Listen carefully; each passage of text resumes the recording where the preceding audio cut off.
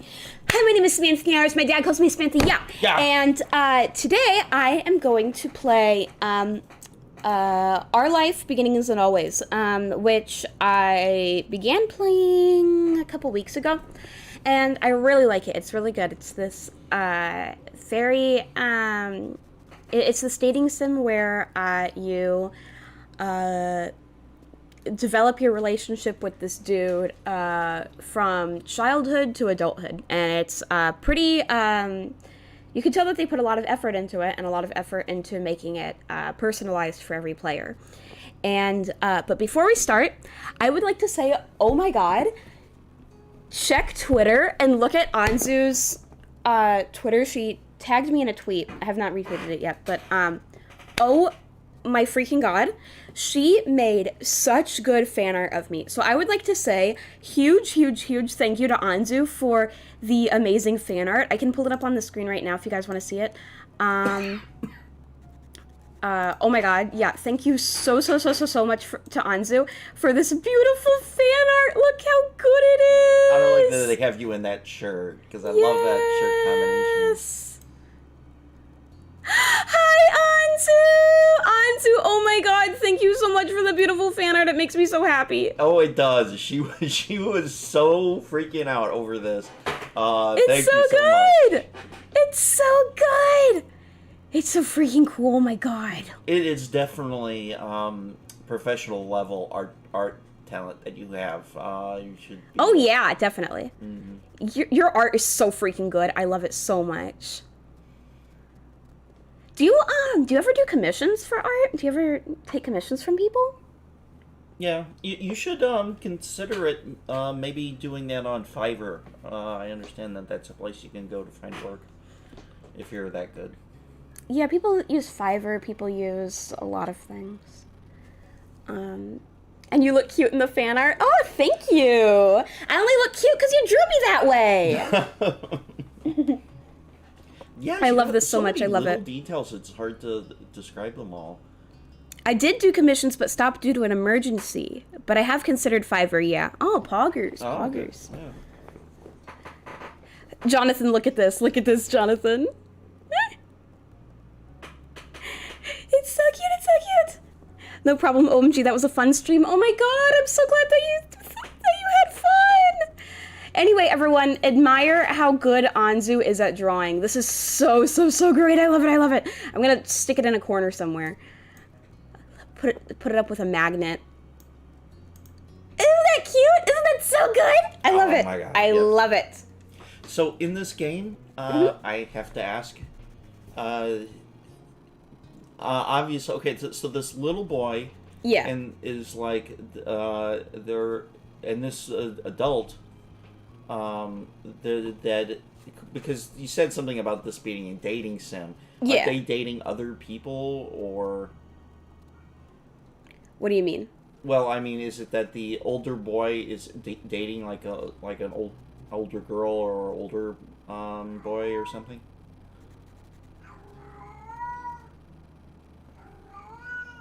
The main character. So this is a dating sim. Who's dating whom? The player dates this dude. Oh, okay, and he has a little friend. A little friend? Yeah, I thought that you said that this takes place, that there's a boy on the left and an adult on the right. Yeah, they're the same person.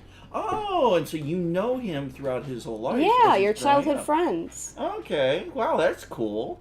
How did that not occur to you? What did you think was going on? Oh, I don't know. I thought that I was trying to figure it out because I knew for sure you weren't dating like two different guys in the thing. Did you think this was a dating sim where you date a young kid and you date an adult? I knew. Oh my god, you are sure. absolutely insane. I said I knew for sure that wasn't what was going on, so I wanted you to explain it to me, and you did. Thank you. Oh my god, it seems like a basic. Okay, I'm sorry if I explained it poorly. You just did the streamer version of hanging it on the refrigerator. I'm honored. It's so cute. It's so cute. I love it. I love it. I want to make it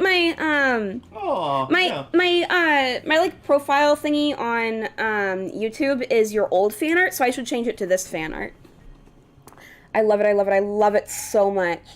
By the way, speaking of refrigerators, we had a problem with fruit flies around the house, and I couldn't figure out where they were coming from. I checked the fruit bowl. Okay, that was the first place I went. Trash bag, everything, and finally, I just found it. It was on this really, really old onion on top of the refrigerator, and I lifted it up, and literally 100 fruit flies came buzzing out. They were using it as like a base of operations or whatever.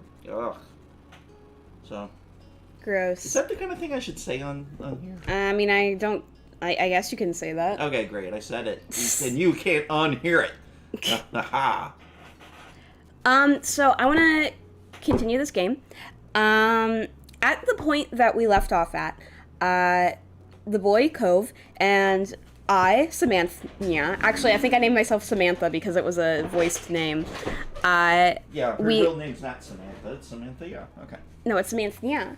Okay. Yeah. We're 13, and Cove's parents are divorced, and that's causing some complications, especially since now his mom is visiting, and he has some complicated emotions about that.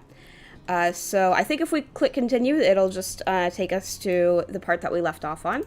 So, okay, yes. We stopped here at the moments, so we are going to spend time with him doing these things and not the DLCs because that costs money during the summer. So I'll just go from left to right. Let's start with Wave. I'm gonna move can I move myself out of the way of the text box?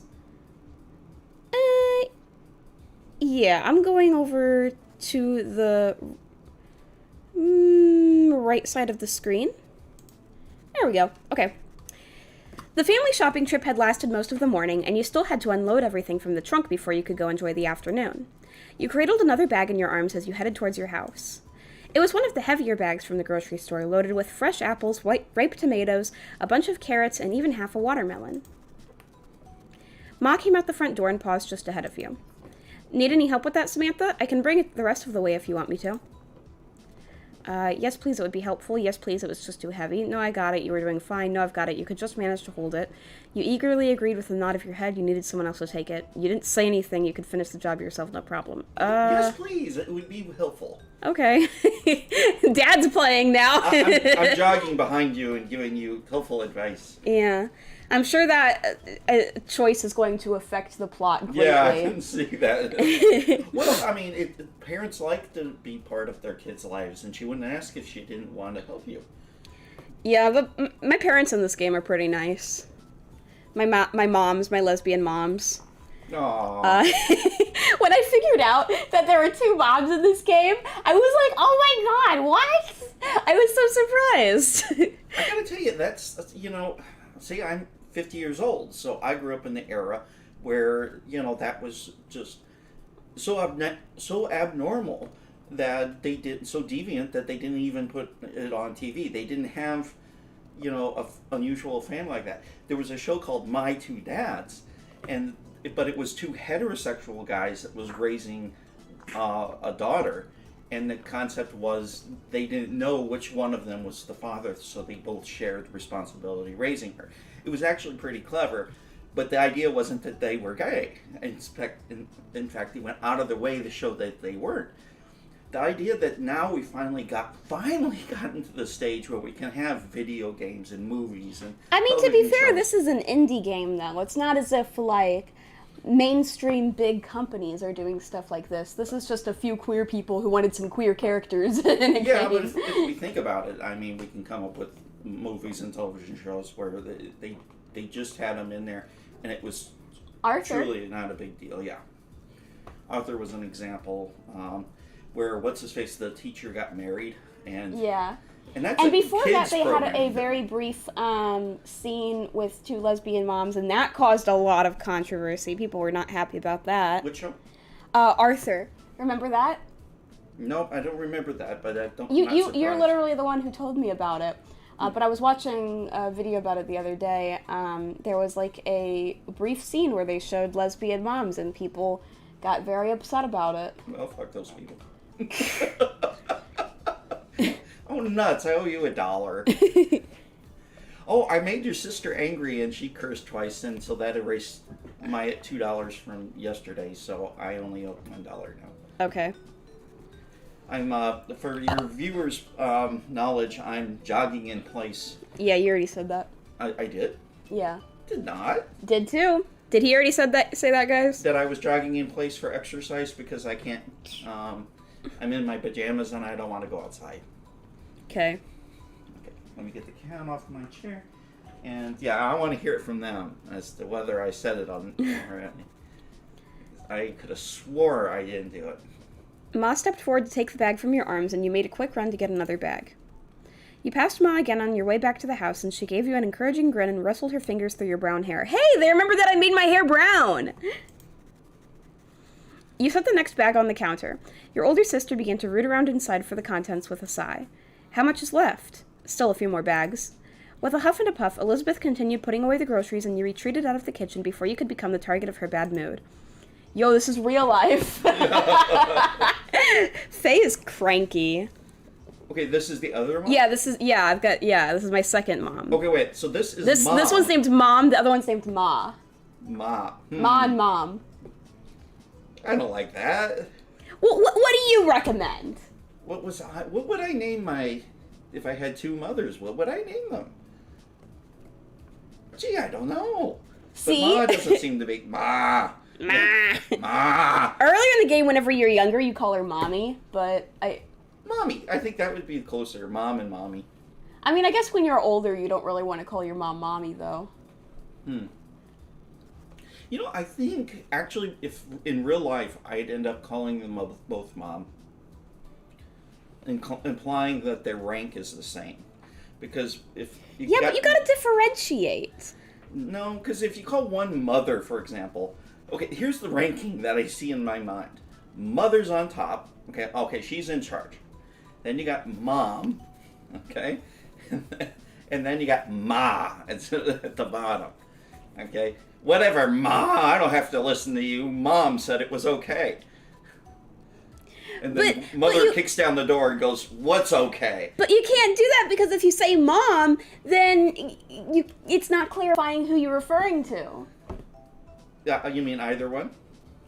Yeah, like if you say like, oh, Mom said this, or like whatever, then you're not clarifying which one of the moms you're talking about.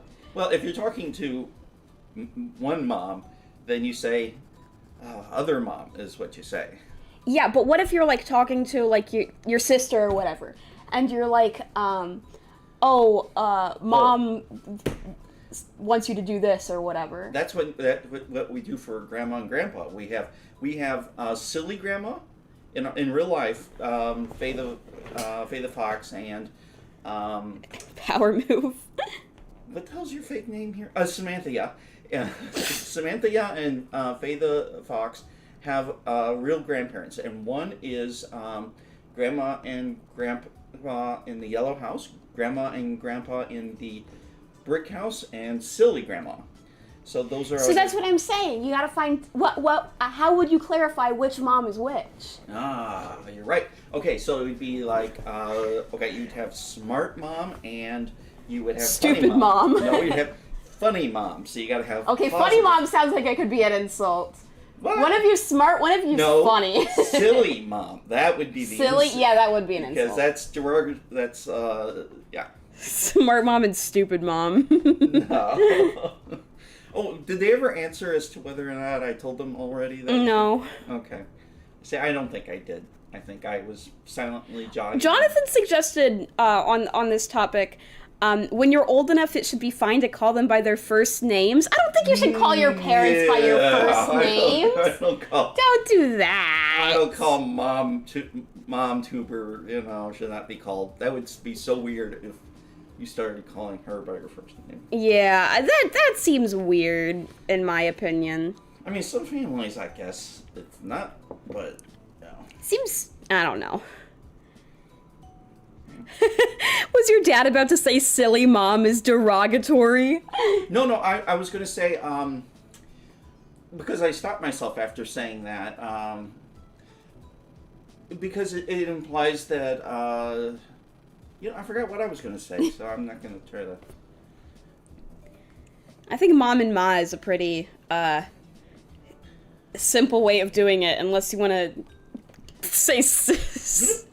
Something about your father is I tend to find complications where I don't need them. Exactly. You make things harder for yourself.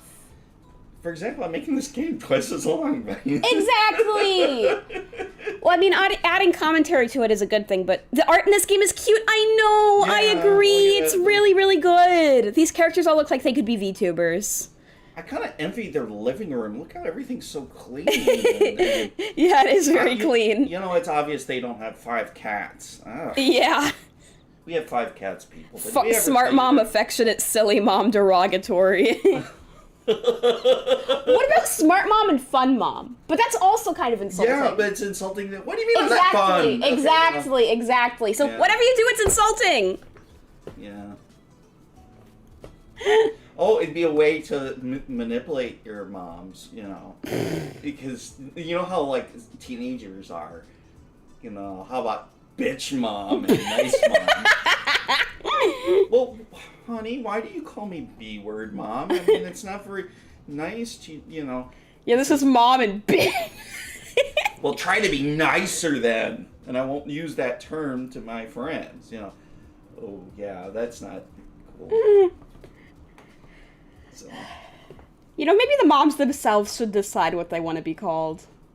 Oh, yeah. That's it. Yeah. You nailed it there.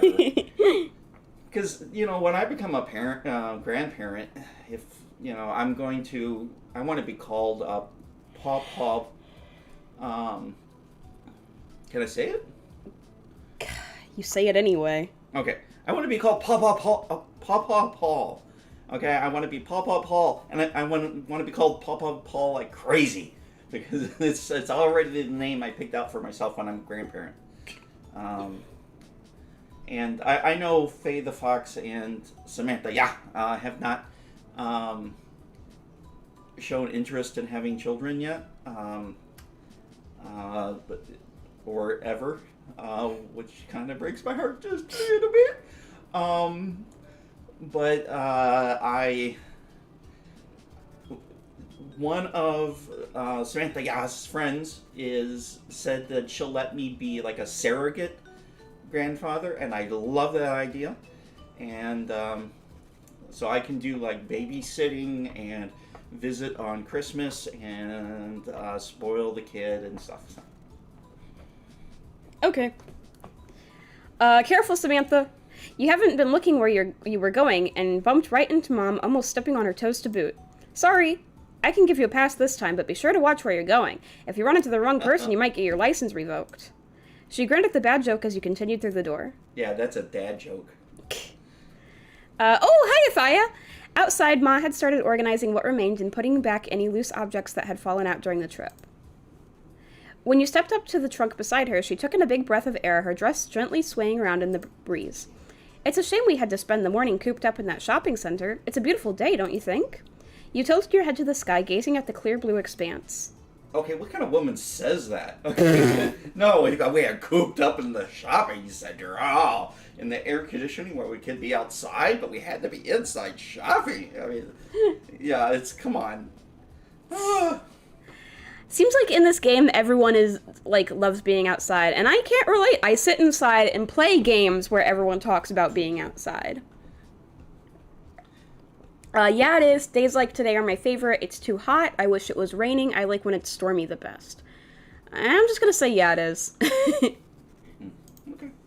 You closed your eyes and enjoyed the way the sun warmed your face for a few moments before turning back to help Mom with the groceries. Oh, today was that kind of day today. Remember me saying that when we left the doctor's office? Yeah. Oh, it did feel nice on my face. Yeah.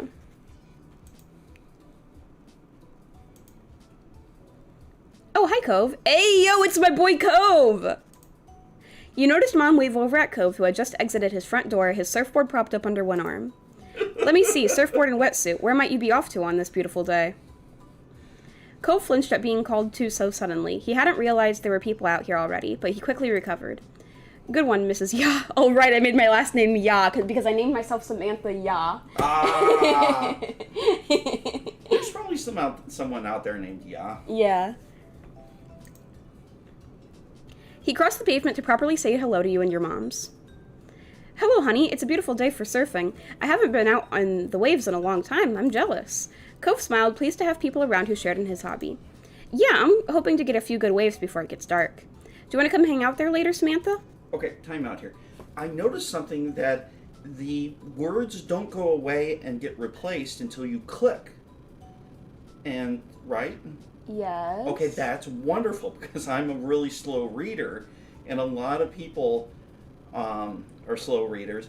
And, well, you know, some games, they just let the... But almost every visual novel is like that. Oh, okay. If you say so. You're working on a visual novel and you don't know how visual novels work. Yeah, see, I'm actually writing out the dialogue tree ahead of time. And, now that you think of it... See, I'm thinking of my last video game I played on the stream yesterday. And that one, they had the dialogue go by real quick. Well, that's because the things were being said out loud. This doesn't have any voice acting except for, yeah.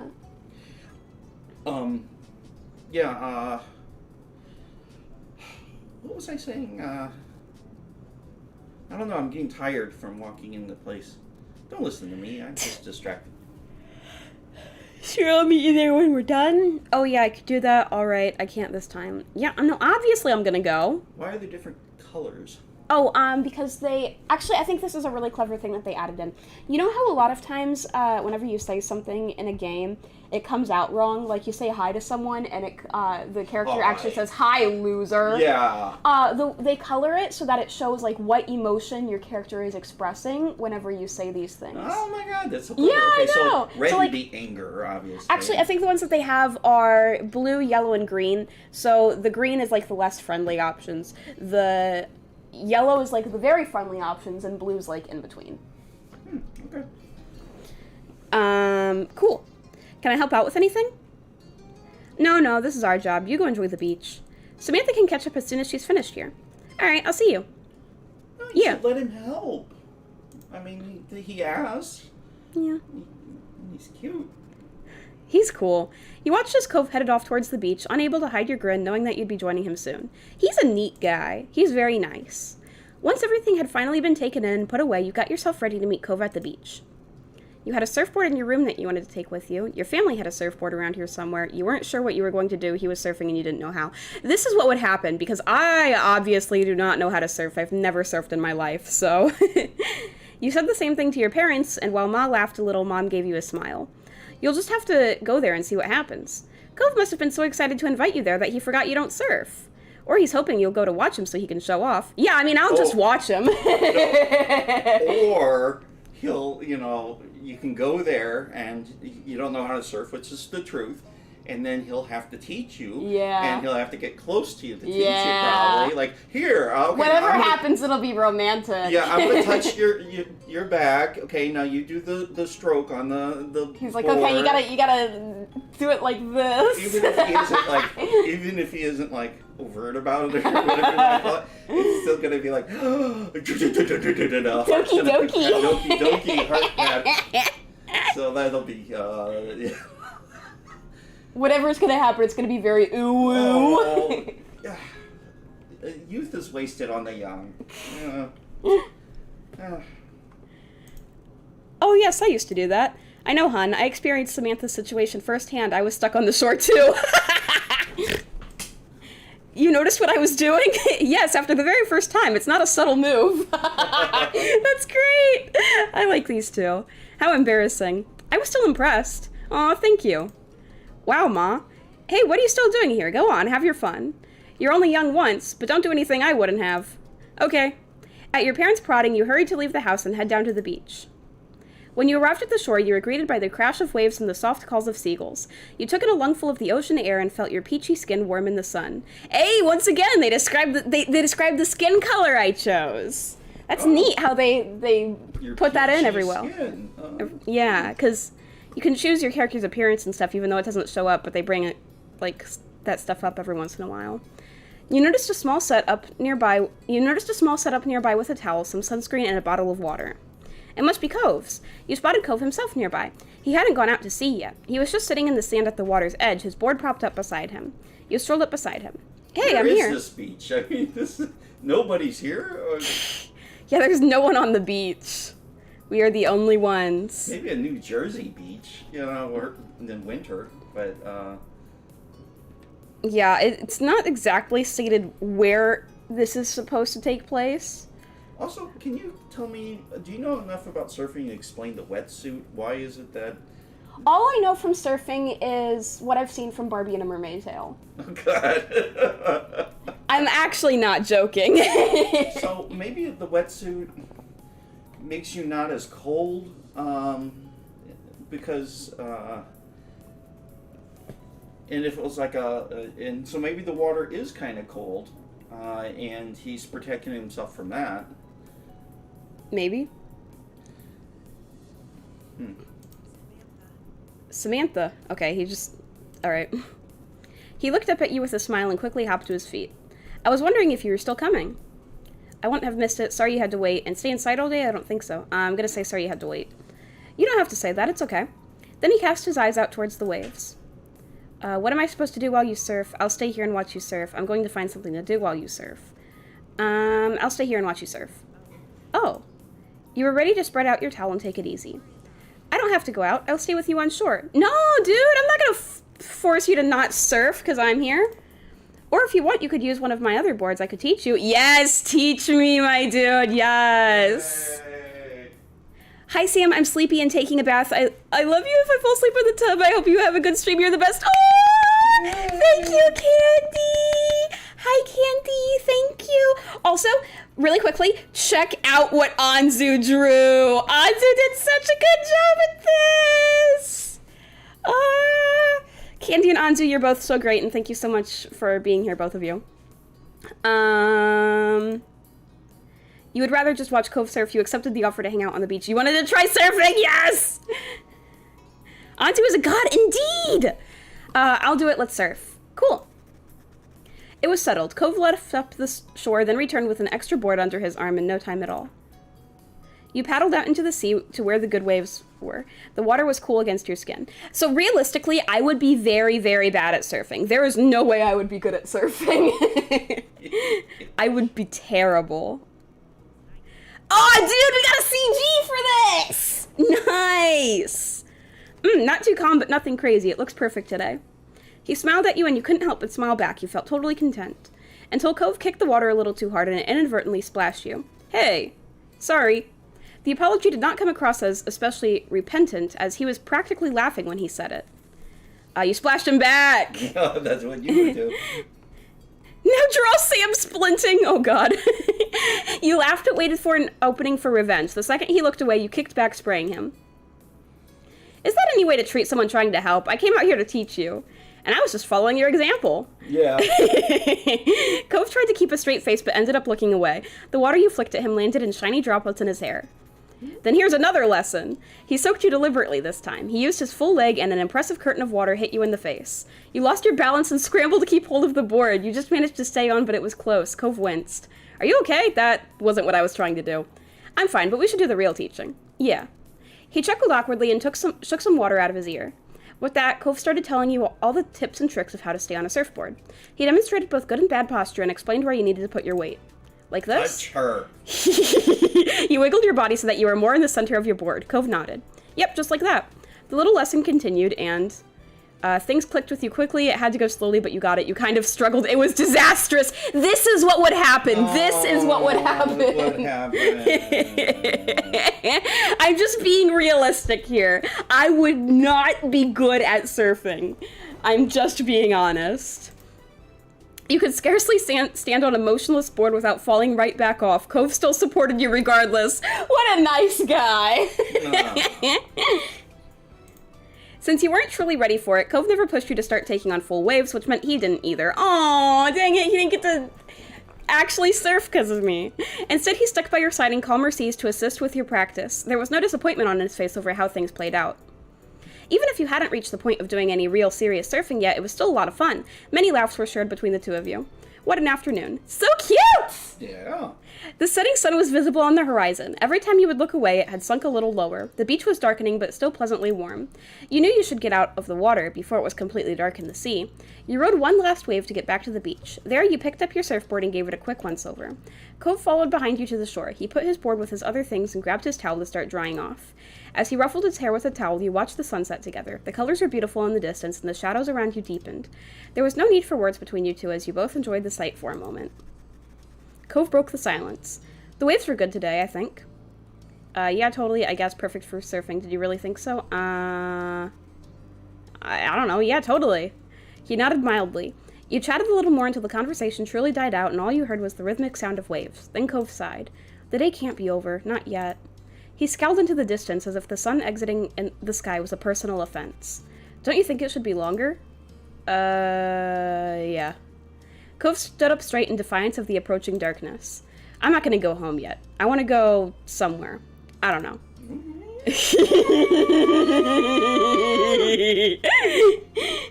Cove was still dripping in salt water, so you weren't sure what the alternative was. Wetsuits were fine for the beach and not much else. It wasn't a good idea for him to lug his surfboard around town either.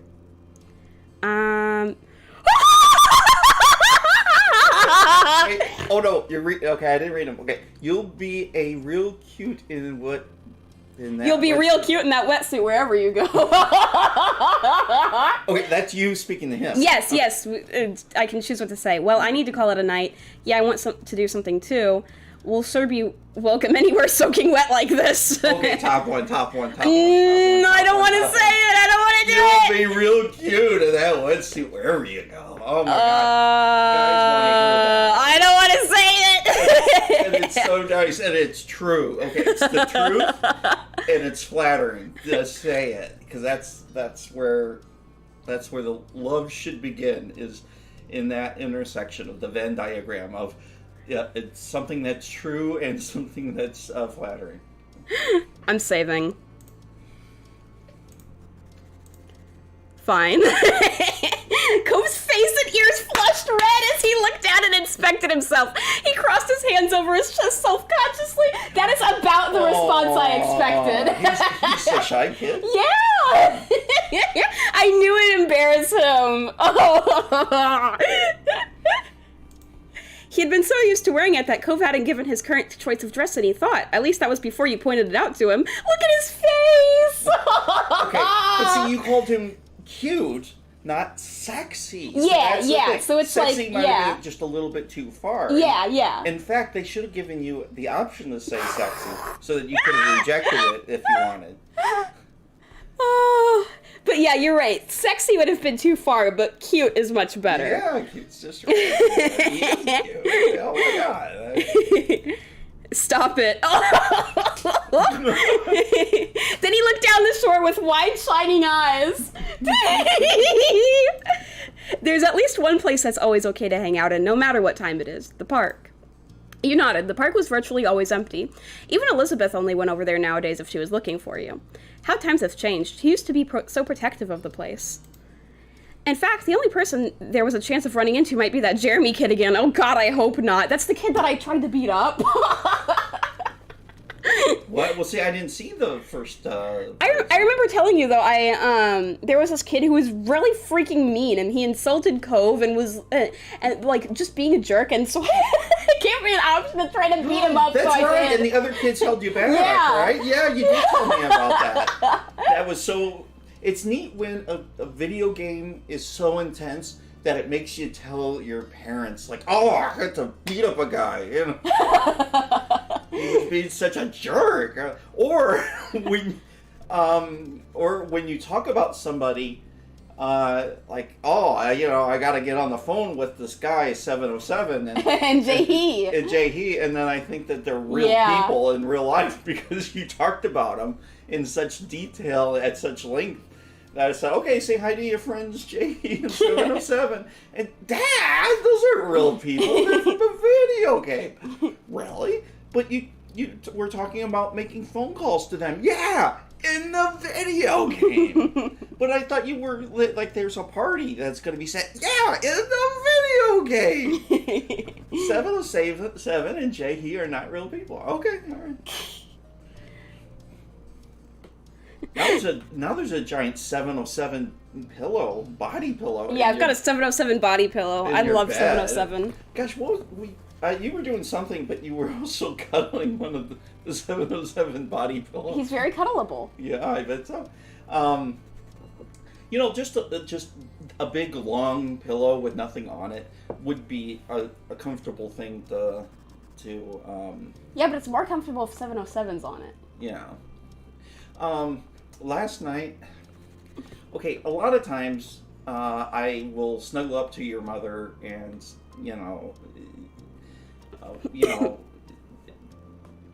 but last night I couldn't get comfortable with her. It's like I'd put an arm around her and she'd go, no, and I tried to put my foot over her foot and no. So yeah, that wasn't, I didn't get to cuddle with your mother last night. Well, you got that teddy bear, right? Yeah, I should have snuggled with him. What's his name? Duffy?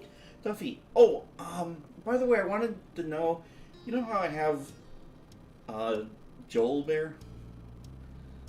Oh, right, yeah. Yeah, I don't like cuddling with him, and he's got bad mojo connected to him because it was given to you by your evil ex. And I was wondering, would you mind if I gave that away to someone who's going to be having a baby soon? Oh, yeah, that's a good idea. Okay, there you go. So it's good mojo, or the bad mojo would turn into good mojo. Yeah, okay. Recycling the mojo. Mm-hmm. Which is funny that I'm saying that, because there is no such thing as mojo, and I'm not superstitious. But you know what it is it's bad history. Mm-hmm. Okay. You brought up the idea to Cove and he cringed. Yeah, cringe lord! But I'm still going. The sun is still there a little. I'm staying out as long as it is. You tagged along. Okay, let's go. Cove took a minute to put his stuff in order. He made sure to get it all, though it didn't take much care to shake the sand off. You dealt with your own things. You stuffed everything together quickly. I'm done, Cove. He rolled his eyes with a bent smile at the announcement. As a final touch, Cove plucked his glasses off the beach and put them back on his face. He looked more like himself now. He led the way down the beach to the park. It wasn't far, so it didn't take you long at all. The sun still hadn't completely disappeared just yet when you made your arrival. Cove stuck his surfboard upright in the sand and tossed his towel over top. By now, the two of you were mostly dry. The summer breeze on your skin kept you pleasantly warm. Cove idly went over to the monkey bars. He grabbed them, feet flat on the ground, and pretended to go across. He had definitely grown in the past few years. You were still short enough to use the monkey bars yourself. Sometimes being tiny had its perks. I forgot that I told the game I was short. Oh, that's right. Yeah, I told the game I was short. I forgot that. Clever. Yeah. So I guess, okay, I'm building a game with RenPy, the same sort of program that this is made out of, apparently. So there'll be an opportunity for me to have like a data bank, and then people can react to you differently based on what you put into the data bank? I mean, I've never made a game myself, but yeah, I assume so. That, like, little choices like that can be, used later. I didn't think that was possible. Where you come in real handy is things like, how people would behave differently if you've already been there. Like, I told you weren't allowed to come in here, get out. Okay, that kind of thing. After that shouldn't be hard to program. Yeah, I'm thinking with RenPy. See, my previous games I made 20 years ago, they were just web pages, and there was no way to do that. You would go into a place, and then you'd leave, and then you come back, and it would be the exact same. There was no difference, So anyway, after I do the dialogue trees and realize exactly what I want to happen, then I would learn more about RenPy and see how I can make that come to life. So. This is accurate, though. I can use monkey bars at, playgrounds made for children. Everybody, even tall people like me, though, can use them because you just bend your knees. And then it's like I'm a short person. Except if I fall, I can catch myself. When he got to a bar in the middle, Cove pulled himself up and through, then sat on top of the bars. His legs dangled off the side of the bar he perched on. You joined him on the monkey bars. You stood nearby. You took a seat on the swing. Now I'm going to join him. Yeah. You looked above yourself to inspect the monkey bars. You might have been short, but that just gave you more experience in climbing things. Oh, I was just thinking, am I too short to do it? Oh, that'd be funny. That'd be really funny. That also seems realistic. That is probably something that would happen to me. I would try to get on top of the monkey bars, and I just would not be able to. Well, okay. I can't surf. I can't get on monkey bars. I can't solve puzzles. Well, you're on the short side.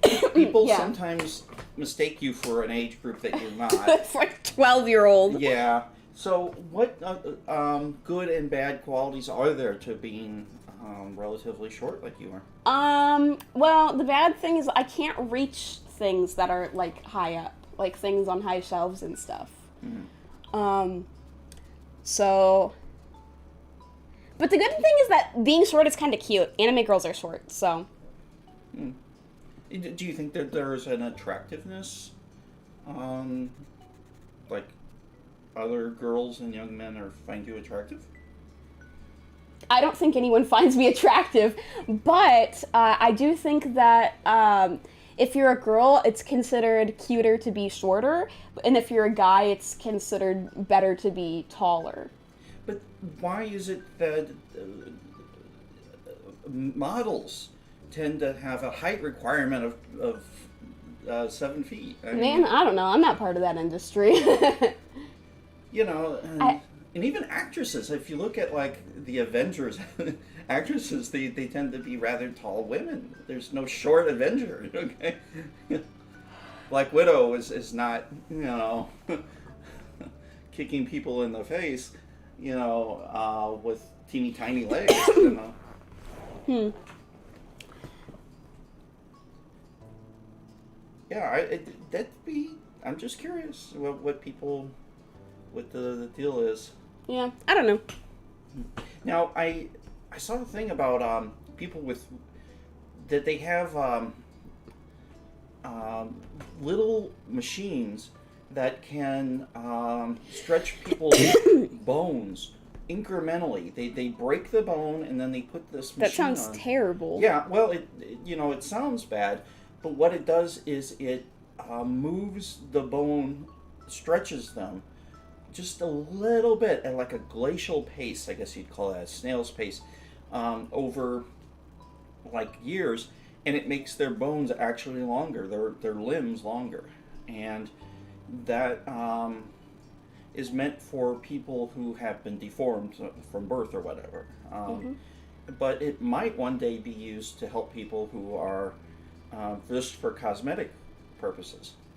Seems a bit far to go for cosmetic purposes. Yeah, that's why it's just now being used for people with true deformities, like someone with just a 1 foot long arm, you know, and he wants to have a normal long person arm, you know.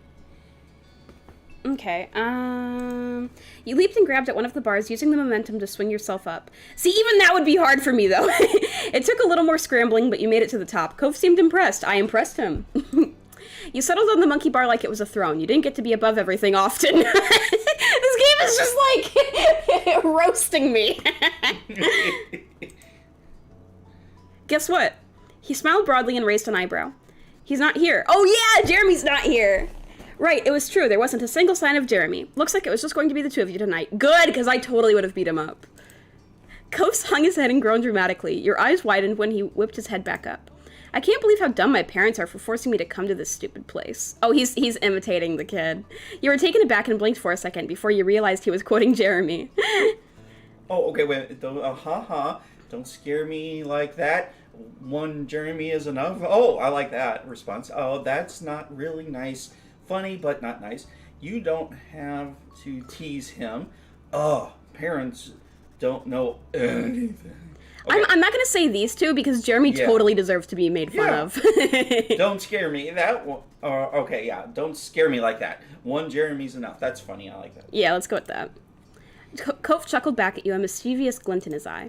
You looked around. The old park, the streets you knew like the back of your hand, and the beach. These were your stomping grounds.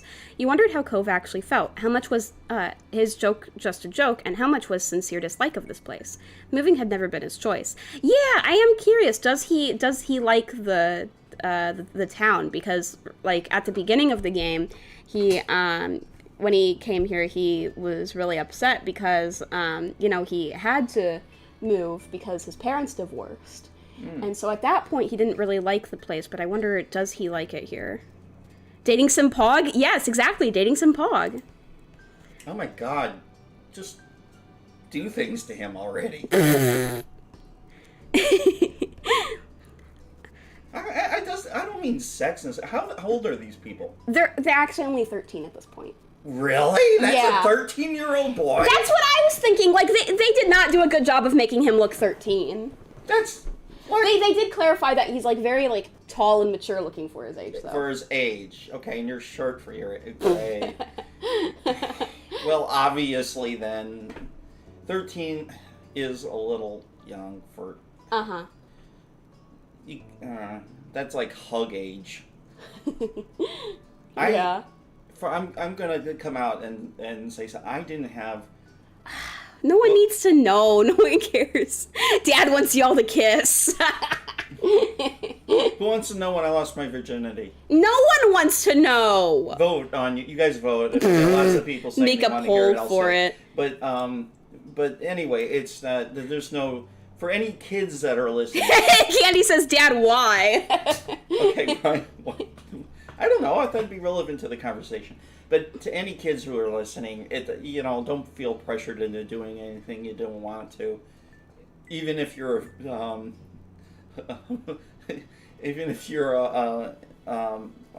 a dating sim, don't let them pressure you into doing something you don't feel like doing. So. Jonathan says that he's been mistaken for being at least 10 years younger. Wow. Yeah, How old are you now? Yeah, Jonathan, how old are you? I don't know. Well, actually, I have that problem. Because there's a new girl at work, and I casually mentioned I had my 50th birthday. Yeah, you don't look 15. Yeah, I told her I had recently had my 50th birthday, and she was like, "What?" Okay, with big eyes, and I was like, "Well, yeah," and she goes, "Well, someone asked me how old you were," and I go, "Well, I'm not sure. I guess about 35." So yeah, I know how that is for your age. You know what it is? Jonathan says he's 41. Yeah. See, so someone thought you were 31, Jonathan? Is that what happened? Anyway, in my case, I think what it is I don't smoke. Smoking ages you about 10 years. And where I work, Casey's, I work the cash register, and I sell cigarettes to people, and I get to see their ages. And I type, because I have to check their driver's license, and so someone will come up, they look like they're 70, but oh, no, they're 60, and that's because they're a smoker. Candy says there was a 40-year-old woman at my job, and she looked max late 20s. Wow. You know, also a lot of it has to be how much sun you've gotten. Oh, yeah. In your lifetime. I've told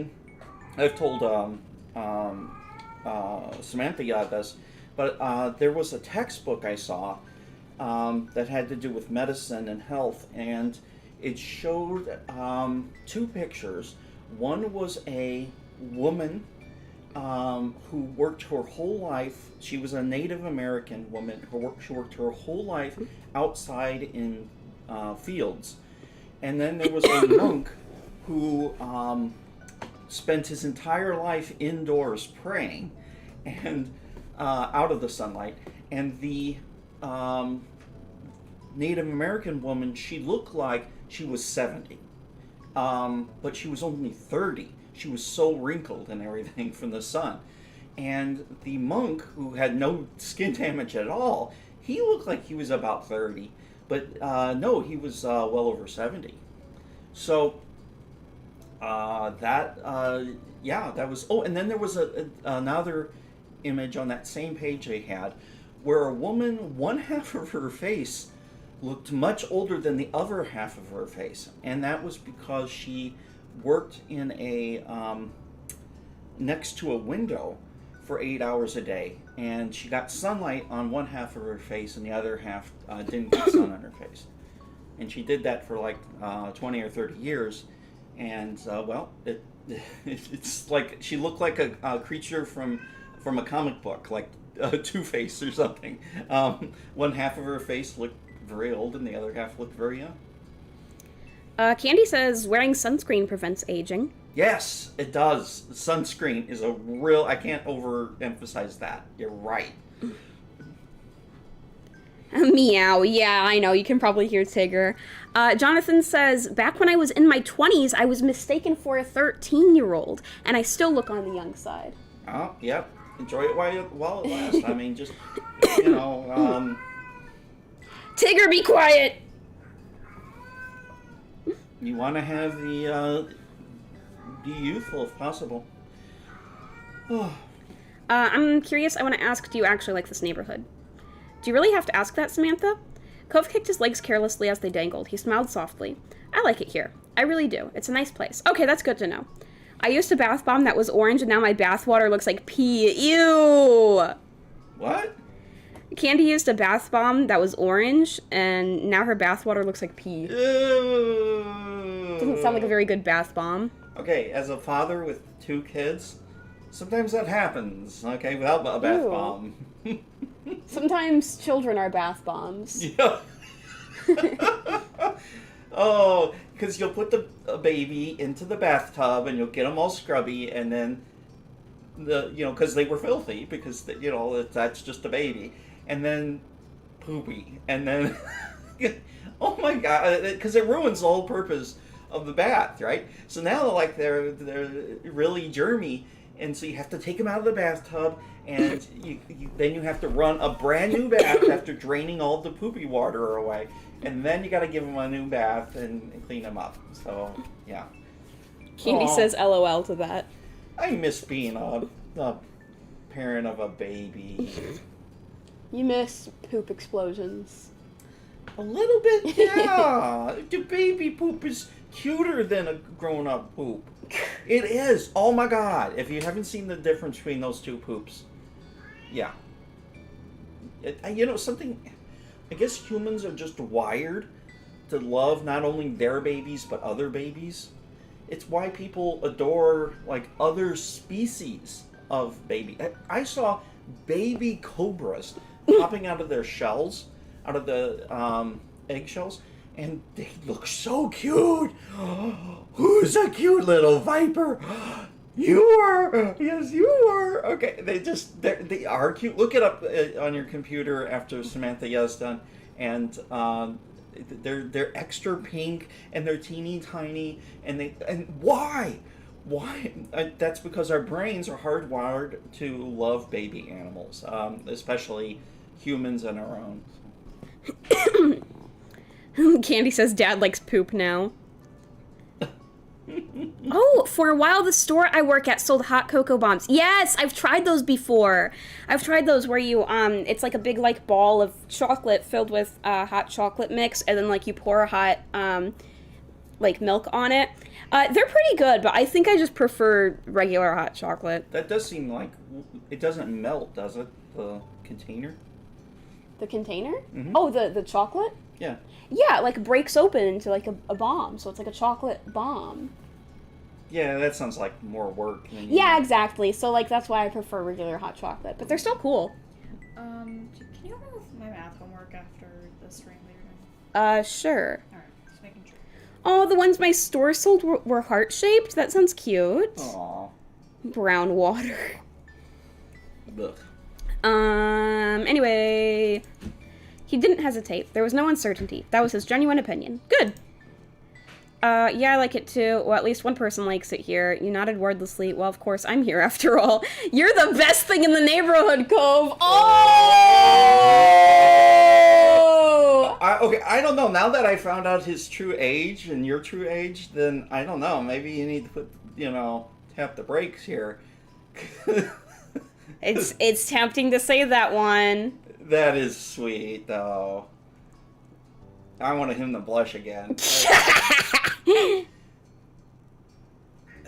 It's when you give young people advice, as to, at what pace they should pursue romantic relations. I mean, it's ridiculous to say that, you have to wait till you're 18, because the average American has relations under the age of 18.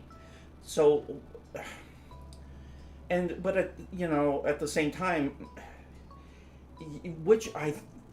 this is a difficult subject, as you can tell, but it's one that I think people need to address. We need to let young people know that it should be up to them at what pace they should go, and we should empower them to protect themselves from unwanted pregnancy. I have a friend who's having an oops baby, and I know of two other people that I care about who were oops babies, and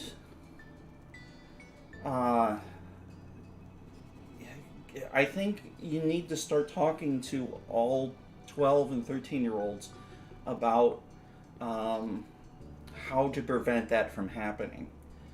And sadly, at my kids' schools, they do not talk about sex in sex education classes. And they teach abstinence, which is ignorant and doesn't work. Okay, has been proven not to prevent unwanted pregnancies. And, the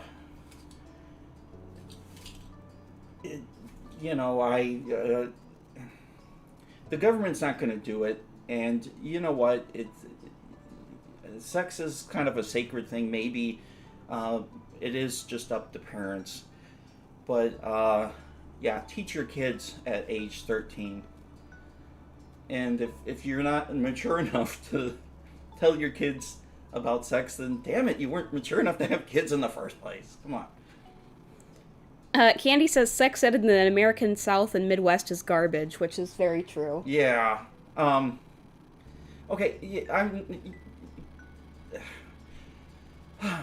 okay, a lot of times they'll say to a group full of kids, a kid will ask, okay, how do I have sex without, getting pregnant?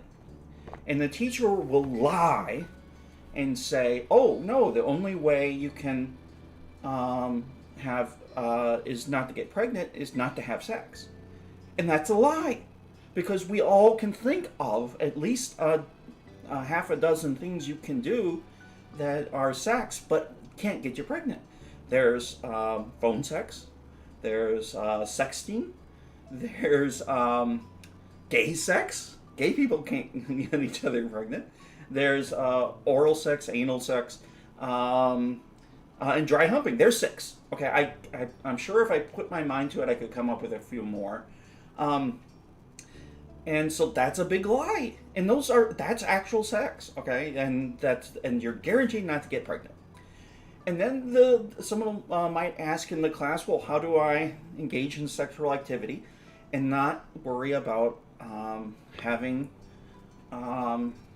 STDs? And, the teacher will lie again. Just flat out lie to these kids and say, well, the only way not to have STDs is to not have sex at all, and that's another lie. Okay, well, let's see. Okay, you got dry humping, you got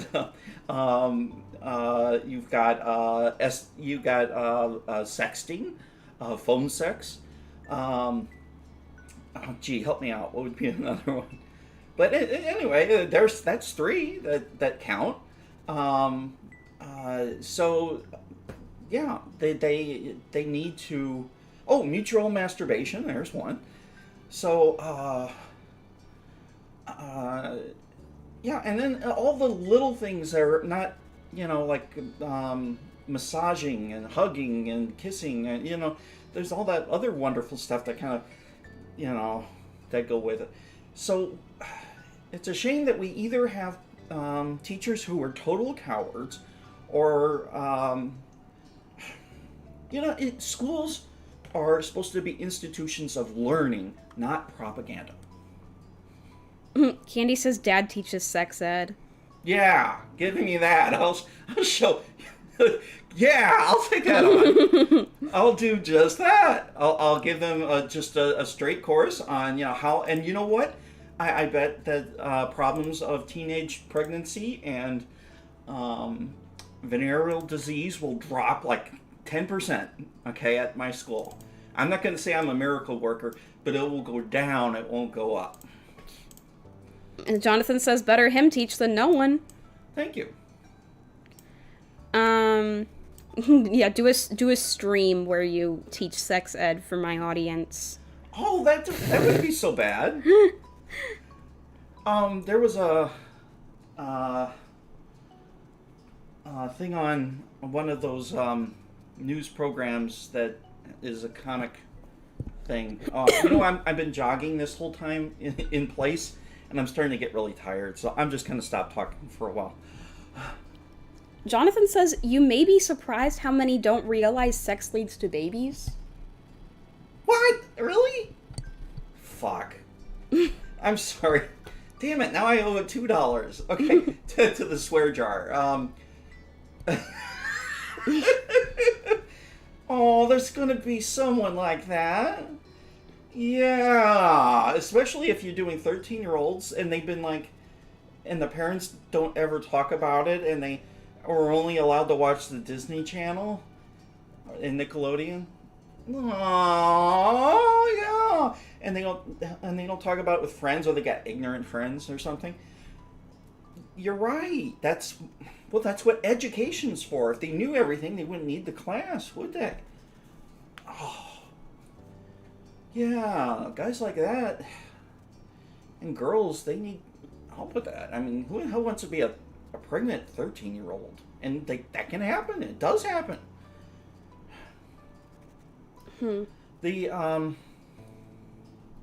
Yeah, so I've got 3 people I know, at least, who have oops babies on the way or had oops babies. And it makes it hard. It makes for bad marriages, really bad marriages. 2 of them, yeah.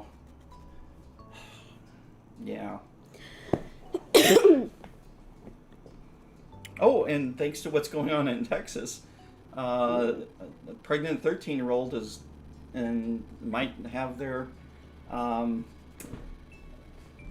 one more option taken away from them for helping their lives. So there you go. Candy says that her response to parents will teach them is most parents weren't taught either or not taught accurate information, which is true. That's true.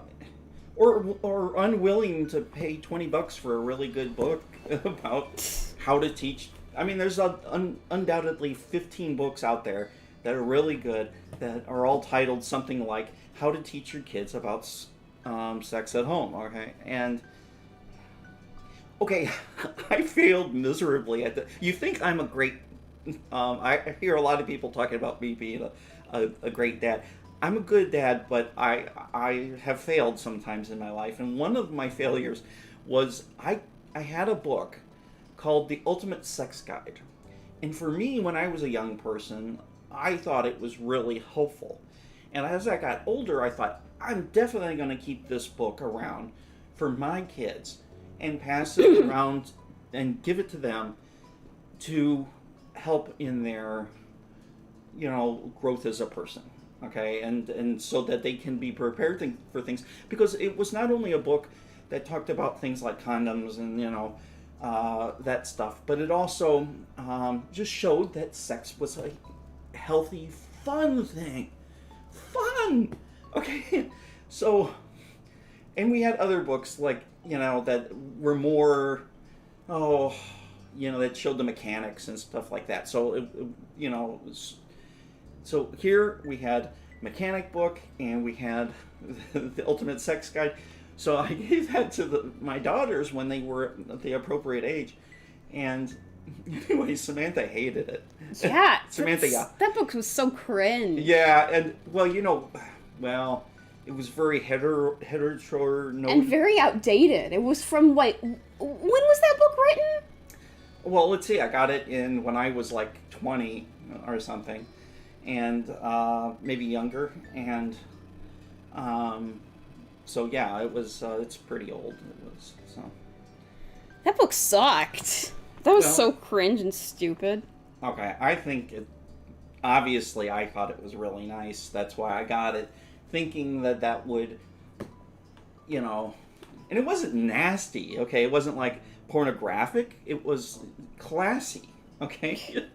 But see, you didn't think it was that way, and your sister certainly didn't think it was that way, and well, see, I failed there, okay? Because but there was another book of My Changing Body that you got from your mom. So your mom, that's why it's good to have two parents, because when one of you kind of fails, the other one can pick up the ball and run with it.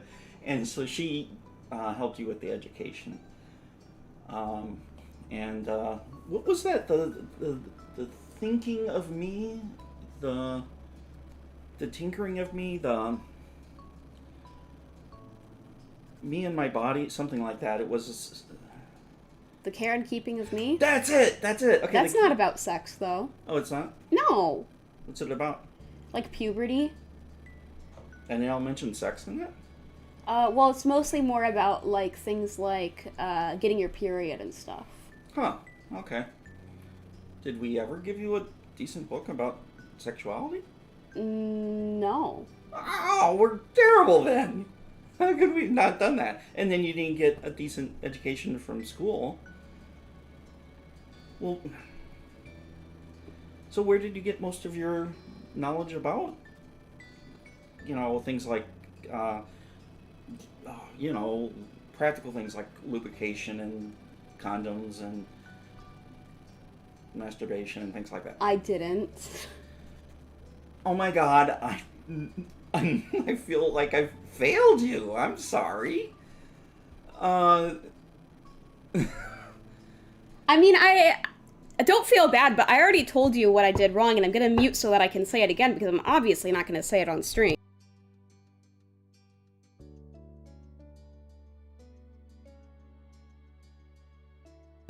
Yes, I didn't teach you about that, and yeah, I should have. Well, if I could go back in time now, I know some of the things I missed. We should do a whole stream about that. You know, talking about that issue. What was that book that you had? Why does he do that? Have you done a stream about that? Like, where I read it on stream? Yeah, you did, didn't you? No. You haven't? I didn't read it on stream, no. Oh, okay, yeah, you, there's definitely a book that you have about relationships, bad relationships with typically bad men, and, you've read that to me, and, I found it very informative, and, so, yeah, that should be a topic, that might come in handy to people who read this. Or, you know, who might be in a similar situation. Someone listening right now, or someone who might listen to it a few years from now. Jonathan said, experience is a good teacher, and Candy replied, the amount of men who cannot satisfy a woman begs to differ.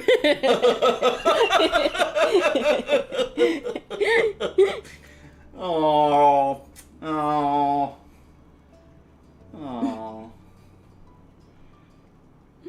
Yeah. Oh. And Candy said she had to teach herself about sexual stuff from Googling mostly. Oh, that would be a good teacher. Although, if you put in something like, you know, you might get something inappropriate, but yeah, I see if you're smart about it, like, you know, Google and Wikipedia, and there's undoubtedly a lot of good online sources. That's what I think I would have done now. You know. Yeah. Good point. Okay, well, thank you for coming to my TED Talk. Okay, I still want to say this. Yeah, okay, you're the best thing in the... Yeah, me too. I'm gonna save, though. That's a nice thing, even if it's not, you know, if you're not implying anything. It's just like a friendly thing to say. Yeah. Wow, they're really only 13. Are they going to get older? Yeah. Okay, so, like... Okay, now here's the question that started this whole thing of where I went ranting. Is, you know, at what age... This is controversial. At what age is it okay to, well, to have a boyfriend, to have a girlfriend. To have a boyfriend or girlfriend? Well, that doesn't necessarily mean anything sexual. I was kind of using a euphemism. Oh. Well, those are two different things, so... You're right. When is it okay to start having sexual relations? Oral sex! That was another one I wanted to come up with. For you can't get pregnant with oral sex. Okay, I think you said that. Did I? Mm-hmm. Oh, okay. I just like oral sex, so I said it twice. Ew. Okay. No, I mean, it usually does the trick. And it makes everybody happy, and no one gets pregnant. Okay. But yeah, when is it okay to have sexual relations and have everybody vote? When is it? Because you'll hear all sorts of different answers, like it's okay if you're in love. Well, what the hell? You know, a 13-year-old doesn't know what love is. Damn it! I mean, you don't know what love is until are. You're so impassionate with your girlfriend, and you can't stop thinking of her even decades later, and wondering who that guy is that she's with, and you can't get her out of your mind after all these years. That's true love. And Cindy, you tell me who that guy is. Okay. I'm sorry. My mind went. Okay, now you all know that was a joke, right? Yeah, because your acting was really bad. Yeah, see, that's it. That's how you know. Now, I think it was pretty good, just considering how exhausted I am. I've been walking this whole time, in place. Well, this doesn't mean anything sexual. No, I was just bringing it up because I was like, I made a comment about like, oh my God, do things to him, and then you told me that they're 13 or 14 or whatever, and then I'm like, ooh, that, but at what point is that okay for me to say that? Certainly when they're 20, yeah, okay, you can say something like that and it's not wrong, but at 13,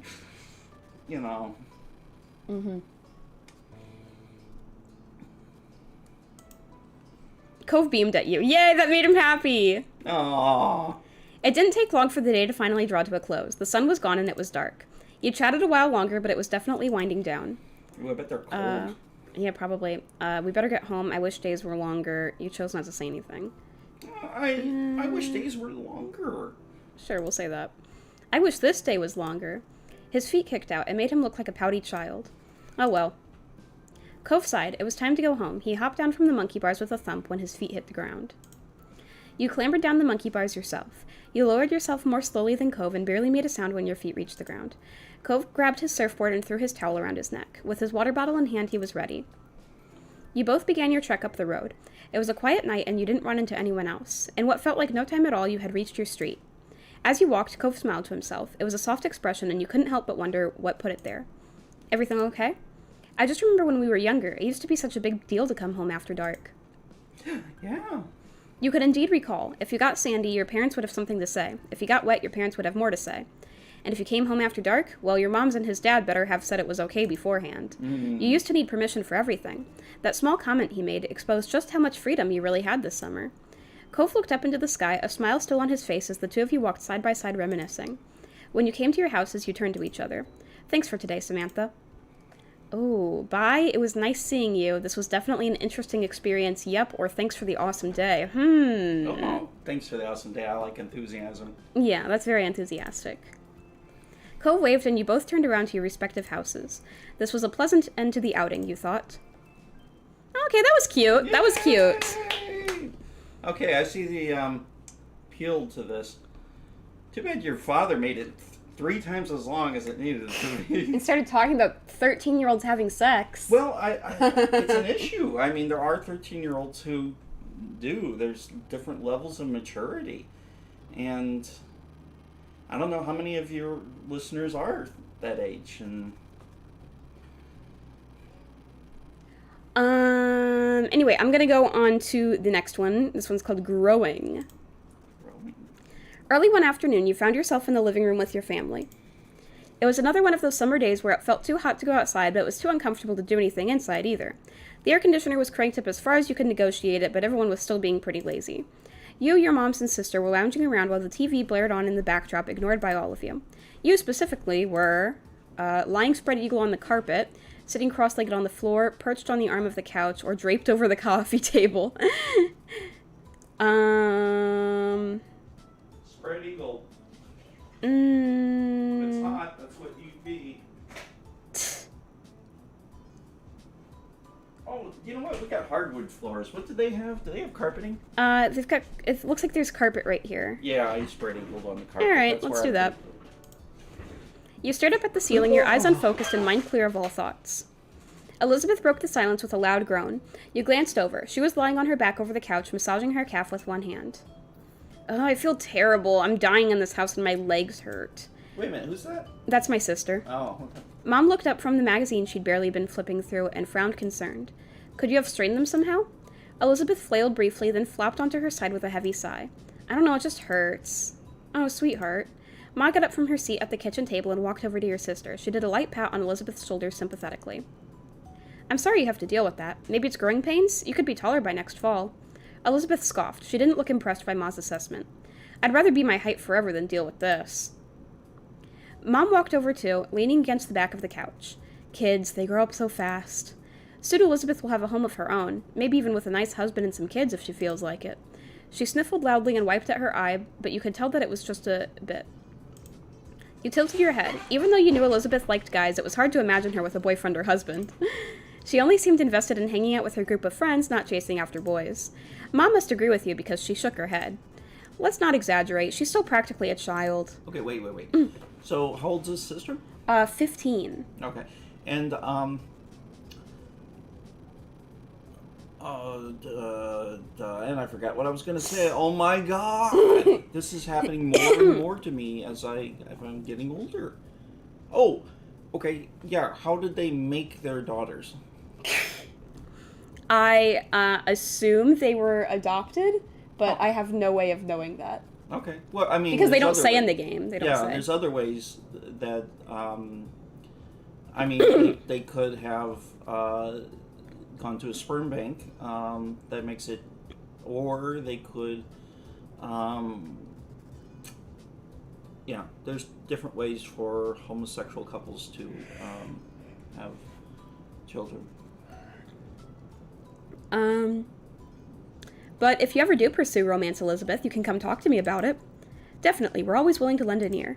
Elizabeth's features contorted in disgust. Oh, God. No way, I am not talking to my moms about that. Mom's jaw dropped and she gasped in an exaggerated display of shock. Her hand came up to rest against her chest. Ma only grinned. She didn't look offended by Elizabeth's quick response at all. It really wouldn't be so bad to come to us. I know what it's like to have a crush on a pretty boy or two. Okay, who were you more comfortable going to for advice and things? Your mother or me? In regards to what? In boys or girls or anything? Did I ever really come to either of you? I'm not sure. I don't think so. You came out when you had your first period, and you went like, well, that just happened, was your exact words. Or this just happened, and you were pointing to the blood. This just happened. And so that was neat, because all four of us were in the house at the same time. We all got to share their experience. You weren't someplace like on top of the, somewhere here in Texas, getting, out in some,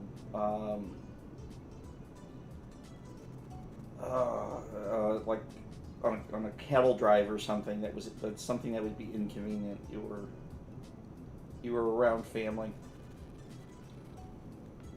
Okay, but all right.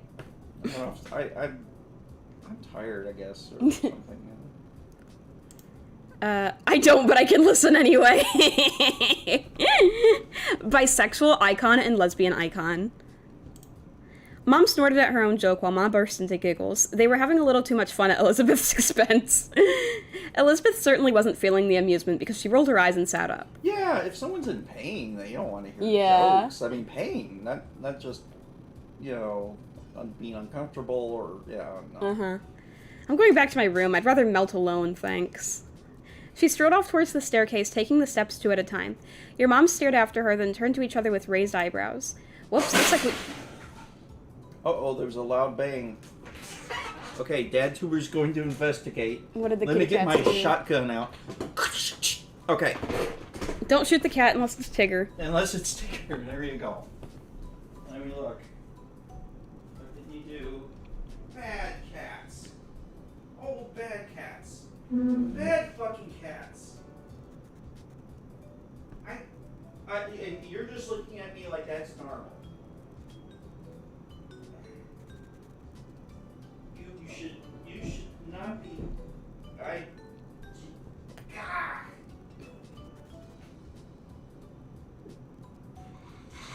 Alright. The cats,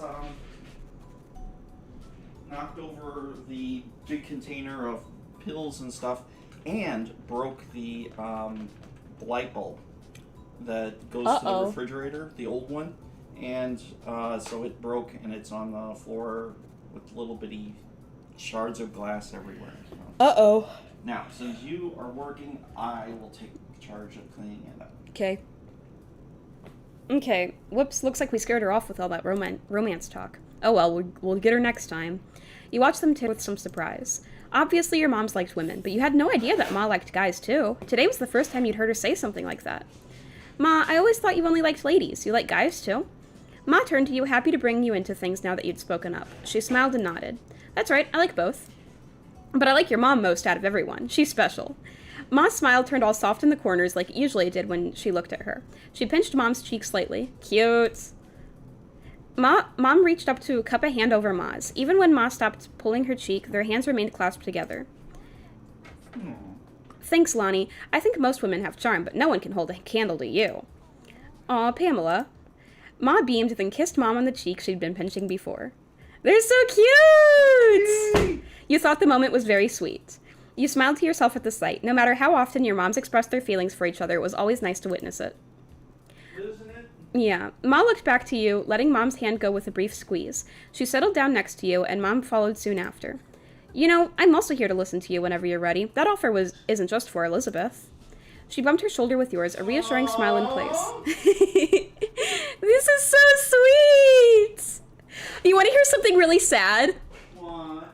When I was looking at the reviews for this game, someone was like, it's nice to be able to pretend like I have loving parents. Oh.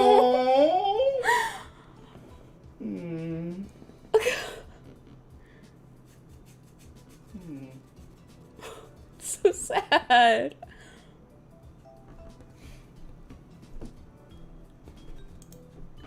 There's no rush, of course. You can take all the time you need to figure out what or who you want. Don't think you have to stick with whatever you come up with right now, either. Life's nice like that. It can change and you can learn. Mom nodded her agreement. The two of us are happy to hear you out, and we may be able to relate better than you think. Still, we won't push the topic, at least most of the time.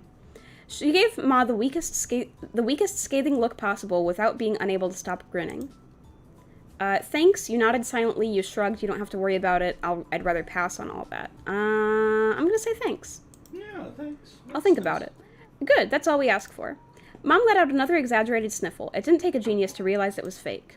First Elizabeth and now you, Samantha. Do you have to grow up? Yes, children tend to do that from time to time. Your parents quickly grew absorbed in their conversation about rearing kids. You took that as your cue to leave, getting up so you could spend some time alone in your room, too. They let you go without problem, so you made your way up the stairs. You let out a sigh once you stepped into your room. It was just as sweltering in there as it was in the living room, possibly even a little warmer. You couldn't even open your window since it was hotter outside, and you just let the AC out. You dragged your feet as you crossed the room. You checked your current sweltering condition in the mirror as you passed by it. You thought back to the conversation you'd had downstairs about growing up and all that. After a moment, you stepped a bit closer to the mirror. You stared into it, then turned away from the surface to look down at yourself. You were definitely growing, all right. It was weird thinking about how you were now in comparison to what you'd been when you were younger. When it came to your body, was getting some muscle definition nowadays, was chubby, was slender, was heavyset, was sort of scrawny.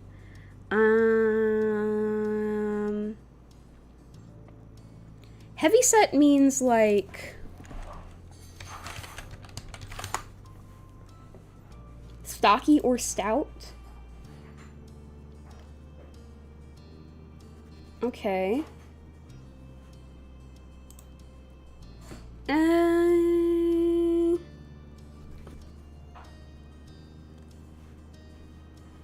I'm gonna say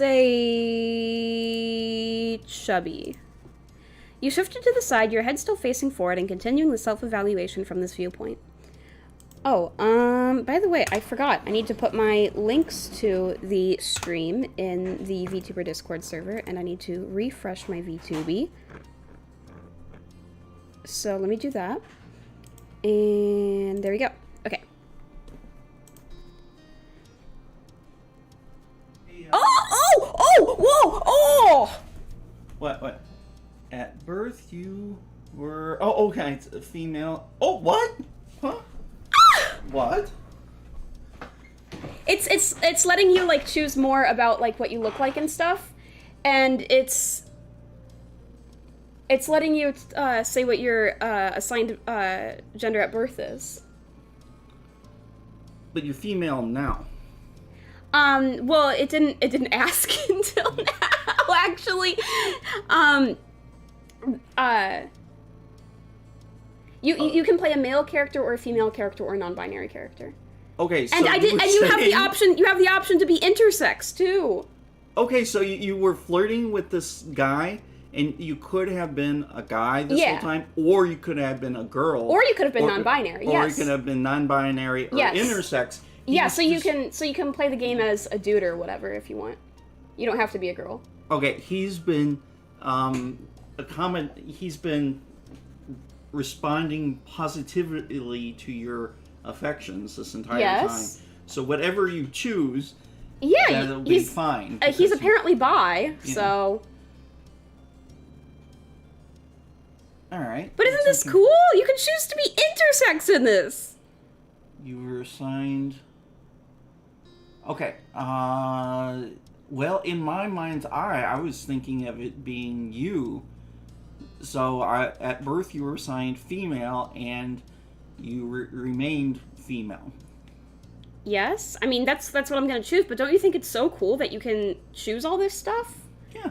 You can choose to be intersex. Intersex is cool and interesting, but it would be difficult for intersex people sometimes have trouble having babies later, and if you in a magical world, if you could choose to be intersex or not, I would probably not choose to be intersex because of that reason. I mean, yeah, but that's not the point. Don't you think it's so cool that you can have an intersex character in this game? Oh, definitely. Yes, I'm sorry, I drifted away because I was thinking about the whole. I'm so glad that I have two wonderful daughters, and I got caught up on that thought. Okay, that I couldn't have kids. Yes, I do think it's cool. You're right. Yeah, I didn't see this coming. I mean, obviously I'm gonna make my character a cis girl, but, dude, the fact that you can make your character trans or intersex or whatever, that's so freaking cool! At birth, you were assigned female, and you can talk about boobs! Oh! You aimed not to have breasts through hormone therapy. Whoa! Look at all the options! Look at all the options! Oh, wow! Okay. Because if you have hormone therapy, that will prevent you from having secondary sex characteristics. Okay, isn't this cool? There's so many options! There's so many! Your chest was flat now, but that would likely change at least a little as you got even older. You were starting to develop breasts. You already had noticeable boobs. You aimed not to have breasts through hormone therapy. This is so cool! Okay, in real life, you already had noticeable boobs at this stage, right? Yeah. Okay. So that's what I'm gonna choose. But wow! And the fact that you can choose this one! That's so cool that you can choose. You aimed not to have breasts through hormone therapy. That is so cool! Yeah. Wow. Hormone therapy, hormone therapy to prevent development of secondary characteristics is wonderful solution to the whole problem of that conservatives have of trans people. They say, oh, well, they were born this way and they should stay that way, and you're letting children mutilate themselves. Those people hate hormone blockers. Well, that's because most people are morons. They don't know what hormone blockers do, and that it's totally reversible. And that way, when they turn 18, they can make an official decision. Because here's what's ironic: is I agree with conservative people that people should have to wait until they are 18 before they even consider becoming changing their gender, okay? Because that's a big decision, okay? And a kid, someone under 18, should not make that decision alone. Hormone blockers solve that problem, okay? Just that, and this is where me and conservatives disagree, of course, in that they're like, no, we don't want any hormone blockers. I hear some of these a-holes actually say you should be 18 before you start hormone blockers. Are you kidding me? Anybody that's listening to that, the whole point is to stop puberty. Well, yeah. So anyway, hormone blockers I like. So what they want, basically, conservatives, is they don't want you to be different. Anybody who's different's bad, and that's screw on. This is so freaking cool. It is cool. Jonathan says, a kid in my old Boy Scout troop took growth hormones. That's interesting. Because he was having trouble getting... See, why is that okay? Yeah, see, exactly. The No, oh no! I think he should wait till he's 18. I think he should be a 3 foot tall, totally hairless, hunched back boy, and then he'll be allowed to have hormone therapy. After his body's completely grown. That's when he should have hormone therapy. No. Yeah, see, whenever conservatives say things like, whenever they're, against hormone blockers and things like that, they're not actually against, children changing their bodies or whatever. They're actually just against trans people. Yeah, that's it. Also, when they have things about, I'm sorry, this is another controversial issue, but when it comes to abortion, it's... people want to control women's bodies because there isn't one goddamn law that controls men's testicles or penises. It's all about controlling women's reproductive health, and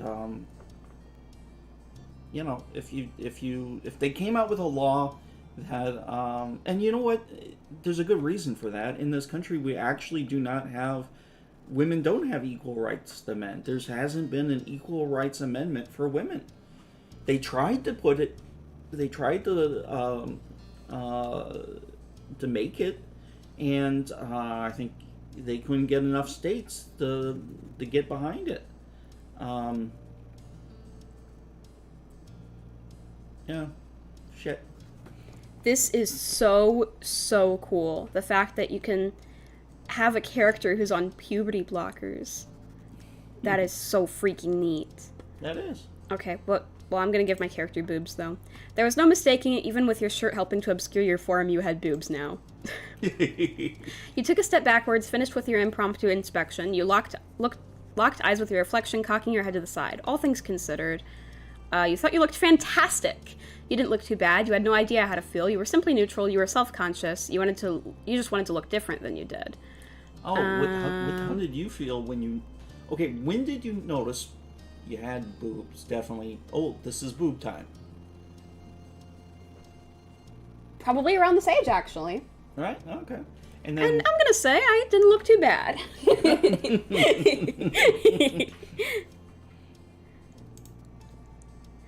A slight smile tugged at your mouth. Sure, maybe you wouldn't be a model or anything, but you weren't half bad. You shook your head roughly, putting thoughts of what you were turning into out of your mind. This wasn't the time to focus on such things. You had to find something to do in this heat. You shuffled over to your bed, collapsing onto the mattress. Your brow scrunched up in thought. Time passed slowly, and to your annoyance, possible ideas about what to do were few and far between. Okay, if this is a hint that I learned. If you are in a situation where the air conditioner breaks and you are getting close to being passing out and driving to a heat shelter is not an option or whatever, run a cold bath, because you always can have cold water because the pipes run underground. Run a cold bath and slip into there, and that'll be great for until sundown. Okay. You weren't sure how long it had been, but eventually you heard your mom call you from downstairs. Samantha! There's a call for you. Cove wants to come over. Is that all right? You perked up at the words, sitting up in bed. You yelled back to her immediately. Yeah! You got to your feet and headed downstairs, eager to see your friend. You needed to go downstairs soon anyway, because your empty stomach told you it was almost time for lunch. Okay, was this a year later, so it's next summer? No, we're still 13. Still 13, okay. Just as you reached the bottom of the stairs, you saw Mom put the phone back on the receiver. She glanced at Ma, leaning her hip against the kitchen counter. Well, here comes trouble. We better prepare ourselves. Ma clicked her tongue in clear disapproval of Mom's words. He's such a good boy. Cove never wants to cause trouble. He can just be a bit thoughtless and impulsive. Oh, I know. He's very sweet, but that's what makes it more of a problem. Thoughtful and thoughtless and impulsive? That's definitely not true. That's not true. If a stranger or some kid from school was egging Samantha on to behave badly, I think we could both agree she'd do the right thing in the end. But if Cove Holden got into a reckless mood and wanted Samantha to be a part of the ride, can we really be certain of what call she'd make then? Yes, I think so. Samantha helps Cove settle down. He would have gotten himself in even more trouble without her. You have a point. Ma just laughed. As she turned away, still snorting, her eyes met yours. She blinked in surprise, then waved at you with an easy grin. Mom looked over, noticing you at the foot of the stairs as well. Oh, I didn't expect you to come down already, Samantha. I just wanted to let you know what was happening. I'm gonna call Mom out on her comment. Well, if I hadn't come now, then I wouldn't have heard everything you said. Oh, you got caught, Pam. What? You were saying things, too. I didn't say anything I wouldn't have told to Samantha directly. Oh, you're unbelievable. You shook your head at your parents, even as you fought a blush when you remembered just what they'd been discussing. All right, you got me. I'm sorry for being gossipy and saying that about your friend. I can be bad, too. We'll get out of your way now. Mom sighed in mock defeat. Vanished. Yeah, Get out of your way. We are ghosts. Mom sighed in mock defeat and made her way down the hall. Ma followed after her with a hushed giggle. About the whole reproductive rights thing, my stepdad was always against it because Christian dad, I'm fully supportive of it. Now you are alone in the living room, tasked with waiting for Cove. And that was just fine with you. If it hadn't been so hot outside, you would have visited him at his house a long time ago. You took a seat at the kitchen counter and settled in for the wait. As expected, there was a knock on the door a few minutes later. When you got up and answered it, your neighbor was standing on the other side. He came in once you stepped aside to let him pass, giving a little wave. You greeted him as you typically did. Oh! With a wave, with a low five, like you hold out your hand like that and smack it. With a nudge to the shoulder, with a noogie, with a hug. Oh my! Look at that! You know, look how he's the definition on his chest. He just needs a big. Yeah, he's a very muscular 13-year-old. Yeah, he needs like a bush of green hair coming out of that chest. And he needs some hair on the arms too. You know, and okay, now does his hair just comes out of its head like that, or does he dye it? Apparently, it just naturally looks like that because you know how anime characters are. Anime does that. Okay, obviously, noogie. No, I want to give him a hug. Noogie. No. Noogie. He's so cute. You gotta give him a noogie. No, okay, you know what? If you give him a noogie, his glasses might fall off and break. That's true. So. I'm gonna hug him. No, give him a hug. I think I said, like, earlier in this game, oh, he's so huggable, I want to hug him. You know, what's neat is that The last four are all physical contacts. Yeah. Yeah. See. Yeah. Right. This is great. You can choose what kind of physical contact you have with him. Yeah, punching. Even when like girls like punch boys, that's all. Even that is physical contact. Yeah, that's physical contact, and punching's good. Yeah, so yeah. I'm gonna do the hug one. He groaned and wriggled in your arms like a fish out of water. He didn't like that! Stop, it's too hot for this. You didn't take pity on him. You knew he was kidding. If he really wanted to get out of the hug, he would have done it already. Yeah. Eventually, you let him go, smirking to yourself. Alright, I'm done. Cove sighed and wiped at his face a bit. You noted the sheen of sweat across his brow. He must be glad to be back in an air-conditioned place, even if he only had to walk across the street to get there. Is something going on? Why do you want to come over? I don't want to do anything, not when it's like this. He gestured vaguely to the humid air hanging around. I thought I could at least do nothing with you. This is great! Oh, this is where the bathtub thing could come in handy. Dad! Well, oh my god! they would wear swimming suits, okay? And then they get into the bathtub together, and,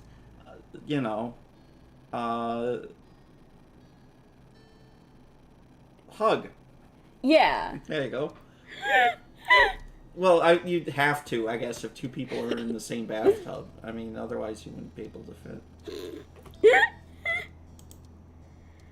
You thought that was really sweet. How'd you know I was doing nothing? Maybe I had plans. You nodded. That made sense to you. I was thinking the exact same thing. I'm gonna say I thought that was really sweet. Yeah. His words were nice and expressed real fondness for you in a strange sort of way, which was usually the case with Cove. Have you had lunch yet? I was gonna do it soon. He shook his head. I haven't really felt like eating because of the heat. I probably should have lunch. I didn't have breakfast this morning. Wow, yeah. Yeah. I get like that sometimes too. You should really eat properly. You didn't eat at all? Then you gotta have something now. Great, we can eat lunch together. Yeah, this is what I would say. Like, dude, you haven't eaten all day? Yeah. Yeah, that sounds bad. What do we know about his home life? Well, the situation that he's in right now is, his parents are divorced. Both of them seem pretty nice, though. So he's living with his dad, and then also his mom has recently come to, like, visit, so, like, she's living with them right now. It's kind of weird.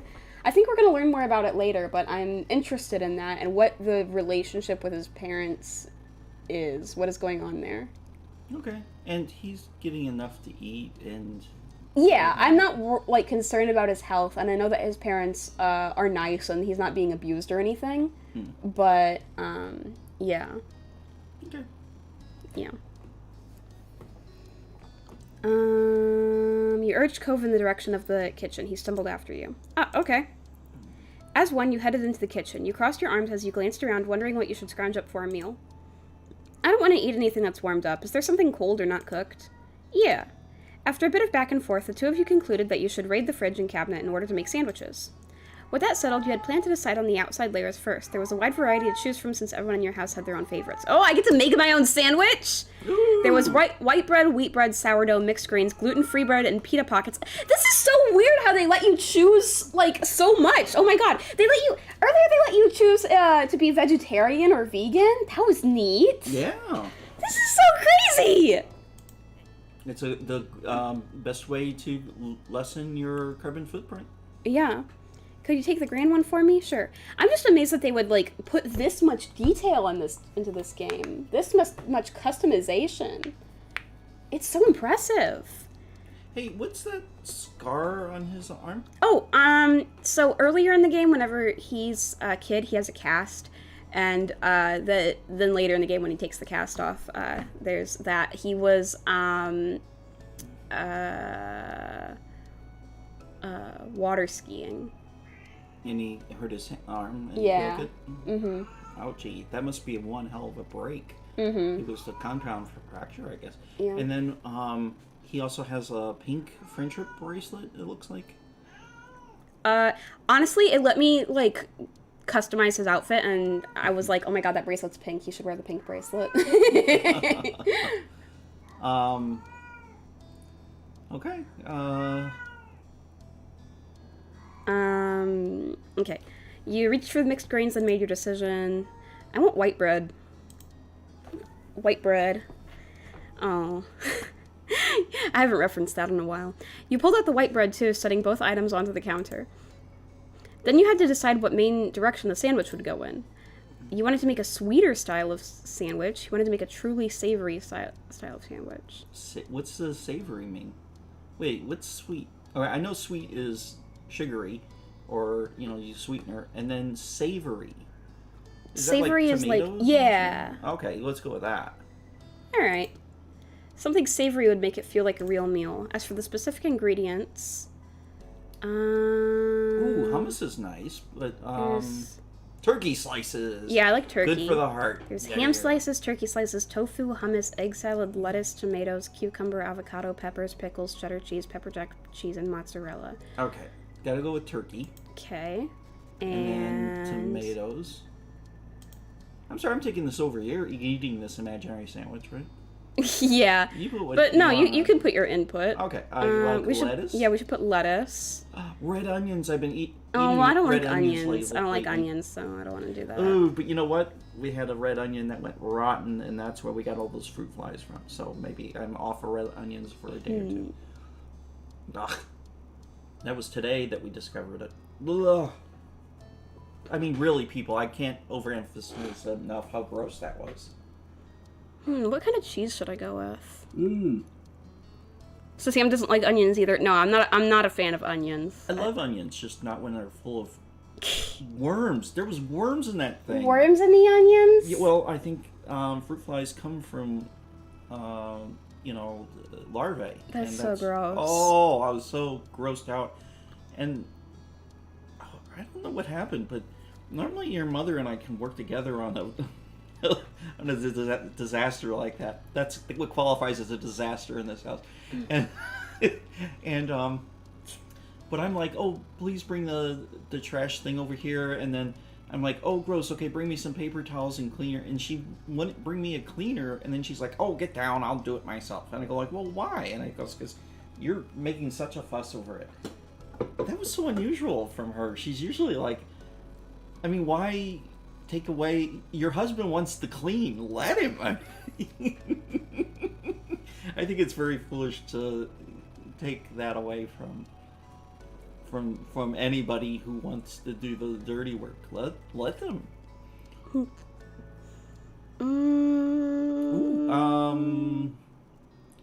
mozzarella's nice. Oh, sure, I'll go with mozzarella. Okay. Yeah, you know what, I'll do that. What if I just chose everything? For the finishing touch, you intended to top your sandwich with... Yeah, I like mayonnaise, so... Mayonnaise are good. Yeah, you know what? That's it. My problem with onions is the smell makes me gag and the taste makes me barf. Jeez, that's wow, pretty... you should stay away from onions, man. Yeah. I've made a recipe that okay, it's chili, but it doesn't have any hot stuff in it because my wife doesn't like hot stuff. So I call it Tabitha's chili chili. So what do you think of chili chili as the name of the chili? I think chili chili is a stupid name. Because it's not hot chili, it's not mild chili, it's chili chili. Not hot at all. Okay. Anyway, the reason I brought it up is because I use a lot of fried onions in it. Okay. I'm boring sometimes. Yeah. I'm surprised you let me on this show. So, you nodded to yourself with a quiet hum, satisfied. The two of you bustled around in the kitchen, opening and closing things in order to collect everything you needed for your individual sandwiches. You focused intently on assembling your own for the most part. When you were close to being done, though, you glanced over at your neighbor. Kova was putting his sandwich together delicately, his brow furrowed and tongue sticking out just barely. There were open jars of peanut butter and honey near his plate, as well as a banana peel. Oh? So he was making a peanut butter, banana, and honey sandwich on mixed grain bread. That sounded great. Good. Banana, yuck. I don't like bananas. I like bananas. I only like banana flavored things, but bananas in any other context I hate. I disagree. Bananas are good. Fruit in general is good. Yeah, I know Tigger's going meow, meow, meow. Come on. Jonathan, can you adopt Tigger? Can you take her? Yes. Yes. Yes. Yes. Where are you? Where are you? We're gonna come to your house. We'll come to your house. We'll drop off Tigger. He'll become your pet. He is our least favorite. Yeah, you want to take Tigger? We're looking for someone to adopt Tigger. So yeah, just take your time to respond. And we'll just need the city and just tell us your city and the state. We'll just drive out there, throw him out the window, and then he'll find you. We don't even need your address. Okay, we'll just give us a vague idea of where you live. We can let Tigger find it herself. Yeah. We'll put a note on Tigger saying that, yes, to find such and such, So, there you go. All right. Maybe you'd have won yourself a different time. Curiosity satiated, you turned back to your plate and finished your own creation. By the time you were done, Kove had already cleaned up his workstation. He turned to face you, studying your sandwich briefly. A small smile tugged at the corners of his mouth. You guessed it didn't look inedible to him at least. Done? Yeah. Yeah. I would adopt, but my apartment complex has limits to how many I can adopt. Well, there's... Can you shut up? Just adopt her, then don't adopt any other cats, then. Paula Poundstone. Oh wait, you've got Bo, right? I forgot about Bo. Paula Poundstone was on a show, and someone said, "You've got 19 cats," and she goes, "Yeah," and he goes, "Well, how could you possibly get 19 cats?" And she said, "Well, see, first I had 18 cats." And then I got one more.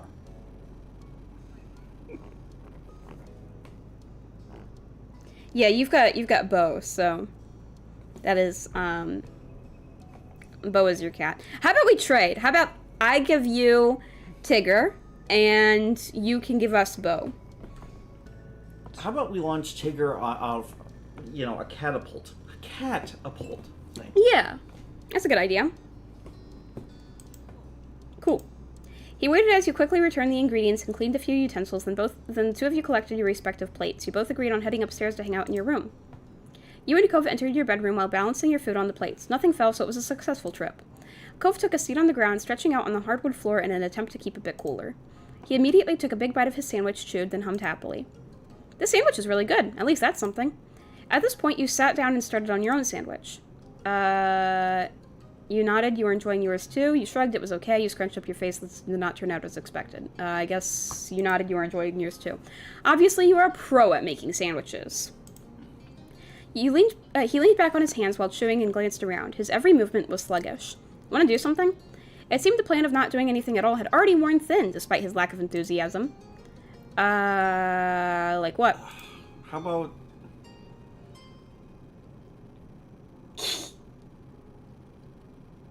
What about the beach? I mean, can it possibly be too hot to go to the beach? You got water? I mean, sometimes it's just so hot that you don't even want to go outside in the heat for even a second. Wow.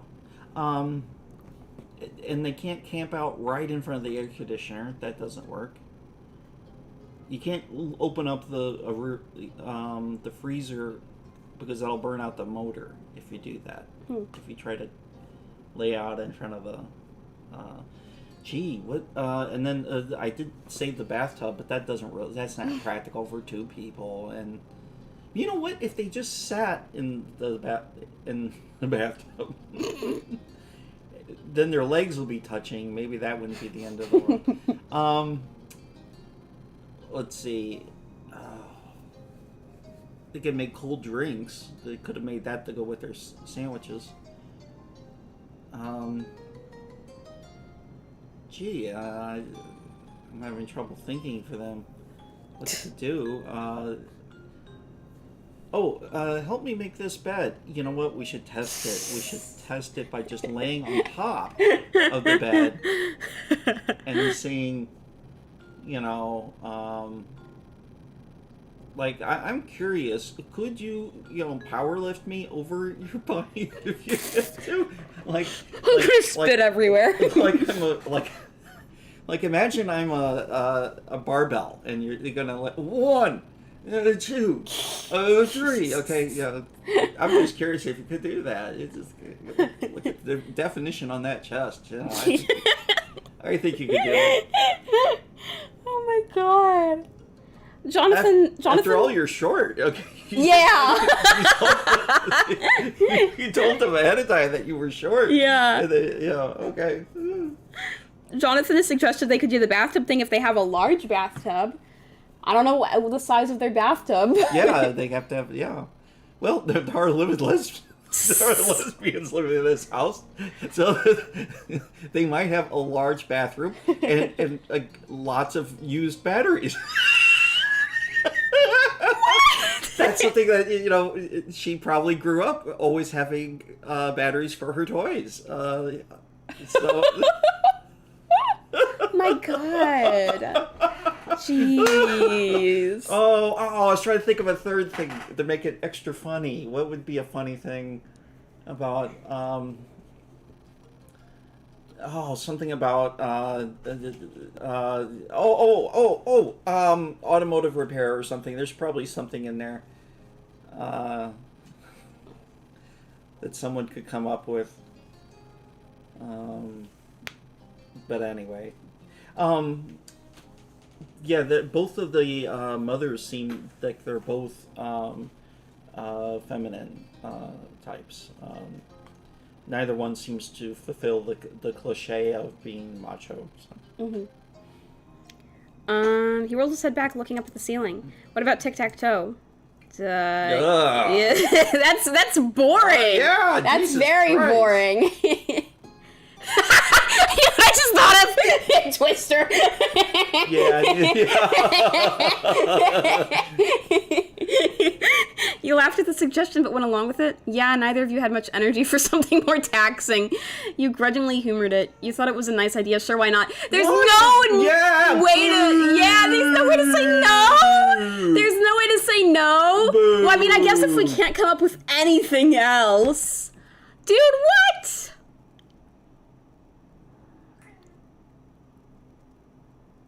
Ah, come on. Sure, why not? You put your plate to the side and pulled out some markers and scrap paper. This is boring. This is lame. Lame. Are we actually going to play it? I don't know. As you laid everything on the floor, he scooted back to make more room in front of you. This is lame. Cove picked up one of the markers with his right hand while keeping a sandwich, half a slice of sandwich in his left. I want to be X's, so you can go first. I think that's fair. Okay, that works for me. You prepared to note down your first move, your marker hovering over the paper. Oh! Yay! Okay. What are you doing? Well, I'm thinking like I could come up with something like this for my game. Yeah. The reason being is that tic-tac-toe, there's only so many progressions that you can have. So you can have tic-tac-toe with maybe 40 different pictures of the thing. Yeah, I mean, this is a very simple thing to add to a game. Yeah. I'll put it there. Oh, okay. After the first round, you were about to take another bite of your sandwich when a thought occurred to you. I wonder if anyone turned off the TV downstairs. The TV, it was on earlier, but no one was really watching. Then everyone started leaving the living room. I know I didn't turn it off. It might still be on downstairs with no one there. Cove smiled crookedly at that. Poor show, playing with no one around to enjoy it. What was it? You squinted off into the middle of into the middle distance, trying to recall the show's name. I feel like it was some kind of crime-solving drama. Cove nodded sleepily. His eyes closed, then opened again with some effort.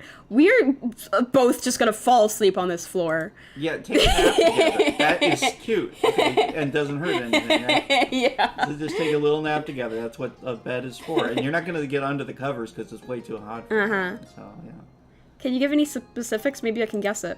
Well, you rested your chin on your open palm, groggily thinking as hard as you could.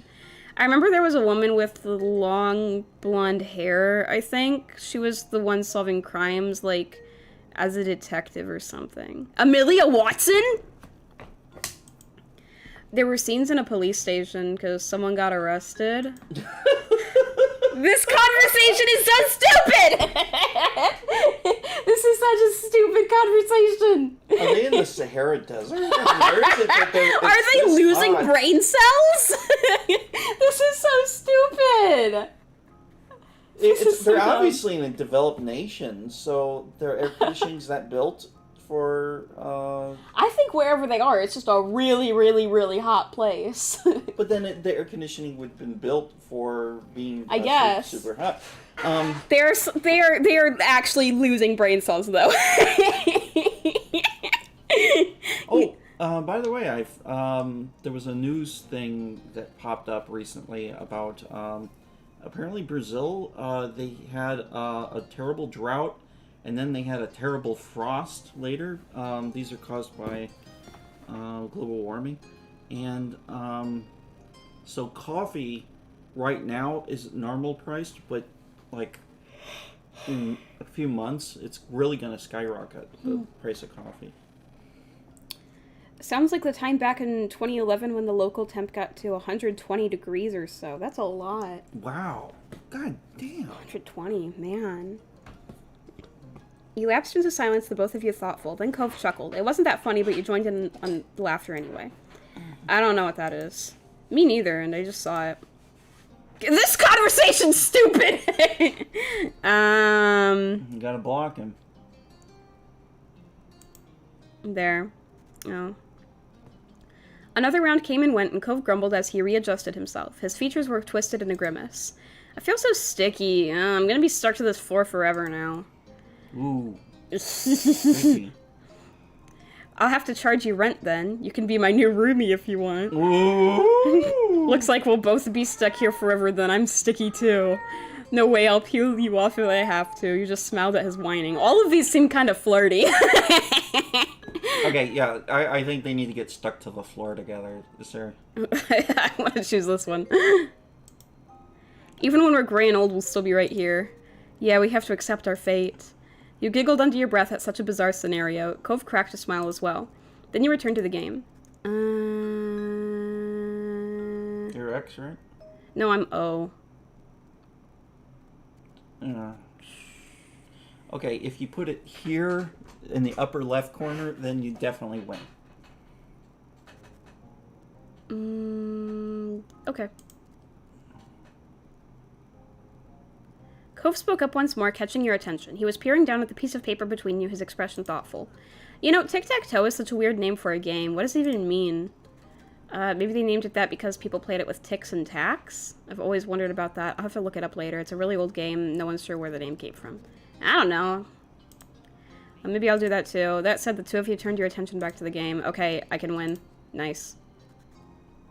Oop, you won. Were you even trying? Not really. He smiled at you in an amused way. You somehow weren't surprised by that, despite Cove being the one who suggested the game in the first place. He started to yawn, his hand coming up to cover his mouth. It quickly transitioned into a small laugh. You understood why. Yawning just as he said he was feeling disinterested was kind of a funny coincidence.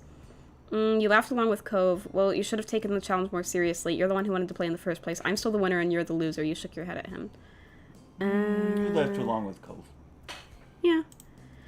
Cove just grinned and flopped onto his back, leaving his marker on the floor beside him. You stayed seated, looking your friend over as he stretched himself out. You really are so tall now. Cove snickered a bit at the random topic. He propped himself onto his elbows to meet your gaze. Why are you even bringing that up? You shrugged. It made perfect sense to you to bring it up. My moms were talking about me and Elizabeth growing up, getting bigger and stuff. What kind of stuff? Well, Mom only likes women, and Ma likes women too, but not just women. Yeah? Since the two of you were engaged in conversation, Cove got back into a sitting position. He brought a knee up and rested his arm atop it. A wistful expression overtook his face. Where's this conversation going? I wonder when I'll know how I feel about that kind of thing. Ooh! You don't know? What? So he doesn't know? He doesn't know! He doesn't know! Oh, you don't know? Well, you're asking here. Exactly. Yeah, you don't know? Yeah! Know? Cove shook his head. You know, a lot of people don't at that age. 13 is still really young. Although for me, I was really sure. I definitely was, way before 13, I knew that I was heterosexual. So I've heard at some point you're supposed to start liking types of people, guys or girls or whoever, but I haven't. Nothing's changed. Maybe I have to grow up more. Oh, that is interesting. Yeah, you don't have to rush. Interesting. So when was it that you knew? I don't know. Really? So there was no time or whatever? I don't know. No specific time.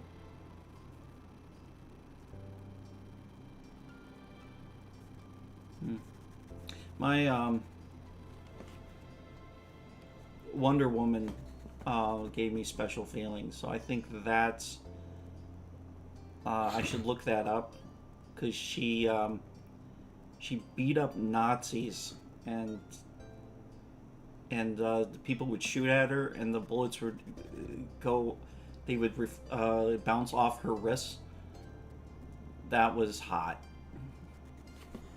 Maybe you just don't like anybody. I was thinking that, but I mean, this is a dating sim, so that's probably not the case. Or maybe you like all types of people. That's normal too. Cove seemed to appreciate that thought if the smile that appeared on his lips was any indication. Okay, what about you? Who do you like? You. He turned his attention to you, looking encouraging. You were starting to have physical attraction in a general way. You only seemed to feel physical attraction in specific cases and situations. You didn't really have a physical interest in other people. You didn't think you could tell if you had an interest in people physically.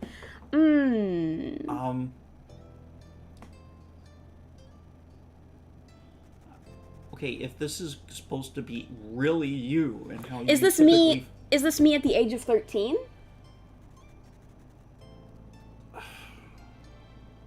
It'd be more interesting if it was you now. Is it? Yeah, so do I choose as 13-year-old me or as 18-year-old me?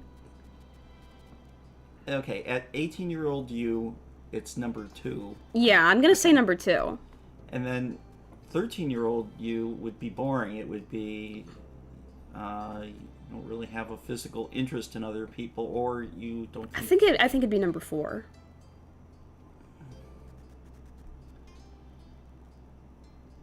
Yeah, because you were still questioning yourself at that age, if I can vaguely remember. Okay, because I wasn't you. I was only your father. Okay, so, yeah, I think it's more interesting if you go with how you feel now. Okay. Oh, then romantic attraction. You were starting to have romantic attraction in a general way. You only seemed to feel romantic attraction in specific cases and situations. You didn't really have a romantic interest in other people. You didn't think you could tell if you had an interest in people romantically. This is interesting. You know, it's possible that Cove is like ace. This is so cool. This is really, really cool that they're letting you choose romantic versus sexual attraction. Yeah. Or you could have both too. I'm gonna say the first one for this one. You were starting to have romantic attraction in a general way. Yeah. But specifically, when it came to how you felt towards boys, you found them attractive, you thought you'd be happy to be with a guy someday. You found them attractive, but you hadn't thought about being with a guy. You weren't physically interested, but you'd be happy to have a romantic relationship with a guy. You weren't interested in guys. You generally weren't interested in guys, but there were special exceptions. This is interesting! This is so cool! Dad, don't you think this is cool? I think this is really cool and interesting, but they always seem to be missing an option. In this case, a 6th option that says, I want to ride green-haired boys like Seabiscuit.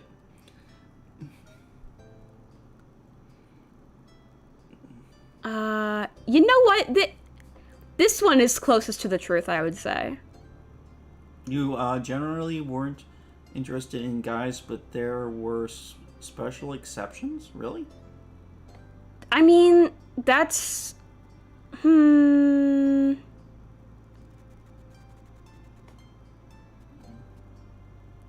I don't know if I should choose the first one or the last one.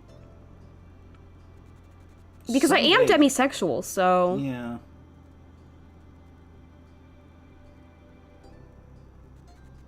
You weren't interested in guys. No, you are interested in the guy. Oh. I'm sorry, I shouldn't speak for you. This is supposed to be your feelings in real life, right? That's the... Yeah, so how do you feel? Either the first or last one. Because... it's... Do you think that someday he would like to maybe a man and have children and things like that? And make me grandchildren? If you hit the top one, I get to look forward to grandchildren. If you hit the bottom one, then this makes it less likely to happen. No pressure. But I think no pressure. It's not like it's the most important thing to me ever.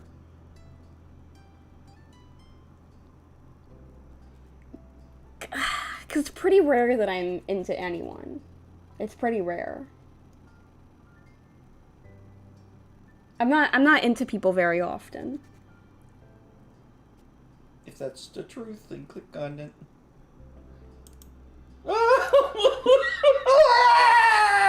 My grandbabies.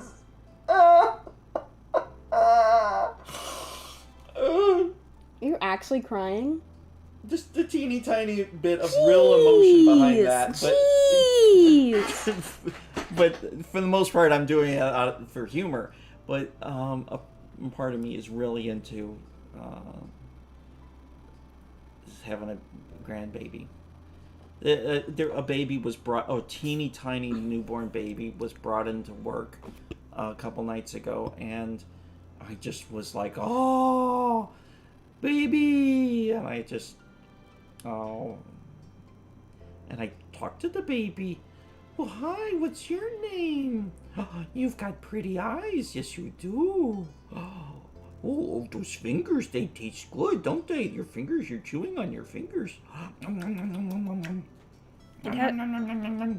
how you felt towards girls, the same. For people who weren't exclusively male or female!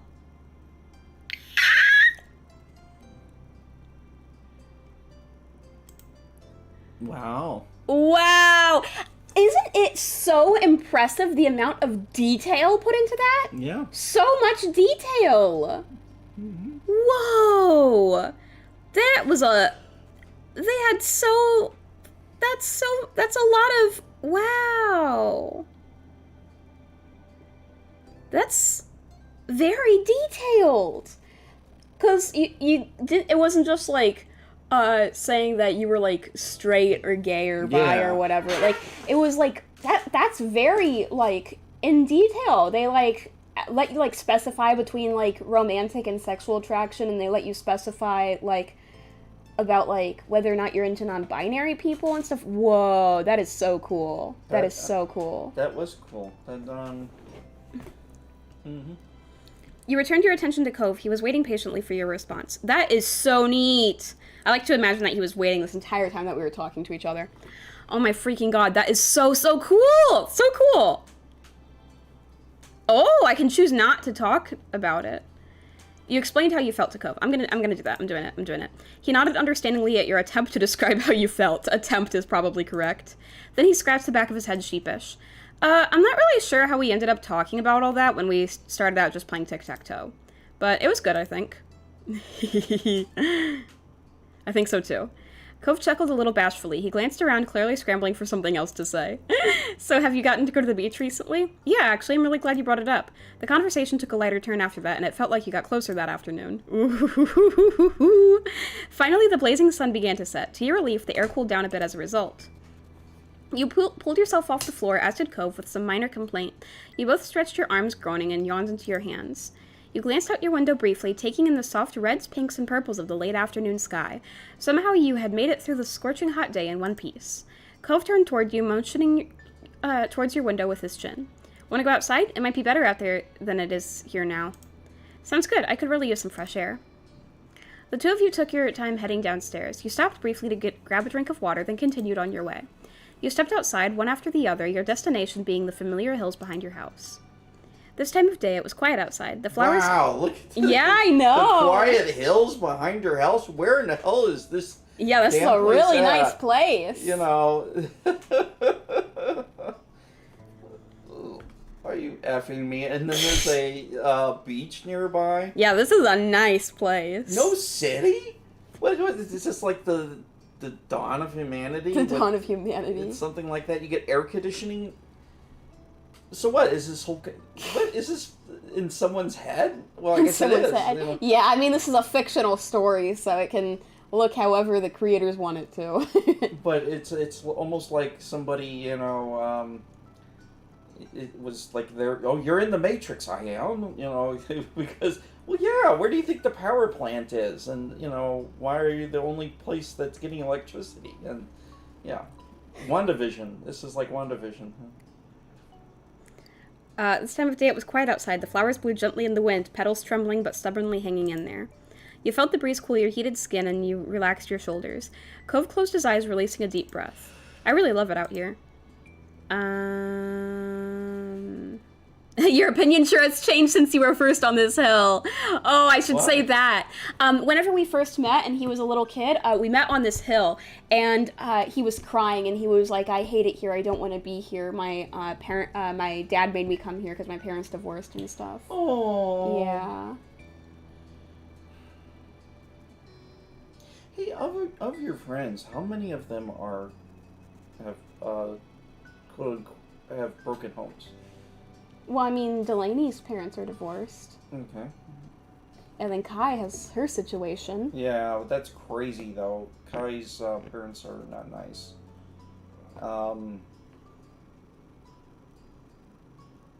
And then Grandma and Grandpa are divorced. So, yeah, that's, that can be rather frustrating. And then we have a family friend who's divorced. If you have see, a divorce without kids is so much easier, but damn it, you can have a kid, and then that, you can't split a child, you know, you can't, you know, with a house you can sell it and then divide the assets, okay, you can, you know,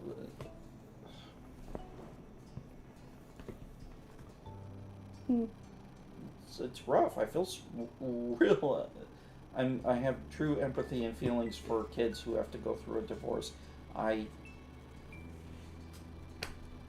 That has to suck. Yeah. I want to say this, though. Yeah. No, that's appropriate. Yeah, I'm gonna say it. Cove chuckled, not even attempting to deny your words. A beat passed, but his gaze didn't stray from your own. His voice was impossibly soft when he spoke up again. I'm glad I met you, Samantha. You're really important to me, you know. Ooh! Wow. Nice. That is a lot. Now my goodness. You know, yes. That is... Whoa. Ooh, you blushed at the statement. I feel the same. That's so nice of you to say. You smiled silently. You're being too sweet. You're special to me, Cove. Oh, well, obviously we're going to go with that one. It made you squeal. Your voice came out equally delicate. From the way his features brightened, though, you knew he heard you. Then Cove rested an arm on one of your shoulders, leaning against you. Oh, boy. Oh, man. Wow. Even as the sun disappeared completely and the sky darkened, you and Cove remained side by side for as long as you possibly could. That was... Wow! Oh my. Okay, I want to move on to the next one, Why family. do I keep wanting them to rush to, you know, to a more intense relationship, but the thing is, I keep forgetting they're so freaking young, and you don't want to rush that. Mm-hmm. So. Dude, okay, family. The sun warmed your skin from its place in the sky, and you closed your eyes, enjoying the mix of the heat with the pleasant breeze that drifted past you. You and Lee had spread out a blanket on top of one of the hills behind your house and had been relaxing there for a while now. Oh, right, isn't Lee my, cousin or whatever? I completely forgot about her. Lee had come over earlier in the day, and while a range of activities had been discussed, from staying home to heading down to the beach, a picnic on the hill had been the choice you both settled on. A small spread was laid out in front of you, some bottled water, soft drinks, as well as chips and sliced fruit. You sat up and reached for a snack, listening to Lee talk away about the musical she had gotten to see a few days ago. She's so pretty! So Who's pretty! this Sister? Cousin. Oh, okay. It was unbelievable. There was singing, dancing, and crazy stunts, and it was all done live right in front of my face. Maybe one day we could go together. I've got to see more shows like that. You smiled at Lee's enthusiasm, knowing how much she enjoyed singing and performing. And she was good at it, too. You'd gotten the chance to hear her sing a couple of tunes, and you knew she put a lot of effort into it. You also liked to sing, but you weren't very good. Okay, that's pretty accurate. That's pretty accurate. Yeah. You also liked to sing and had talent of your own. You didn't like to sing, but you'd been told you were good at it. You weren't good at singing, and that suited you fine. I'm definitely the first one. That didn't stop you from doing it, though. Yep. I wonder if maybe we could put on our own show? Think of how fun it'd be. We could perform for our parents and ask our friends and some other people to come and watch, too. It'd totally work. Yes, let's do it. I don't know about that. The idea gave you stage fright. Sure, I'll give it a go. That's not a good idea. It'd be embarrassing. Yeah, sure. It wasn't something you had really thought about before, but if Lee wanted to do it, then you could at least give it a shot. Lee clapped in excitement and bounced on the balls of her feet, beyond happy that you were on board with her idea. I'm gonna sing. Do you want to too, or maybe do something else? I'll sing too. I'll dance. I'll write the song. I'll do some kind of stunt that goes to the music. I'll pick the outfits. I'll do the makeup. I'll make a backdrop or some kind of stage. I don't know if I'd be particularly good at any of that. Your character or you? Both. I basically am my character, so. You know, I was given advice a long time ago that if you're trying to meet women, and a good thing to do is join a theater group, because most people in a theater group are women. And, you know, and there's an disproportionately large group of heterosexual women in theater groups. And if you don't sing or dance or feel comfortable on stage, there are lots of stuff that you can do as a volunteer, such as build props or, you know, build the, what are the things in the background? The actors hide behind the scenery and stuff like that. So, and that way you get out there and meet women. Fun little fact, there is a reason soft drinks had been named soft. What is that reason? Yeah. I'm gonna say I'll sing too. Cool, perform an incredible duet. Is there anything else that's coming to your head? Oh, I can I can do everything. One more thing. I'll literally do everything. Can I literally pick everything? I think that'd be so funny. I'm gonna literally pick everything. I'm gonna say I'll dance. Okay, we can pick an upbeat song. That way it'll be easy for you to move. I'm gonna... I keep saying one more thing. Oh, I hope it's something dramatic. No, how about fun? Fun is better. What about both? Lee's face lit up at the idea, and she gave you a broad smile. That sounds perfect. I think that'll make an amazing show. You've got things pretty covered. Oh, I could only choose 3 things. Dang it. The two of you ran back to your house to grab the supplies you needed, dodging your mom's amused questions before heading back out to the blanket to get started. You made sure you had a notebook and pen down in case some inspiration hit. Lee and you discussed the plans in detail, settling on a song first and then practicing out parts for the show. You okay? I believe soft drinks were and hard drinks were 2 different categories. Hard drinks were liquor and like scotch or whatever, and soft drinks were something that didn't contain alcohol. The idea is that it would help get people off of it. Yeah, Jonathan said they don't have alcohol. Yeah. The afternoon passed quickly, the sun dropping lower and lower in the sky, and after having thoroughly worked out how the show was going to go, you decided to take a break. Oh, you know, we should have invited Cove to watch us practice our show. He could tell us if it's bad before we put on the real thing. That would have been okay. It might have been nice for Cove to be there, but you felt weird when thinking about him watching the show. We could ask him to watch us another time. Maybe. It's too bad Derek isn't in the neighborhood today. I like him. Is she gonna be like she's going to take away Cove, or gonna be a I don't think she's a... No, I don't think that's the idea here. Well, is she even aware that you're interested? I don't know. See, I think they're dancing around. Why is she even here? No, She's I don't think interest. so. I don't think so. And she's obviously attractive, so yeah, I bet you. No, I don't think so. Yeah, he's a good person. I knew you'd think so. So exactly how much do you like him? Or maybe there's someone else that I haven't heard of yet. Oh, now we're getting into that kind of discussion. Lee wriggled her eyebrows at you suggestively, and you knew exactly what she was implying. Lee, there's nobody I like that right now. I can't answer that. I have a crush, yeah. I'm gonna say I can't answer that. Lee's eyes sparkled in an instant like she just hit the jackpot. What? Who is it? Who's... oh, right. Kyra's the... No, I'm not gonna say that.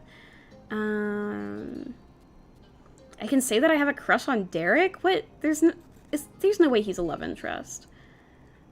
But I can't say Cove. I'm not giving you a name. Tell me something else about them, then. This news was just too exciting. She wasn't going to be deterred. You weren't surprised when Lee started squeezing you for more details, and you answered as much as you were comfortable with. The two of you talked about your preferences and who you liked and stuff. You thought that it was nice having someone to speak with about these sort of things. Finally, you both decided to pack everything up and head back home for the evening. Lee talked excitedly about the show as you did, and you thought back on what you had already accomplished for it. You could definitely do with a little more practice, but what you had so far was a solid foundation for the performance. Upon walking through the front door, you were met by your moms and Elizabeth hovering around each other in the living room. They look unhappy. What did I do? Tension hung thick in the air as the three of them turned to you and Lee, frowning slightly. You had interrupted something, exactly what you weren't sure. What is happening? Wow, who died? What's going on? Yeah. Your moms looked at each other, wondering which one of them was going to speak first. Eventually, Mom cleared her throat and spoke. We're just having a talk with your sister. What happened? The room fell quiet again, with no one quite knowing what to say. You'd felt incredibly awkward, but the silence didn't last long. You don't have to stop just because those two are here. There's no reason to try keeping it a secret. Elizabeth was mad, with her arms folded defensively over her chest. What? Do you think she's pregnant? Oh no, I don't think so. I hope not. That would explain the mood and the feelings. And then what was wrong with her earlier? It was her legs, so that wouldn't really make sense. Her legs hurt. But she's holding your abdomen here. What's going on? Yeah, what is going on? It says her arms folded defensively over her chest. Yeah, what is happening? Okay, I'm gonna go with pregnancy. I don't think it's that, especially since we've never heard of her, like, having a boyfriend or anything. But I don't know what it could be. I don't think it's pregnancy, but I don't know what it is. Elizabeth was asking about her parents. Oh!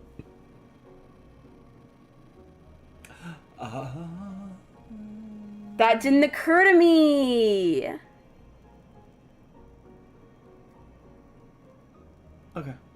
That is an important thing to know. I'm curious. Her biological ones, yeah.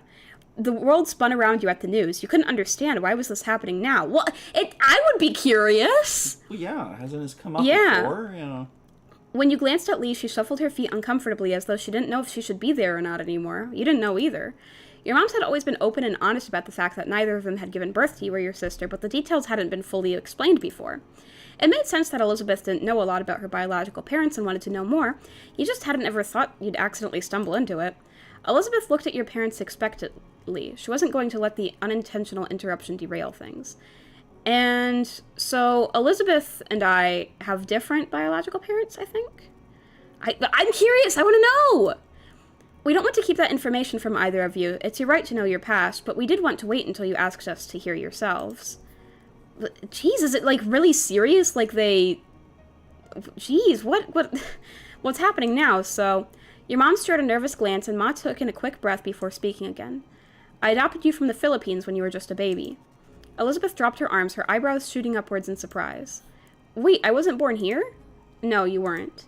You could clearly see that your sister was appalled by this information. You struggled even more with what to do or how to react. Am I going to have to pass some test to even be a citizen? Well, I can see why she's worried about that, but she was adopted. Yeah, I don't think that's an issue. That's not an issue for her, no. Yeah. No, you were adopted into the country. We took care of things. You're already a citizen, and you have nothing to worry about. I followed all the laws when it came to bringing a child into the U.S. Nothing can be held against you. Elizabeth sighed, placated with the information, but still far from happy. Who are my parents? As people. Why did they put me up for adoption in the first place? Yeah, that's something I would want to know. Ma softly put her hands over Elizabeth's shoulder, trying to provide some support before she gave her the answer. I'm so sorry, sweetie. Your parents were reported to have died. They didn't go into details on the specifics of how, but you were an orphan. That is so sad! That is so sad. I wish we had better news for you, Elizabeth. Elizabeth was torn between emotions, her eyes filled with tears as she threw her hands in the air, settling on enraged. Great, so I can never meet them even if I wanted to. Not that I could have, anyway, since they lived in another part of the world when they were still alive. Elizabeth turned her back on you and your moms and stormed off, sprinting up the stairs into her room before anyone could stop her. Slam! I have to go and talk to her. Ma immediately started to follow her, but Mom gently held her by the arm and shook her head. We should give her a little space to process it all. Your ma's head hung low, but she stopped walking. With Elizabeth now gone, the two of them seemed to remember you, and Lee were still standing awkwardly off to the side. I'm sorry you had to see all that. It's not how I expected it would have happened when the time came. But since it's the topic of the day, Samantha, is there anything you'd like to ask? Yeah, I want to know. You deserve you to know, after all. Lee patted your back and gave you a supportive look. Yeah, I want to know. Your parents both nodded in sync to your reply, ready to talk. I can leave if you want to have things be private. Here. Yeah. I can do that. Lee shifted a little closer to you in support, and you were glad to have her there with you. It made you feel a little stronger somehow. You turned to face your parents again, preparing yourself for what they were about to tell you. Mom was the first to speak, her voice quivering with emotion. You were adopted as a baby, but 2 years after Elizabeth. We used a different organization that time, and you were adopted within the U.S. We're sorry to tell you, Samantha, your parents had also passed away, and no other family member took you in if there were any. Dang! That's why we wanted to wait until you asked. We didn't want to suddenly drop that in your lap. We wanted you to be prepared. We're sorry, Samantha. Dang. Lee gave you a reassuring squeeze on the arm to show she was there for you. You didn't kill them. Thank you for telling me. Okay, you said nothing. It's not your fault you didn't kill them, right? You started to cry. You were so angry. Yeah, I'm just going to say thank you for telling me. I did want to know, and now I do. Thank you for listening, Samantha. If there's anything else you want to know, all you have to do is ask. We'll do our best to answer any questions you have. How are you feeling now? Are you going to be okay? Lee watched you closely as though judging how exactly she should react to what was going on. I feel fine. You spoke with a refreshed tone as though you had a load off. Your mom smiled sadly, but you knew they believed you. I mean, what am I gonna do? Mourn my parents who I never had? Yeah, I mean, how has this not come up sooner? Yeah, it seems like a pretty important thing to talk about. Yeah. I think at the very least it would have, at least 7 years old, someone would have asked, okay, you need sperm to have a baby. I know that. Go. Tell me what happened. Mm-hmm. These seem like very sophisticated women. I thought they would have gone with the sperm bank option, but. Well, I mean, I think adopting a kid who doesn't have parents is a good idea. Oh yeah. Oh sure. That's nice too. I mean, because if these two kids hadn't been adopted, then what would they do? You know? Yeah. I've never known someone who went through the foster system in the United States. They never told me until very recently. She seems like a very interesting person who's close to your age. She's 17 years old. Kind of like for her to come on your stream. It's not a talk show. And talk about herself, and you could meet her and see what the foster system is like. She indicated she had negative feelings about it, and at first I was worried because I found out that she was not 18 yet, but yet she wasn't in her foster home anymore. And I was worried she was homeless, but she's not. She's living with her boyfriend's family, and so she's okay. But, so you don't want to make this a talk show? No. Okie dokie. Karaoke. Of course I'm not going to do that.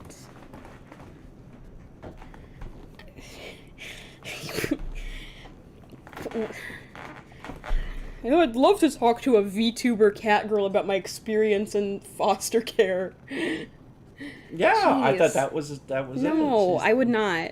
No. Hi, give me a shout out for my future kids. Okay, shout out to I Am Epic's future kids. Oh, and then you can take a screenshot and then tuck it away in your what do you call it? Tuck it away into a file somewhere, and then when your future kids are big enough, they can read it, and then they'll see a shout out to my future kids, and then yeah, that's how we'll do it. Okay, Dad. So I don't blame them for adopting if the kids have nowhere else to go. Yeah, exactly. I don't. If this was real life, I wouldn't be upset. Like, what? The parents didn't do anything wrong. Yeah, Well, I don't know if what the hell is she upset about? I mean, Yeah. You must have known that you were adopted. I mean, I think it's good news that the parents are dead, because that shows that the reason that you were up for adoption wasn't because they didn't like you. Yeah. That happens a lot though too, where the people are just not ready to have kids. They're 13 and they have a baby. That happens.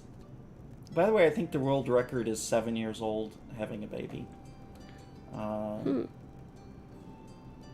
Yeah, you want to see a freakish picture? Look at a pregnant 7-year-old standing next to her doctor. Hi, Samanthnya. Hi, Shadow! Yo, what is up? Give me a shout out and I give you my future kids. I do not want your future kids. Thank you for the offer. No. Okay, you know what? Shout out to I Am Epic. And I will take your future kids and give them to Dad. Yeah, you can take I Am Epic's future kids and raise them or whatever. My wife doesn't want to do that either. Okay, she doesn't want to adopt. She wants grandbabies. So that's why we're waiting on someone like Kai to have a baby. But anyway, I don't care that my biological parents are dead in the game, because, like, what difference does it make, you know? Well, but, a complication they could have is that the parents are alive and they've changed their mind. And sometimes that does happen, and it creates legal problems and emotional problems for the kids and for the parents that adopted. And wouldn't that be interesting to see that route? It's also possible that these two are telling a white lie about the parents being dead so that the kids don't look into their... Dang, maybe, but I don't think they'd do that. Shadow says, I won't have any kids in the future, so I don't have anything to offer. Don't worry, I'm not taking anyone's kids.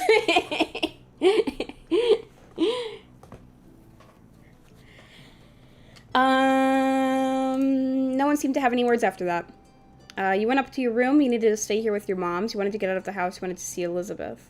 Am I still gonna hang out with Lee, or... I don't know, what should I do?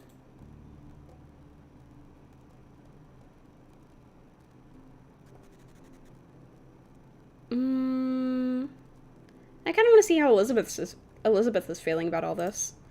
You were worried about Elizabeth, even though she had been so angry when talking to your moms about everything. You could see she was clearly sad. You headed over to the stairs and up to her room. I don't know how Elizabeth feels about Lee. Would Elizabeth be okay with Lee coming with me?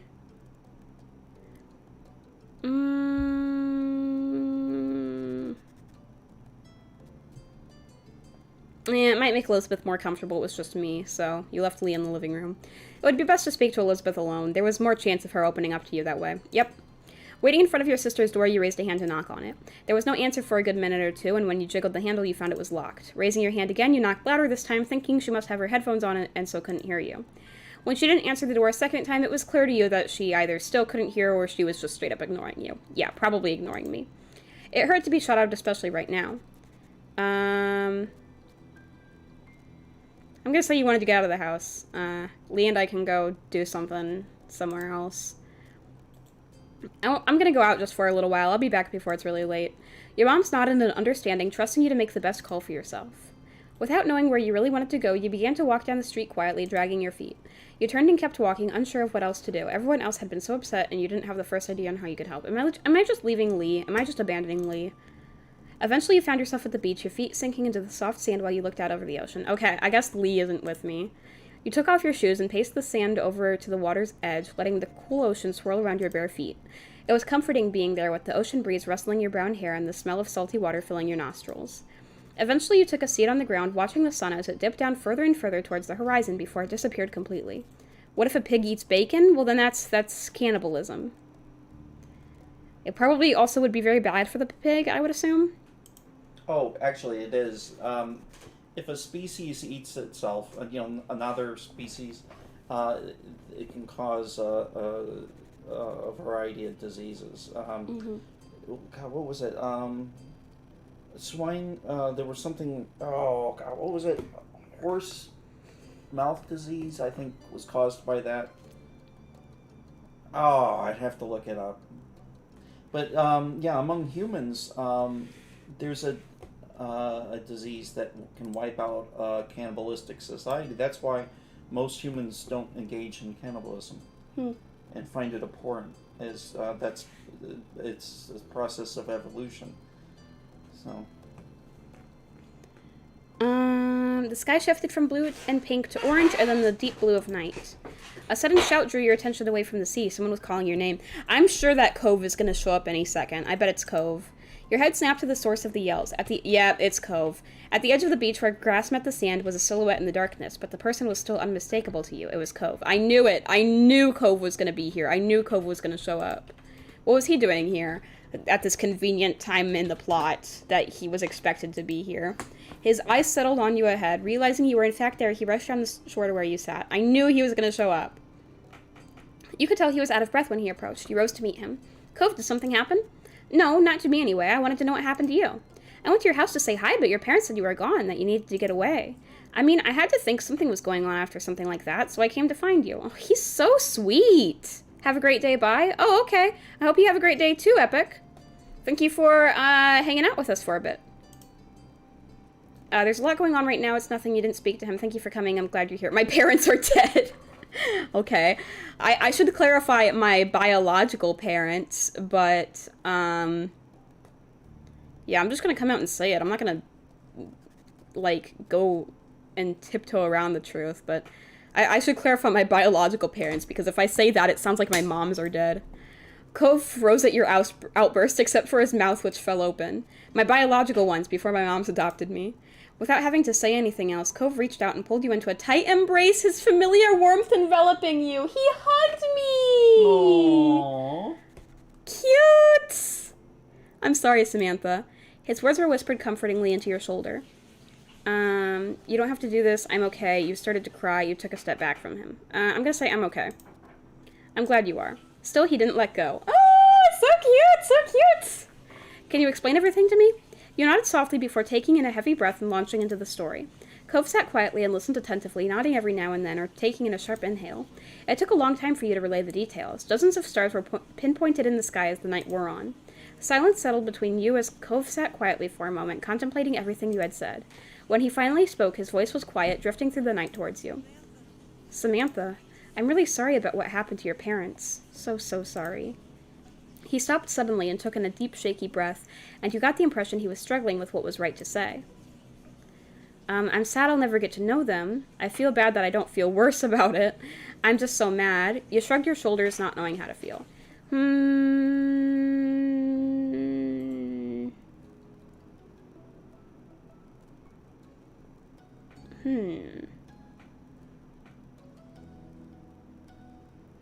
gonna say the first one, because it'd be nice to know, who they are and stuff. I'll never find out what they're doing or what they're like as people. It's just all gone. Samantha, you're not doing anything wrong. You know that, right? I think that you can be as sad as you want for as long as you need. Or you can feel okay about it whenever you want, too. He sighed and ran a hand through his hair as he looked out over the ocean. I guess what I'm trying to say is, whatever you feel about it is how you feel about it. You don't have to force yourself to be different. Aww. Thank you, Cove. His words had made you feel better, and you knew it was true. You didn't have to apologize or make any excuses for the way you felt about it at all. Cove smiled at you a little, and you could tell he was trying to be comforting. He's so sweet. And your moms definitely don't. It doesn't matter if you're not blood related. You're definitely family. I can see that, and I hope you can too. You felt the reassurance in his eyes. Hey. Oh, Elizabeth is here. The sudden voice of your sister behind you made you jump. You saw her standing a little way away. She walked closer, and you didn't quite know what to do or what she was planning on saying. Yeah, I didn't think she'd want to talk to me. Would you mind going? I want to talk to just Samantha. You can come back. It's not going to be forever or anything. Oh, she wants to just talk to me. Cove seemed equal parts concerned and skeptical. Leaving now wasn't a concept that thrilled him. You can't ask that. You nodded your head in agreement. I want to talk to you too. Yeah, I'm going to say I want to talk to you too. I tried to talk to her earlier, but she didn't want to talk to me. Oh, then we're on the same page. She made a little move-along gesture with her hands, and it was settled. You waited until the two of you were alone before fixing her with an inquisitive look. Elizabeth folded her arms, looking you over. Did moms tell you about your parents too? My birth parents also died. Elizabeth broke eye contact after that. Sorry. Why did you want to talk to me? I went to see you and you didn't even answer. Elizabeth raised an eyebrow at the news. I didn't hear anything. That's weird. I purposely knocked super loud so she would hear me. Shutting everything out with loud music was very typical of your sister. You didn't feel much less confused, though. Why did you stop doing that, then? She shook her head as though the answer should be obvious.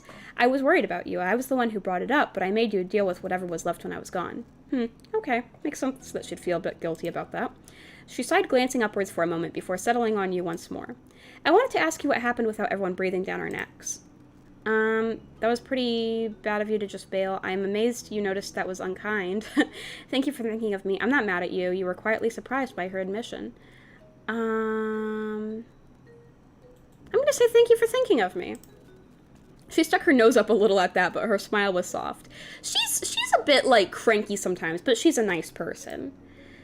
I'm okay, Elizabeth. It didn't upset me. How are you allowed to be that mature? The lightning spirits in her were quickly gone as she slipped back into a scowl. You have to be born in the U.S. to become president.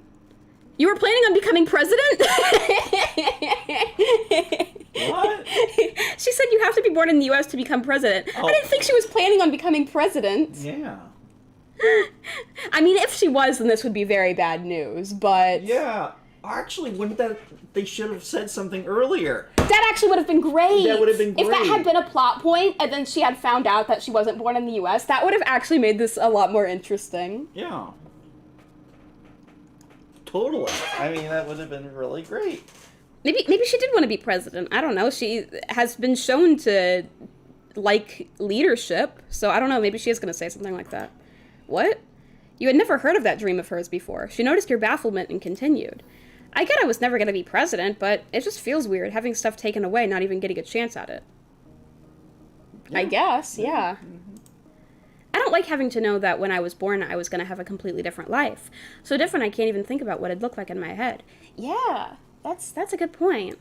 Well, I mean, that's for all of us. I mean, let's say you were born, you were here, your mother and I went out but to she was dinner so and, close to having a completely different life. But that's just it. All babies are so close to having a different life. I mean, you could have been born with the umbilical cord wrapped around your arm, and you would have had a deformity where your arm is deformed. You could have been, your mother and I could have driven off on our first date after you were born. Your mother and grandfather would have been watching you, and then suddenly we got into an accident, and all the grandparents would have fought over you, and you might have to spend like half the time at Grandma and Grandpa's in the brick house and half the time with your good grandparents. And can you imagine how that would have changed your life, not having a sister? But you can't imagine why this situation might be particularly weird? Not really. I guess I look at probabilities differently than most people do. Every decision we make, everything we do, can lead to all sorts of possibilities. I could have spoken another language, lived away from everything I've ever seen here, had someone else as my sibling, and then my parents died and I was adopted, and the life I got became a totally new thing forever. I can't go back to what it was even if I wanted to. A heaviness settled between you and the person who became your sister. You knew exactly how she felt. It was a confusing feeling to have lived one way for as long as you can remember, but not having it be what was originally yours. Elizabeth watched you seriously. She was still trying to make sense of this to you and herself. I don't know why today was the day. Nothing came up to make me ask the question. It was just something I've had in my head for a while. When it was just me and my mom's in the living room, I kind of just said it, finally, and there you go. She shifted from one foot to another, relaxing her stance just a bit. She also spoke more gently. Learning about them and what happened doesn't change how I feel about our family, Samantha. She smirked, fixing you with sharp eyes. I've already figured a long time ago that moms weren't our biological parents. That wasn't news. Technically, one of them could have been related to you. That's true. You kept listening to Elizabeth. It really doesn't change anything. I'm just going to keep listening to her. She has stuff to say. Nothing about the family I was first born in would have made me decide that this wasn't my family anymore. If you had hoped you'd be free of my big sisterly status, don't think you're so lucky. She bumped her shoulder against yours playfully, her lips tilted at the corners. You'll always be my little sister. This is cute. You smiled softly at her, you jokingly groaned at the prospect, you bumped her back, you hugged her. Aw, let's hug! It took a few seconds, but she gave you a quick squeeze in return. You'll always be my family, too. Chuckling, she seemed pleased with how the conversation had gone in the end. Ready to head back home? It's been a long day. You gave her a nod. Come on, you two, let's go. You walked home together in a comfortable silence down the well-worn street. The familiarity of it all felt nice. When you stepped through the door, you found your moms quietly sitting together at the kitchen table. Their heads snapped up and they got to their feet to meet you, Ma giving you a careful smile. We're so glad to see you. Everything's all right. That's wonderful, sweetheart. Really wonderful. Ma then came over and wrapped her arms around you and Elizabeth, giving you a tight hug. It didn't take long for Mom to join in, putting her arms around the both of you. We really couldn't have asked for better kiddos. We love you. More than we could ever say. Moms! This is so cute. You were so glad your moms were all right. I love you too. You let them hug you for as long as they needed, and it was a nice moment shared between you. They both pulled back eventually and grinned at the two of you, and you knew then that you all had each other and you always would. This is so cute! Hey, I hope you're all right. Oh, Lee's still here! Lee came up towards you, a soft smile plastered on her face. And are you okay, Elizabeth? Elizabeth rolled her eyes and huffed a breath, and you knew she wasn't used to showing her vulnerable side. I'm doing fine. Lee nodded, though you could tell she didn't quite believe her. Well now, since we're all here, how about we do something together as a family? That sounds like an excellent idea. By the way, is Cove still here? We should have some fun before the night's over. I love the sound of that. Yeah, okay. Why not? You hid the smile that threatened to tilt your lips, knowing that Elizabeth must have been in a good mood if she hadn't even teased Cove for being part of it. Yeah. And no matter what she could have said about it, you wanted him to be there. The two of you had practically grown up together over the past 5 years. Who's got a suggestion? It could be something we can do here in the house with everyone in the same room. You suddenly remembered the show you and Lee had been working on earlier. Oh, yeah. Maybe we can do our show? A show? This is the first time we're hearing of this. I'm intrigued. It would be amazing if you put it on for us to watch. Oh, yeah, I need to see what you've cooked up. That'd be cool. What do these women do for a living? I don't actually know. I think... I don't remember. You smiled at Lee, who returned the gesture while bouncing on her heels in excitement. Take some seats and we'll get everything together. Your moms collected the chairs from around the dining table and set them in a row in the living room where there was enough space for the show. While they did that, you and Lee quickly gathered the supplies you needed and rehashed the plan one last time. You went through the song you had written one last time. You also took a moment to cycle through the dance moves you had planned. When the two of you returned to the living room, everyone was sitting and chatting amongst themselves while they waited. The group quieted down when you and Lee stood in front of them on your makeshift stage. Lee was buzzing quietly with excitement beside you. You were pumped for the show. The time you and Lee had put into practicing was worth it. You were ready to go. Okay, so welcome to our show. We only came up with it today, but we promise it'll be good. No refunds. I like that one. I want to say that. Laughter rippled through the mini audience. Then you nodded at Lee that you were ready to begin. Lee took in a deep breath, waiting the few beats it took to get into the song, and started singing. Your part of the song joined in just a few moments later, and you smiled at each other as you sang together. The dance moves you had practiced went perfectly with the tempo of the song. It made you proud to have the lyrics you had written sung like this. Oh yeah, I forgot I made the song. When the performance was over, Lee took your hand in hers, and the two of you bowed deeply together. Everyone gave you a round of applause and cheered for an encore. When you straightened yourself up, you were happy to see that even Elizabeth was clapping for you. Bravo! Bravo! You're so talented! Your family rose from their seats and came over to congratulate you more directly. You were beaming from ear to ear. Cove was the first one to approach, stepping up to you and Lee with a smile on his face. Nice job. Thank you. You're a really great dancer, Samantha. It was cool. Ooh. Luckily we had a crowd who's easily impressed. I'm gonna say that. You're talking about me, aren't you? Maybe. Cove chuckled and shook his head. Hey, were you the one who wrote that song? Yeah, that was me. Cove smiled, content over his guess being correct. I thought so. It was good. You couldn't help but feel pleased that he could recognize your talents so easily. Your parents gushed about how great everything was and thanked you for sharing it with them. Elizabeth was complimentary in her own way, although she did describe the show as cute, which you knew she meant as kind of kiddie. You laughed it off, however, and were just happy that everyone had a nice time. In that moment, you couldn't have been more pleased to be a part of the family you had. That's so cute! That was great! That was adorable. I enjoyed that. Let's see. Let's do dinner.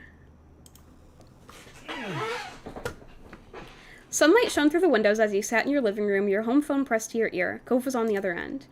It had been shaping up to be an ordinary day like any other until Cove had called unexpectedly. He sounded unusually nervous greeting you. You listened silently as he kept talking, his words stilted. So, I was just wondering, do you want to come over to my house for dinner tonight? The question came out strangely, almost like he'd rehearsed it a few times beforehand. That's odd. Your eyes widened a little. You hadn't expected this to be the reason behind the call. Yeah, I'll go. It was, huh? Oh. It seemed that Cove still had more to say, and you just interrupted him. Oops. Cool, well, he stumbled for a bit, trying to gather his thoughts again. My mom and dad, they really want you to be there, if your parents don't have a problem with it. They asked me to ask you. You took a moment to think. Dinner at home would be quiet and uneventful today. If you really wanted to, you could go to Cove's instead. Cove spoke up again, breaking your thought train. His voice was softer than before. Also, I want you to be there, too. Can you? Come over, I mean?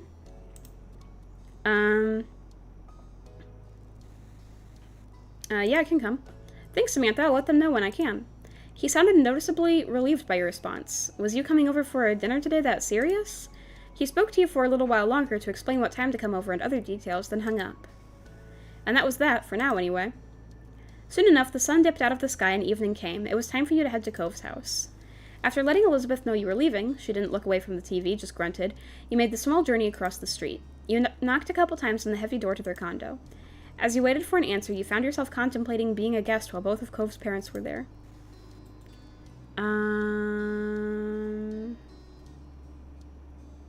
It was exciting. You thought today was going to be boring, but it turned out to be much more interesting. You didn't get too much time with your thoughts, though. The door opened soon enough. Cove's mom, Kyra, stood in the frame, smiling warmly at you.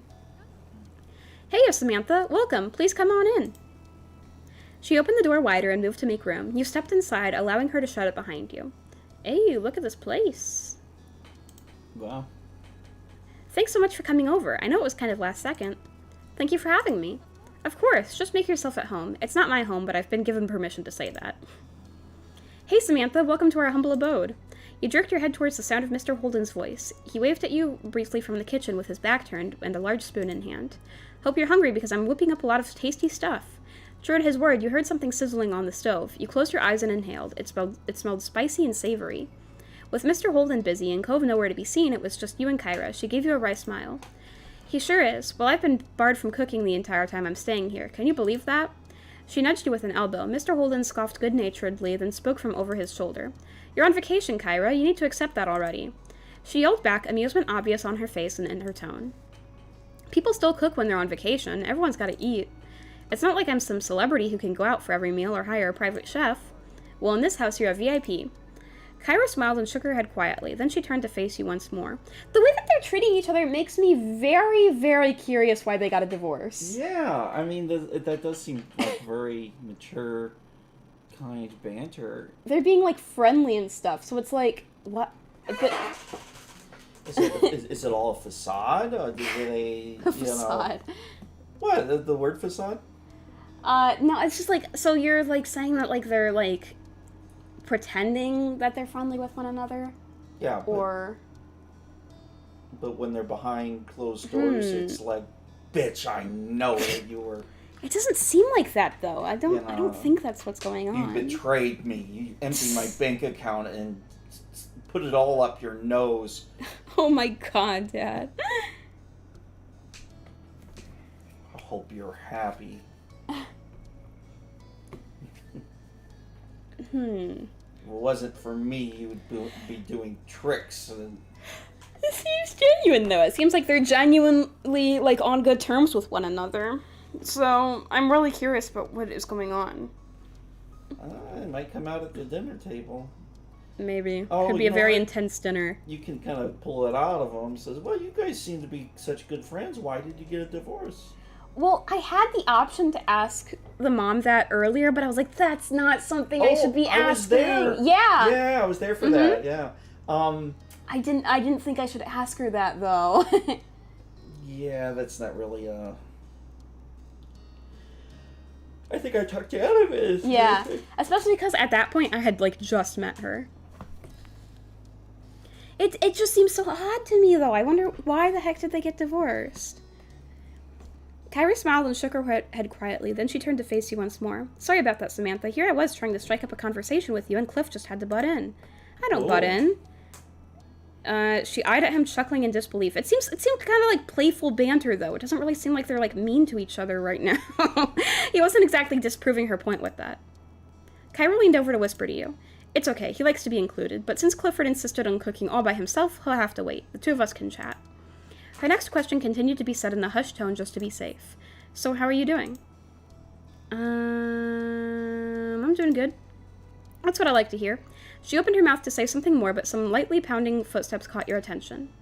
You checked to see Cove emerge from the hall a few moments later. He might have heard all the commotion and left his room to see what was going on. He quickly took stock of the situation. Samantha, you made it. Thanks for coming. Cove's voice was unnaturally loud, as if he thought you wouldn't be able to hear him from where you were only a few feet away. Hi, Cove. You doing okay? Yeah, I'm fine. He didn't sound convincing at all. You narrowed your eyes suspiciously, but didn't call him out on it. If you could talk to him alone tonight, maybe you'd ask him what was going on then. It was when you glanced away from Cove that you spotted his parents watching the two of you interact. Cove noticed their stares, too, meeting them with narrowed eyes. Okay, wait, what is going on here? Yeah, what is going on? Okay, I'm curious. What is happening? Do they know that the parents didn't die? And when they realize that she's been lied to, because he was there for it, he heard it, he knows all about it, so they said, no, your parents are alive and we know where they are. We're your parents. Okay, now that would be weird. Also, it'd be the wrong age group. They seem very young. Then again, if they were 15 and now they're 30, then that would... They both seem very young, but they've got a 13-year-old son.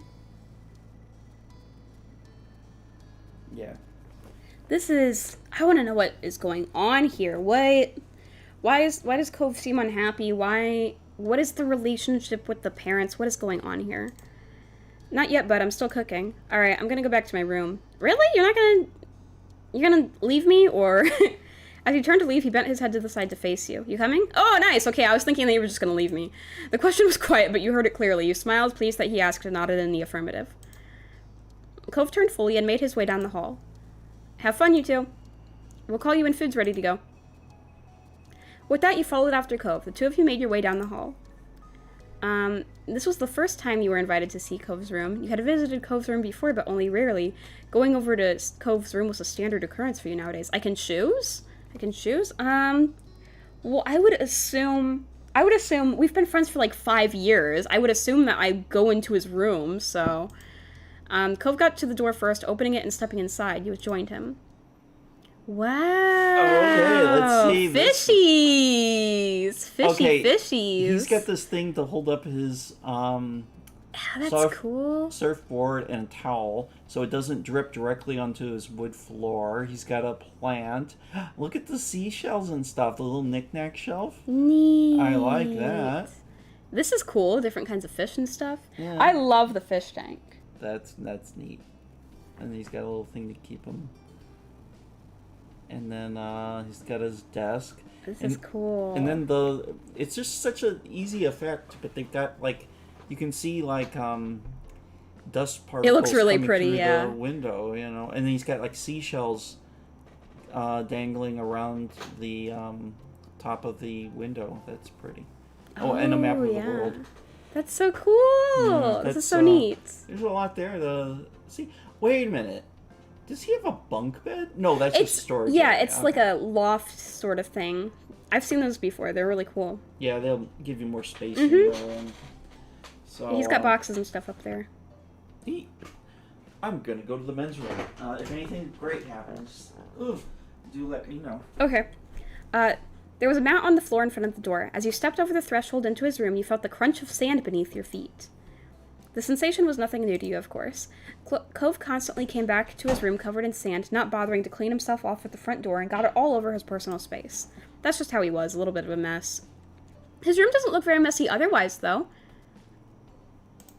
You hadn't heard Mr. Holden ever scold him for it, not like your moms would have if you'd done it. You can sit wherever you want.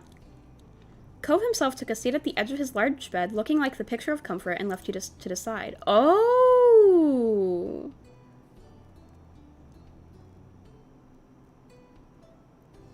I'm gonna sit with Cove on his bed. Cove smiled when you made yourself at home beside him. You grinned back. With the silence growing, your gaze began to drift. You stared at the bright fish swimming in the tank. I love the fish! There were a bunch of them floating to and fro in the open space. They stood out starkly against the green aquarium plants. How long have you had those fish? My dad bought them for me not very long after I moved here. I guess it's been years now. Wow, that's a long time. You peered carefully into the tank. The fish looked to be doing well. He must take good care of them. Most of them were small, but there was one especially big one. What are their names? I don't name them. Well, not really. You lifted an eyebrow at that. He continued the explanation sheepishly. Mostly, I just call them things based on what they look like. Squirt for a small one, tangerine for a really orange one, that sort of thing. I've had a lot of fish, and I'm not that good at coming up with names. You found that funny. Who knew that was a weakness of his? It was an entertaining revelation. Oh, a couple of them have other types of names. He pointed to a small orangish red fish. It was minding its own business away from the others. My dad named her Dreamcatcher, and that other one's Mark. Mom came up with that one. Cove smiled to himself, his eyes reflecting the glow from the tank. You let other people name your fish? Yeah, it's nice. He then turned to you, tilting his head to the side. There was a considering look on his face. Am I gonna get to name a fish? Let me name your fish. Do you want to name one? Yes! Yeah! His smile grew a little at your enthusiasm. Cool. There's a few who don't have names right now, the newer ones. You can pick which you want to name. He pointed at each of the recent acquisitions out to you. The first was the smallest fish in the tank. It was completely orange and zipped all over the place, running laps around the others. The second was slightly bigger and red. Its tail was dotted with black spots which almost resembled freckles. The last fish was the biggest one. Its multicolored scales rippled under the bright light of the tank as it slowly made its way across the vast expanse. You went with the biggest one? The biggest fish. Cove only nodded at your answer, waiting on you to decide on a suitable name. You watched the fish you chose closely. As you did, a name eventually came to you. Oh, type in your own answer! Yeah! Type in your own answer. Okay, Frank, Sunbeam, Gil, Samantha, Cove. Oh my god, I could name it after him. That would, or myself. Type in your own answer. Nice! I was hoping it would let me do that. I was hoping I could type in a name. Okay, you guys have any good ideas? You guys, what do you think?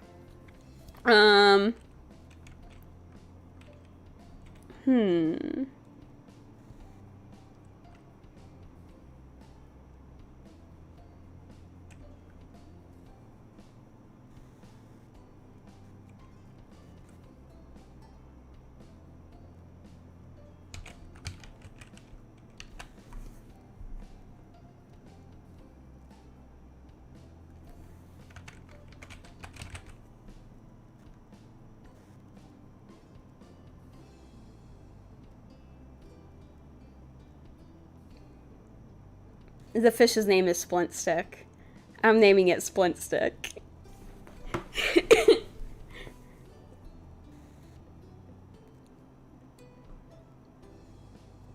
His name is Splint Stick.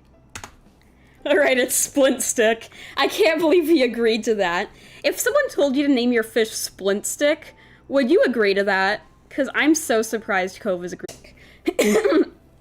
Splint Stick. I named the fish Splint Stick. With that, his attention moved from you to the tank. He peered fondly at it and its inhabitants. You smiled proudly at Splint Stick as it swam through the tendrils of the plants, disappearing then reappearing soon after. Splint Stick! You know, I'm not allowed to have pets in my house, not even fish. The corners of Cove's lips turned down at that. That doesn't sound fair. It's not like fish would make a mess of your house or anything. You just gotta take care of their tank and feed them and they'll be okay. Right? My moms can be strict over the weirdest things sometimes. They trust Elizabeth and me to go around the neighborhood alone, but they won't let us have a pet? It doesn't make sense. Yeah, fish aren't that big of a deal, you know? Like, a dog is a bigger responsibility than, like, a fish, so, like, I don't know why they wouldn't be okay with a fish. Maybe when you're even older they'll let you? I don't know, they seem pretty against it. Your current conversation brought to mind a memory from years ago. You launched into it without any warning, earning you a brief, confused look from Cove. One time, Elizabeth, came back from playing at the beach and just shut herself in her room. She only came down for food, and then she ran back upstairs straight after. It was kind of weird. My mom didn't think much of it at first, though. But then that night, Mom went to her room to say goodnight and started screaming. Mom and I ran over to see what happened. Lizzie had this huge lizard in her arms. Cove's eyebrows rose at that, and he leaned forward in interest. A lizard? Where'd that come from? Elizabeth said she saw it half buried in the sand and didn't know what it was. Then she pulled it out and got the answers, so she brought it home. She hid the lizard in her room for most of the day because she wanted to keep it. Mom and Ma were not happy. They worried about putting it out during night, but she said... They worried about putting it out during night, but she was going to have to let it go in the morning. Lizzie was really upset. She did bring it back to the beach eventually, but she wouldn't talk to anyone for days. When she did get over it, it was almost like it never happened. You laughed, thinking back to that time. Elizabeth had always been stubborn, but when she was younger, she forgot grudges quickly. Now it wasn't so easy. Cove had been quiet for most of the story, apart from the reveal of the lizard. He had a thoughtful look on his face. I can't even imagine what it'd be like to have a sibling. You gave serious thought to his statement before you told him, "It's fun, there are ups and downs, you're lucky to be an only child, it's a nice idea in general, but my sister is Elizabeth. I don't know how to explain what it's like. I'm gonna say it's fun. When we were younger, Lizzie and I played together when our parents were too busy. I probably would have been really bored if I didn't have her." Cove pursed her lips at the words, considering them quietly for a while. "That's interesting. I think your family is cool." He didn't have much else to say, though while on the topic of your family, you considered your relationship with your moms, too. They were absolutely the best. You got along with your moms, you thought your moms were okay, you found your moms to be difficult to deal with. They were absolutely the best. You couldn't even consider having another option. You couldn't have better parents. Well, say what you want about them, but at least your mom's never tried to pay someone to be your friend. The thought prompted you to look over at Cove. He probably still didn't know that happened. You doubted Mr. Holden mentioned it, and you never had. You wondered if you should tell him. It was a long time ago, but you were keeping a secret from Cove. I wonder if whether or not I tell him has any sort of effect on the plot, or the ending, or anything. I don't want to tell him. I don't want to tell him. I don't think I will. I mean, his dad told me not to tell him. I think it doesn't really matter anymore. Like, obviously I'd still be friends with him if not for the money thing. And it doesn't really matter, so I'm not going to tell him. I think all it would do is make him feel bad, and it would not... yeah, all it would do is make him feel bad, and it doesn't really matter anyway, so I'm not telling him. He's probably going to find out at some point, though. You didn't tell him it was a bad time. You didn't tell him you weren't sure how he'd react. You didn't tell him secrets were meant to be kept. Yeah. You didn't tell him you just didn't want to have that talk with Cove. You decided to tell him.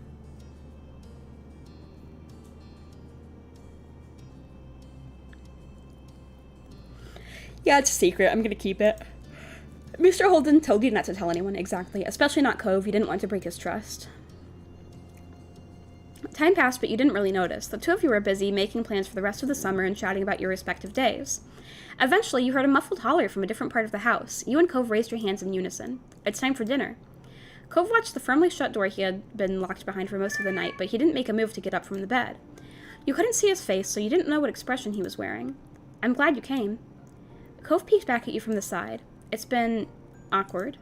"I get that. It's been hard on you, huh?" You felt sympathetic towards him. You didn't know what he was going through, but you cared about him. Cove said nothing else and remained sour he was. Now would be as good a time as any to ask him why his parents so suddenly wanted you to come over. Is there a reason they wanted me to come over tonight? It hasn't been awkward for just me. Sometimes it gets like this when no one else is around, but now you're here. Huh, you hadn't considered that, but it sort of made sense in a way. I should be sleeping right now?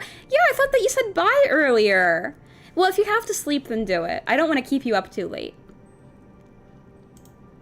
There was another shout from outside, too muffled to actually know the words, but you could imagine what they were. Let's go. Cove finally got up, lumbering away with his shoulders sagged. You followed after him. Together, the two of you made your way back to the living room.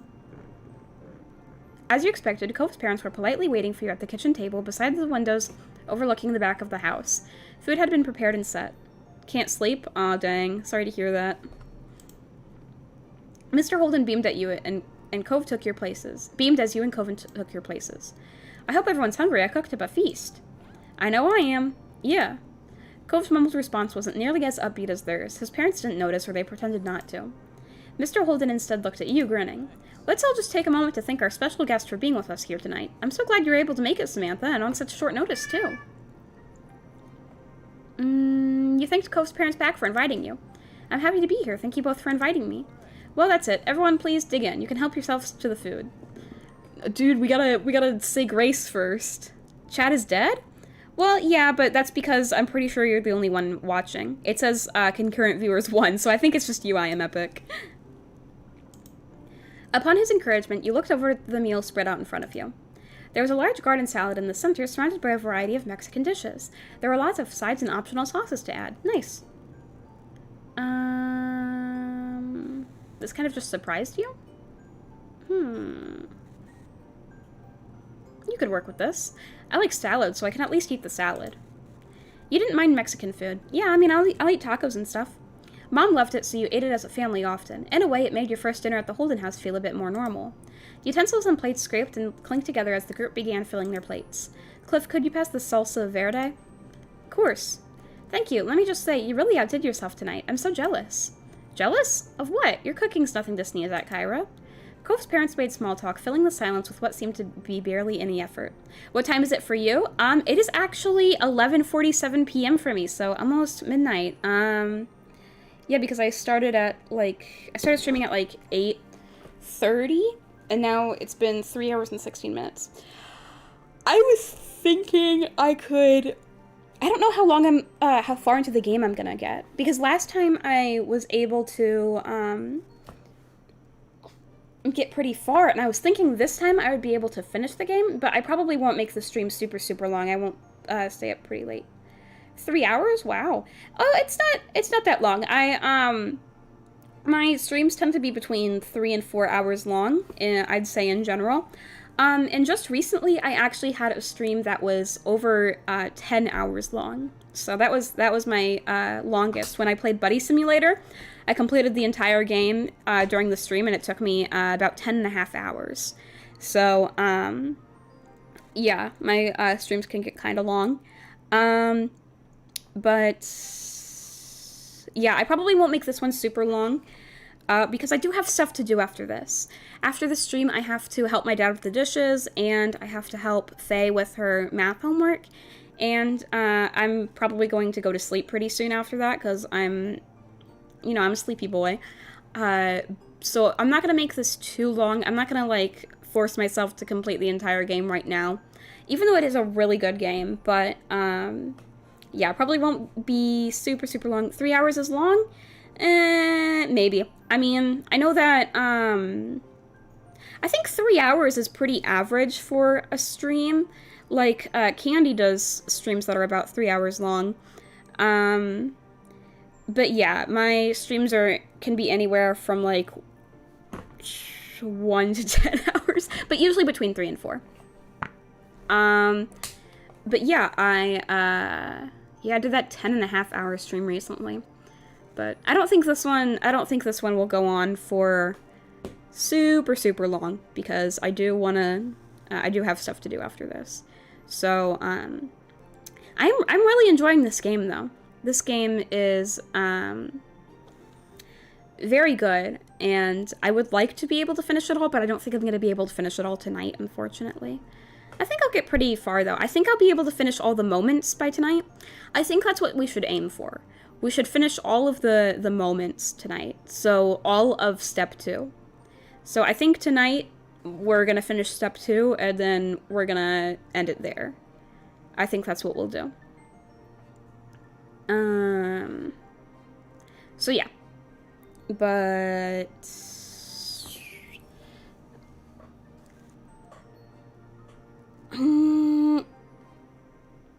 hold on, I'll be back.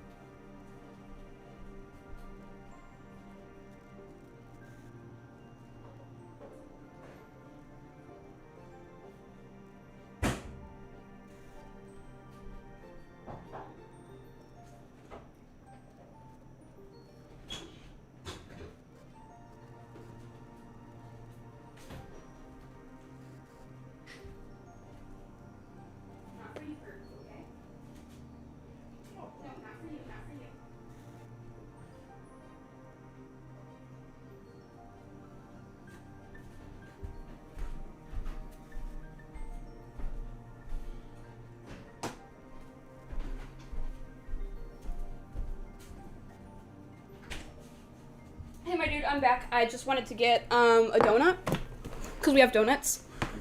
And I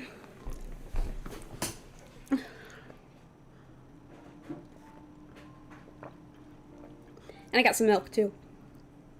I'm thinking about making that sausage. And if you'd like, you can have some of that. I don't know, you're more of a donut person. Mm-hmm. Give me a donut. I would if I could. What is 2 plus 2v equals 8? Oh, I'm actually really good at these problems. I'm really good at, like, simple algebra like that. I can do that in my head. Hold on, let me think. Wait a minute, what is it? 2 plus 2v equals 8. Oh, crap. I can probably do it in my head faster than you can do it on paper. Okay. 2 plus 2v equals 8. And we gotta solve for v, right? Yeah. Alright. Okay, let's see who can figure it out faster. Ready, set, go. It's 3. Damn it, it is. It is.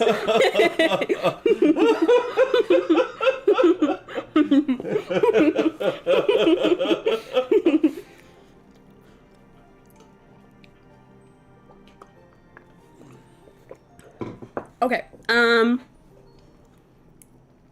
anyway, let's see how this dinner goes. We just have to finish this this moment. They're called moments. It sounds weird to say though. And then the next one, and then we're done with all of them for step 2. So then we have step 2 finished. Okay. Cove's parents made small talk, filling the silence with what seemed to be barely any effort. You chimed in as well. Okay, Did it take you a... I'm sorry, before you continue, I was gone for a little while. What did they spill any significant tea? Not any significant tea, no. So you still don't know why they're acting strange, huh? Nope, not really. Did it take you a long time to cook all this, Mr. Holden? Oh, not at all. Sure, this is more than I usually make for me and Cove, but I enjoyed every second of it.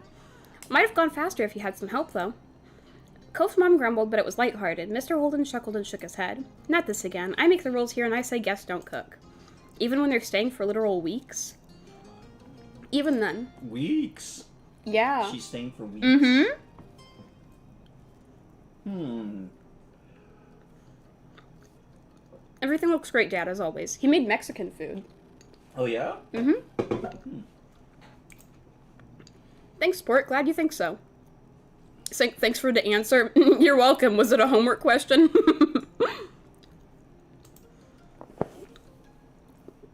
Cove smiled. It was genuine even if it was strained at the corners. Brief silences interspersed the small talk. You piled some food on your plate, waiting for your turn if someone was serving themselves a dish that you had your eye on.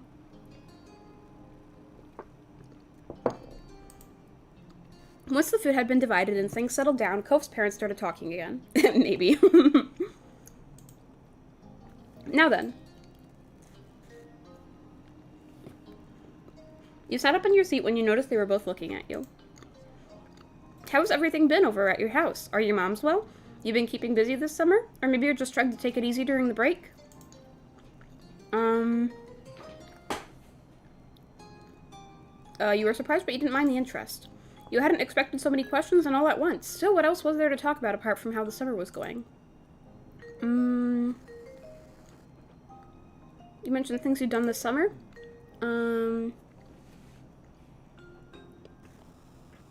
You should know what I've been up to since so much has included your family. Yeah, I've mostly just been hanging out with Cove. Mr. Holden laughed loud and short. You caught him off guard with that. A fair point.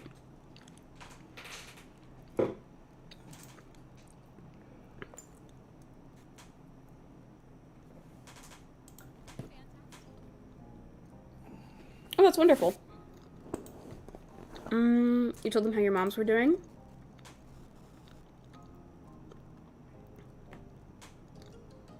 Moms are fine. Just kind of busy with work and stuff.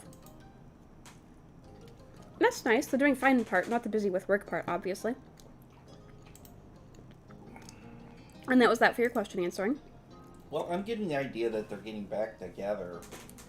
You know, because she's been there for weeks. See, that's very likely. If they're on such good terms with each other and she's been there for weeks, it's possible that maybe they are getting back together. Where is she sleeping? That's a big That question. is a good question. Okay, if I didn't think she's about that. sleeping in his bed, well then obviously they're back together. But if she's sleeping in a guest room, then maybe they're sharing expenses. Maybe she found herself in a bad way and she's moved in with her ex and they're just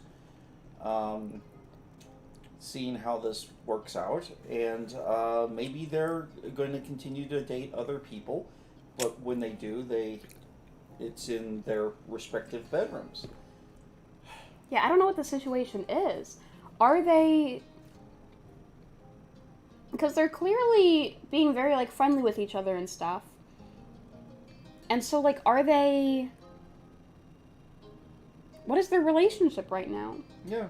Now, see, I'm kind of an open book guy, so I don't mind if people pry and ask personal relationships. But I feel like if this was real life, if I was going over to a friend's house for dinner, I would not ask their parents about how their relationship is going. Yeah, because you can start off by saying, are you guys comfortable with answering personal questions? And then if they go like, sure, why not? Then maybe you can go ahead and ask something like that. But if they say something like, it depends on the question, that means no. Mm-hmm. That's a polite way of saying no, because then the only way to tell them what type of question is to ask the question, and you don't want to do that if it'll make them feel uncomfortable. So, and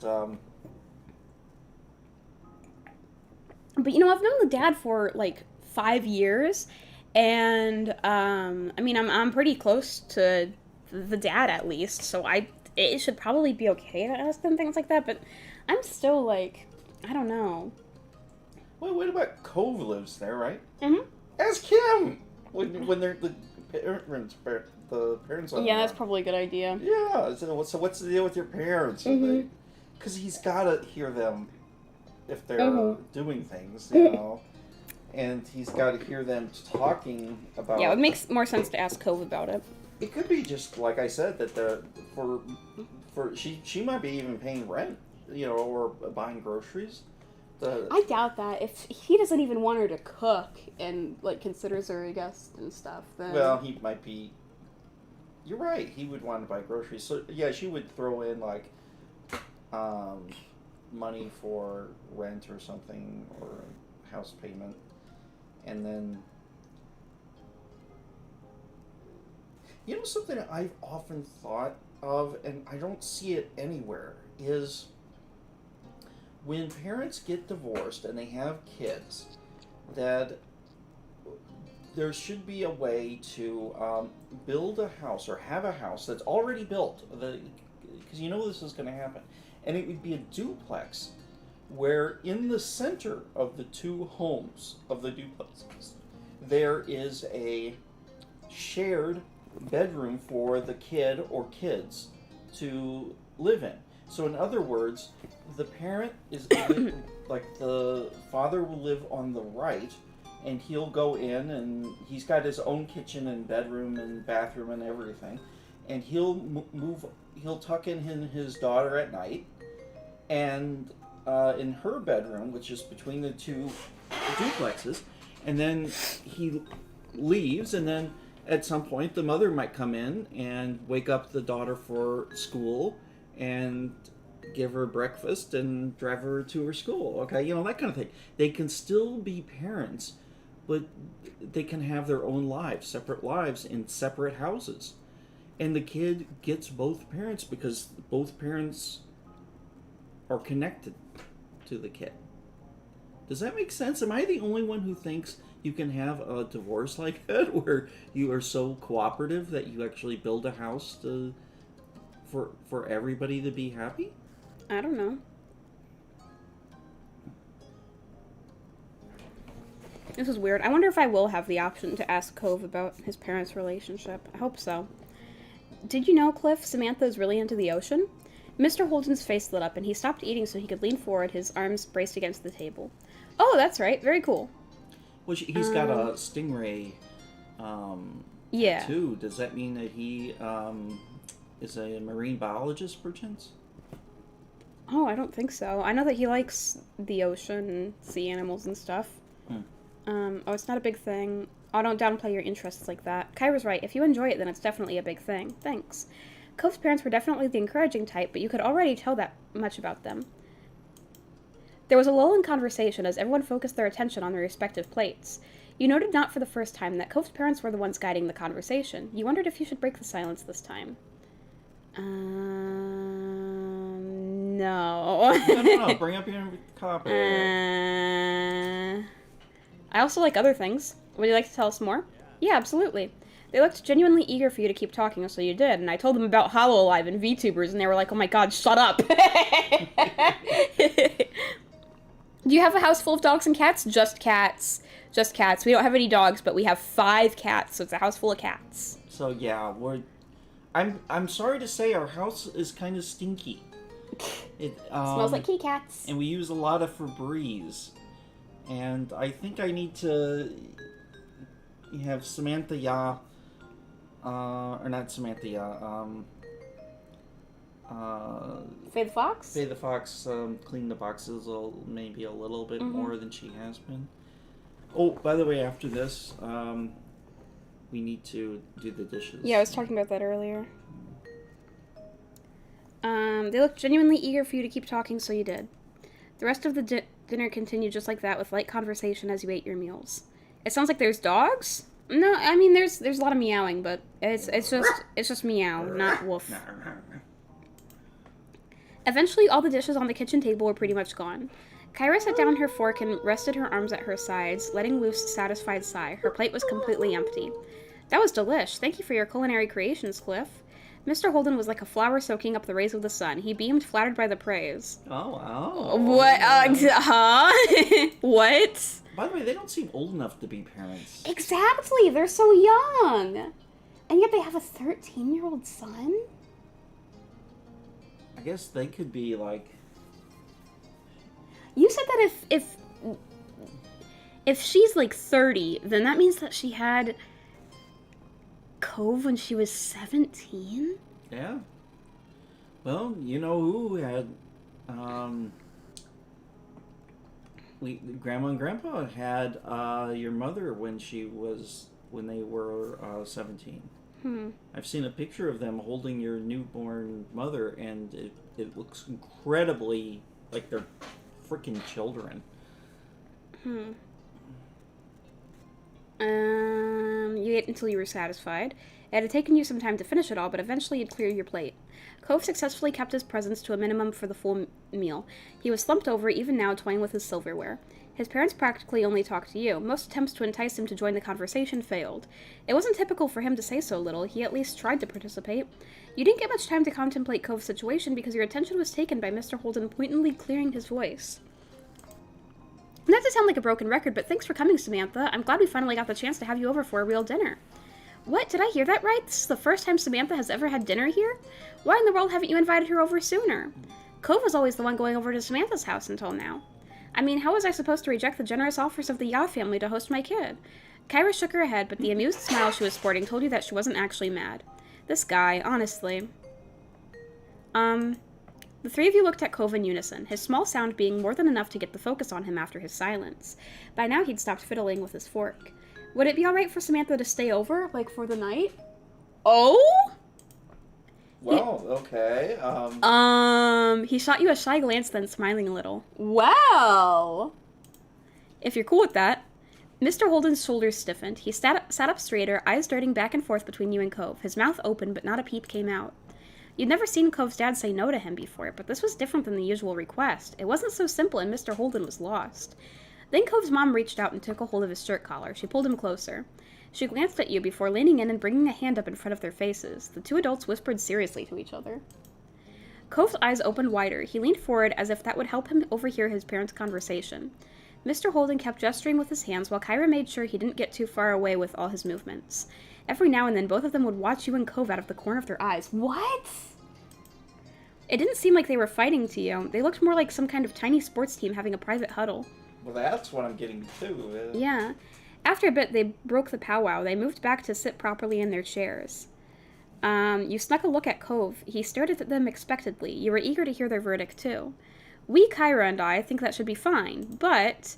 He lifted a finger dramatically, his brows raising as he met Cove's gaze and then your own. We'll have to talk with Samantha's parents to make sure they'd be comfortable with it. Well, yeah. If they are, we can arrange for a sleepover to happen on a different night when everyone is more prepared. If Samantha's folks don't like the idea, there's nothing we can do. He finished the mini-speech with a wide shrug using his full arms. He also checked out Kyra from the corner of his eye and gave her a crooked smile. She nodded approvingly and grinned back. You thought you saw her give a thumbs up, but her hand was partially blocked by the table. They looked so pleased with themselves over the answer, but they just passed the actual decision on whether it was all right or not to someone else, namely your parents. If this was a sports game, they would have punted the ball away.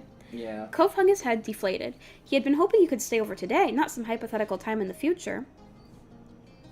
This is a game, so if you're the only one to streaming this game. Yes, this game is called, Our Life, Beginnings and Always. I probably am the only one streaming this game right now, but, I don't know, am I? Did you check? Cove hung his head deflated. He had been hoping you could stay over today, not some hypothetical time in the future.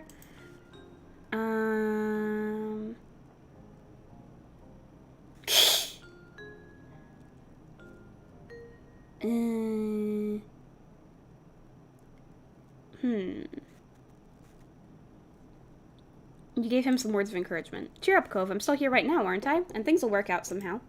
Though he still appeared upset, the corners of his lips lifted a little in appreciation of your comfort. With that, dinner finally came to an end.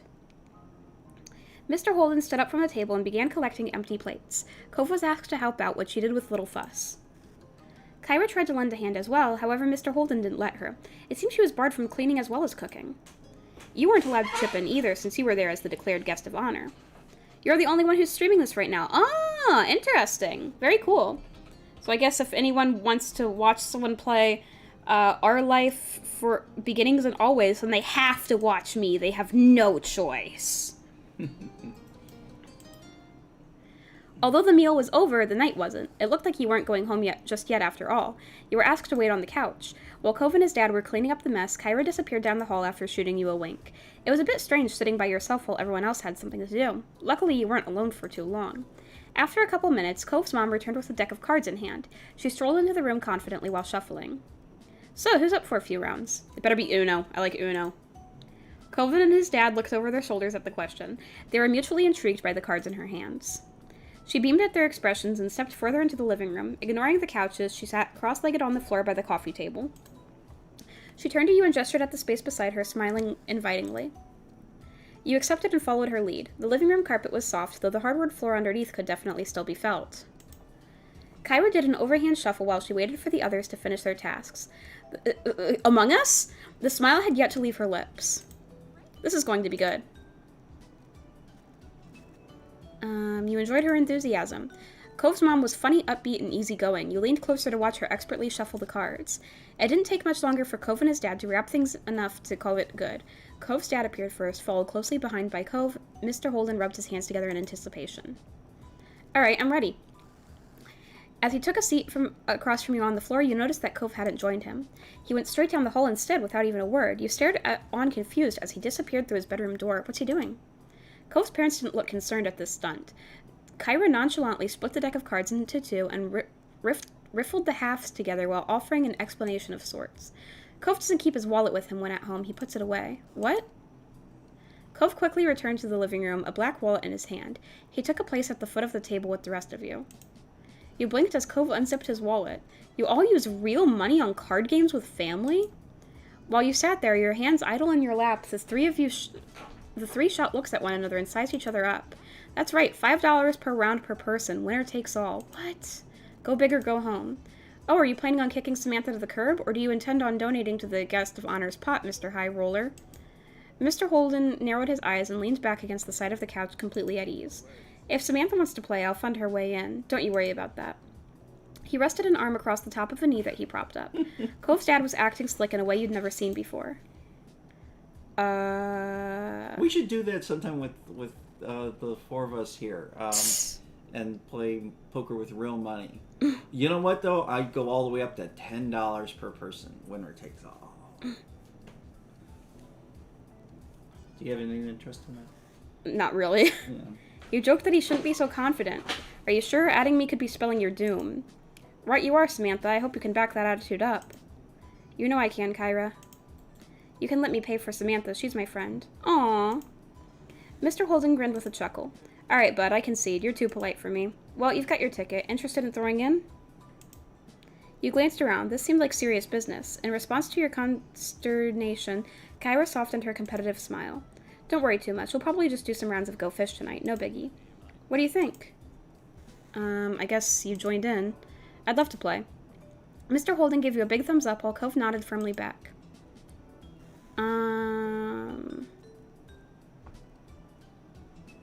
You left it all to luck. Card games were mostly about chance, after all. Fantastic. We'll play for however long everyone wants to keep going, or until people start running out of cash but are still refusing to quit while they're behind. Speaking for yourself, I see. With a laugh, Kyra nudged you using an elbow, then motioned towards the other two with her chin. Don't be fooled by their soft faces. These boys are sharks. Oh my god, Gargura? Do my homework, please. In reaction to her words, Mr. Holden smirked and Cove's eyebrows became more angled. Kyra's phrasing made you think back to when you were young, specifically of Mr. Holden's favorite shark pants that he used to wear all the time. Perhaps they had been a fit for him in ways you didn't know of. You could feel tension in the air. Cove and his parents glued their eyes to one another, then all placed $5 bills in an empty space in front of them. Gotta go, bye? Okay, goodbye, and if you're going to bed, then good night, and have a nice sleep. Cove dropped an extra one for you, giving you a tiny smile after he did. Once this was done, Kyra began dealing out cards to everybody. It was time to begin. The first round came and went quickly, with the group getting into the groove of things. You won right away, which meant you had money to keep playing the second round. You're a natural. Nicely done. You'd better keep those wits about you for the next round, though. As the night went on, so did the games. Mr. Holden would jokingly shake his fist whenever someone other than him got a pair.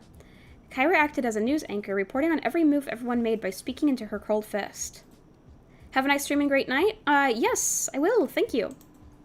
Cove was still a few words, but now it was because he was focused on the game instead of being overcome with awkwardness. Most of the time, you even spotted a smile on his lips. You didn't win many of the games, but others always chipped in for you. In fact, it was always a bit of a fight over who got to be your backer. It became clear that where the money went in the moment didn't really matter. They ended up giving it back to one another in other ways, and not just through more rounds of cards. You sat back looking over the scene. A tiny smile grew on your face. Cove's family was pretty cool, you thought. You were glad you got this chance to come over to spend time with the three of them. Yeah, why did they get divorced? What's going I on? don't know. I have no idea why they got divorced. That whole time, was there? Yeah! We still never figured out why they got divorced. Wow, okay, well, there's only one more thing, road trip, and I wonder if you'll figure out the secret. It makes me think that I should have asked the mom when I had the chance. Oh, there was, way back then, yeah. Because I really want to know. I really want to know. Might have to look it up. Or replay the game. Okay, well, let's do road trip, and I think that'll be it. Even though you were awake, the sun had barely peeked its head above the horizon, and the sky above was still dark, though lightening by the minute. Usually you wouldn't be up so early, especially during summer vacation, but today was different.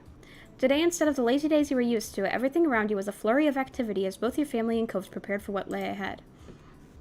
Because parked in the street just outside your house was a massive RV, the camper, so big you couldn't even see Cove's house behind it. His parents had rented the RV for a few days to take him on a short road trip to see the Redwood National Park.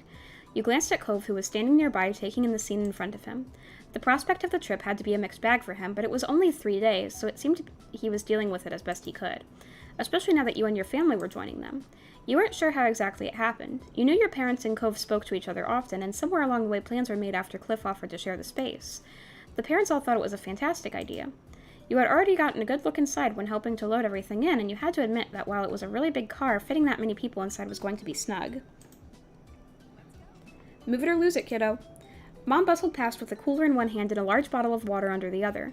She was upbeat for this early in the morning. Ma, however, seemed to be on the other side of the wavelength. She followed behind her wife, dragging her feet on every step. I'm going to need a whole jug of coffee once we hit the road. You could relate to Ma. It was way too early. Personally, you were as raring to go as your mom. You felt like you were a middle ground between the two. You could relate to Ma. It was way too early. You yawned and rubbed at your eyes, still sleepy from the early morning wake-up call. The air outside was still damp from dew that helped make you a bit more alert. And then, at the end of the chain, came your sister. She had a bone to pick before the trip officially started. Her rattling off critiques added some level of normalcy to everything new going on. I don't get why I can't sleep in the bed tonight. Samantha is the youngest, and I'll never fall asleep in that loft. We're trying to make things fair on everyone. If you want to play the older card, you should be offering to take the loft both nights. It's important for big siblings to make sacrifices for their younger ones. Elizabeth huffed, not happy with that answer in the slightest, and folded her arms, leaning back against the side of the RV. The trip plans had been nailed down prior, the sleeping arrangements included. Elizabeth still held on to her objections with them. There was a main area of the RV with a couch, loft, and some floor space. At the end of the car was a room with a large bed. Your moms were sharing the bed, Kyra was on the couch, and father and son intended to sleep on the floor. The adults determined you and Elizabeth would switch between the small loft above the driver's seat and sharing the bed with moms.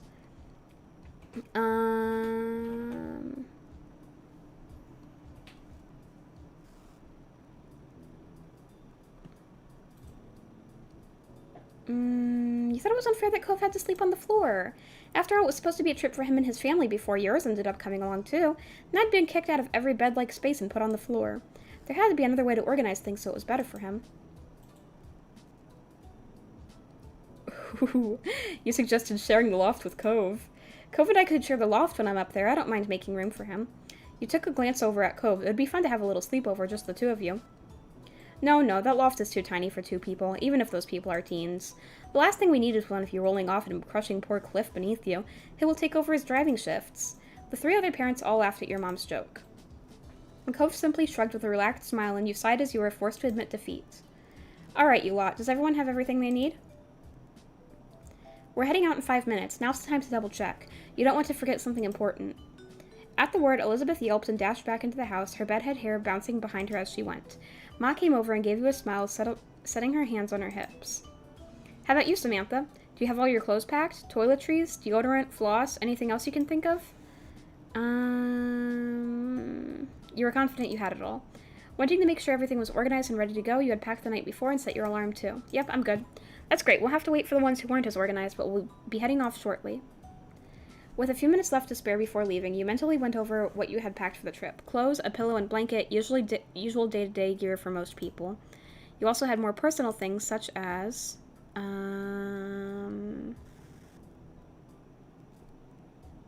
couple of things to read. I'd probably take a book. You had packed one of your old favorites and a new one you'd never tried before. You knew you'd have plenty of time for them both on such a long drive. I'm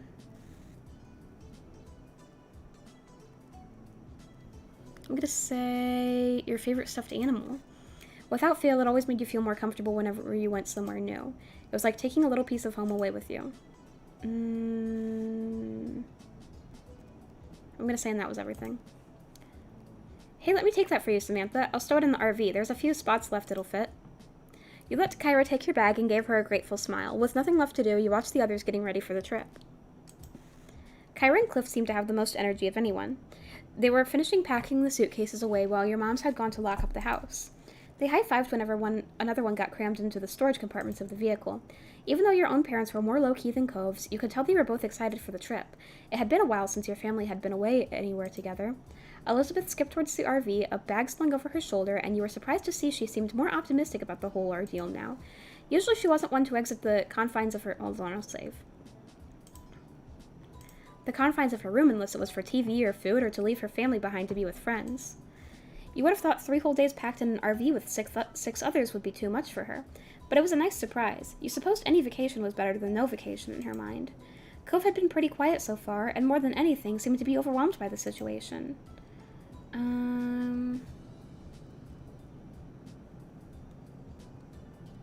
You were excited for the trip too.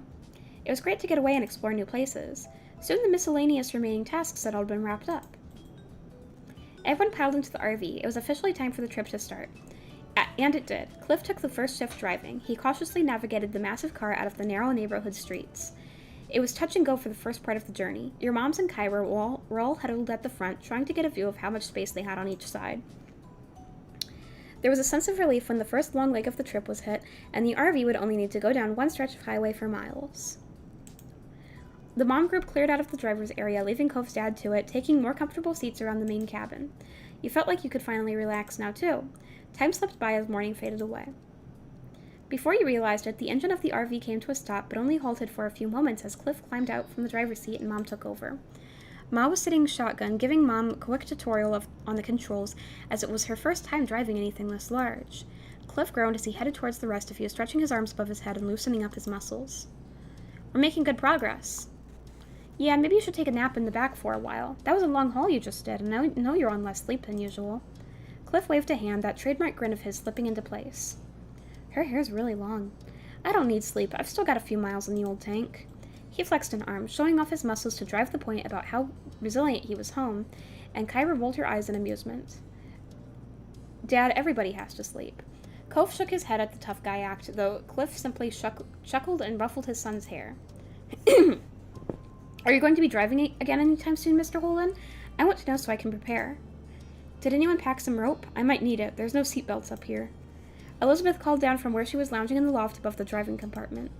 She was lying on her back, her hair falling over the side and swinging around as the RV started up again and took off down the road. A bag of potato chips was balanced on Elizabeth's stomach, and she tossed a couple in her mouth right as Cliff held a hand to his chest, pretending to be offended by the remark. Kyra laughed lightheartedly.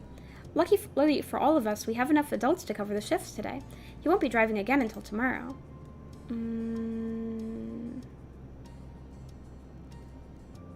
You stayed quiet. You didn't have anything to add to the conversation, but it was pretty funny all the same. Mom then shouted back in her seat to join in the conversation, a playful smile tilting her lips. What I'm more worried about is this old monster getting us there and back again before falling apart. It looks as though it was built in the early 90s. It must be older than some of the occupants. That's just the aesthetic of the decor. It's not that old, I think.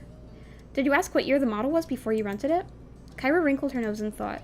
Yes, I did. I can't remember what the answer was. Cliff chuckled at her while the rest of you let out a collective sigh. The RV lurched a little as it picked up speed, and you held onto the ladder to the loft to keep your balance. You felt something graze the top of your head before a weight settled on your brown hair. When you tilted your chin up carefully to look, you heard the rustling of a bag of chips and realized Elizabeth had rested the end of it on your head. She gestured to the opening, silently offering to share her snack. Yeah, I want some chips. That's nice of her. Reaching up, you scooped up some chips. After that, the weight of the packet left your scalp. You happily munched away as the conversation continued on and you got closer and closer to your destination. The day flew by with the group of you chatting, playing games, and passing the time together before finally arriving at the park and setting up for the night.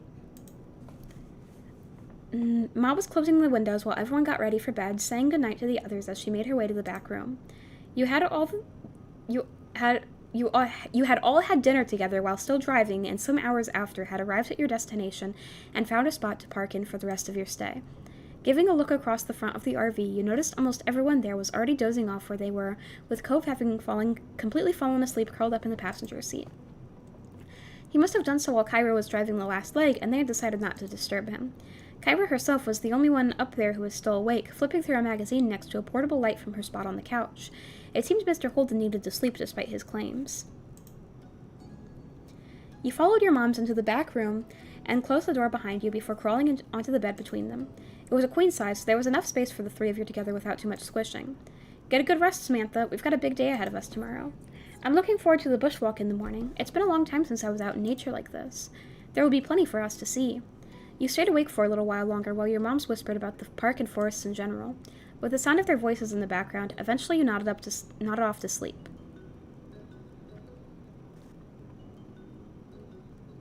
The next morning you were up bright and early preparing for the day ahead.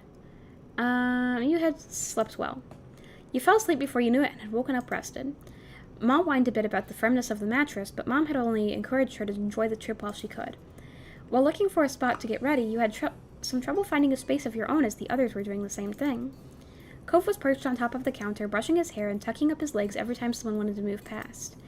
The parents were checking, double-checking, and triple-checking that you had everything to the point where you had stopped listening to them altogether.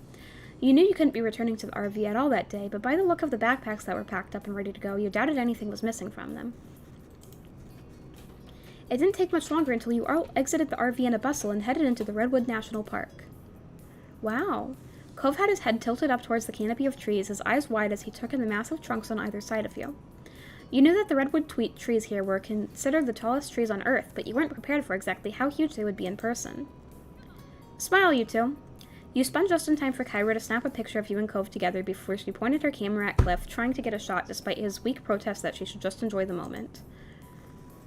Your parents were walking behind the group a little, with Mom telling Ma some information she had read about the park in a brochure. Ma, listened happily while looking around and taking in the sights, every now and then asking a question or making a joke about something Mom had said. You smiled at them, thinking your mom must have read a lot of pamphlets to know so much about the park. Maybe you should come and work here as a tour guide if you know so much about the place. Elizabeth teased, earning a squeeze on the nose from your mom. She seemed to be enjoying herself, but you thought that might just be because she was amused by everyone else's reactions. You were in awe of the redwood trees, you were fascinated by the sensations surrounding you, you were in a good mood, you weren't as impressed as the others, you were embarrassed that the adults were being so touristy. You were in a good mood. The air was fresh and clean, and it was nice to be outdoors with the people you loved most. You were certain that this was only the beginning of what would be a great day. The adults had decided on some casual nature walks rather than any serious hiking, and you strolled along at your own pace, taking in the scenery. Elizabeth sped up a little, smirking at Cove as she fell into place between the two of you, and immediately you could tell by her expression she was going to say something taunting. I can't believe our families are actually on vacation together. She threw her arms out, speaking with a genuine sense of bewilderment. I would have joked about something like this happening, but now I'm not so sure I want to give him any more ideas. Cove smiled at her, even if it was a little awkwardly, and continued walking along. Just watch. By next year, they'll be talking about their next new amazing idea. She put on a fake voice deeper than her own. We should just sell both our houses and move in together. Think of how much we'd save on the mortgage. It was clear that Elizabeth was being sarcastic. Cove simply shook his head, not really bothered by her. You suppose he was used to it by this point. But seriously, they really do act like we're a single family just because we live across the street from each other. Elizabeth gave you and Cove a look, her eyes glinting with mischief as she leered at you. Maybe one day we will be related. Legally, anyway. She said it as though she was a gossipy old lady. Maybe. I guess you and me could get married, Elizabeth. What? Me? Yeah, that way Samantha would be my sister-in-law. That would be fun. Oh my gosh. Elizabeth stuck her tongue out at Cove as if the very idea were ridiculous. You told her to cut it out already. Cove has a point. It wasn't a great comment. I'll marry you, Cove. You ignored Elizabeth. You were embarrassed.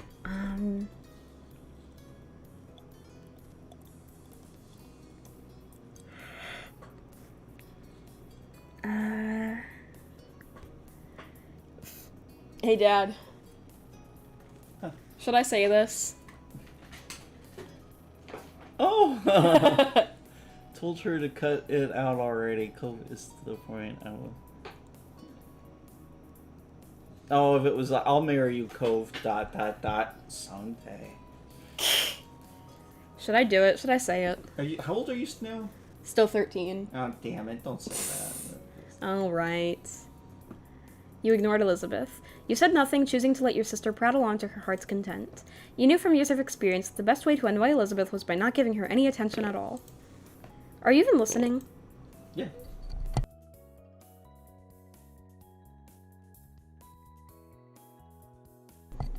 Huh? Did you say something? She huffed at you for that one. The day continued on with plenty to see and experience. You passed a few different activities that you would have liked to try out if you had the time, such as kayaking and rock climbing, but Ma said that would have to wait for another trip. There was a little stream during the walk that you sat beside and set out a picnic for lunch, nibbling on a selection of fruit sandwiches and chips. Various birds flew by overhead, and you made a game out of guessing the species that were hanging out in the trees nearby. You even managed to get a couple of them right, including the kingfisher that grabbed half of Cliff's sandwich. You were glad you got to do this in the end. You were disappointed to only have one day in the park. You thought the long trip wasn't worth only one day here. You had more fun hanging out in the RV. You hadn't had a good time with this trip.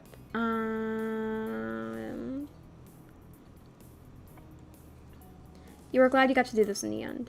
It was definitely a special experience and one you'd remember for a long time to come. You smiled to yourself, committing the sights and sounds to memory. Your group made it back to camp just as the sun was setting in the sky and the stars were appearing one by one.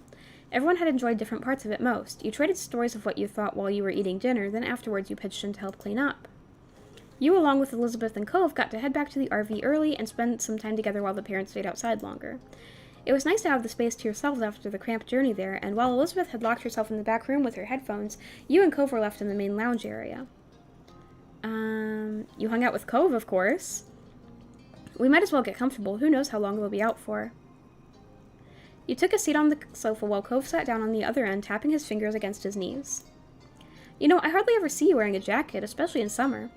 Oh, yeah, I like wearing as few layers as possible. It's easier that way. I'd rather be cold than extra hot, and it's kind of a pain to carry extra clothes around. My parents made me bring this jacket. I'm the same way. I don't mind either way. I love wearing layers. I love layers and accessories, too.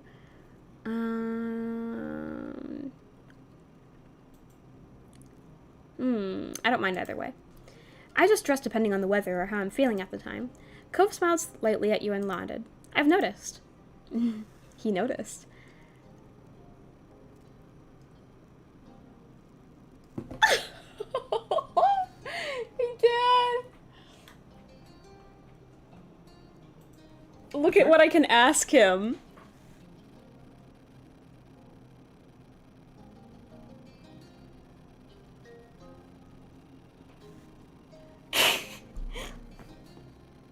Boy, things are getting progressively suggestive. Can we have these guys age up a little bit? I'm at this is the last moment of step 2, which means that very soon I'll be at step 3, which is adulthood. Okay. I think that's early 20s. I think that's how it goes. I think there's 3 steps, and the next one is early 20s. And then she'll ride him like Seabiscuit. Yeah. Okay. Oh my god, I want to say this.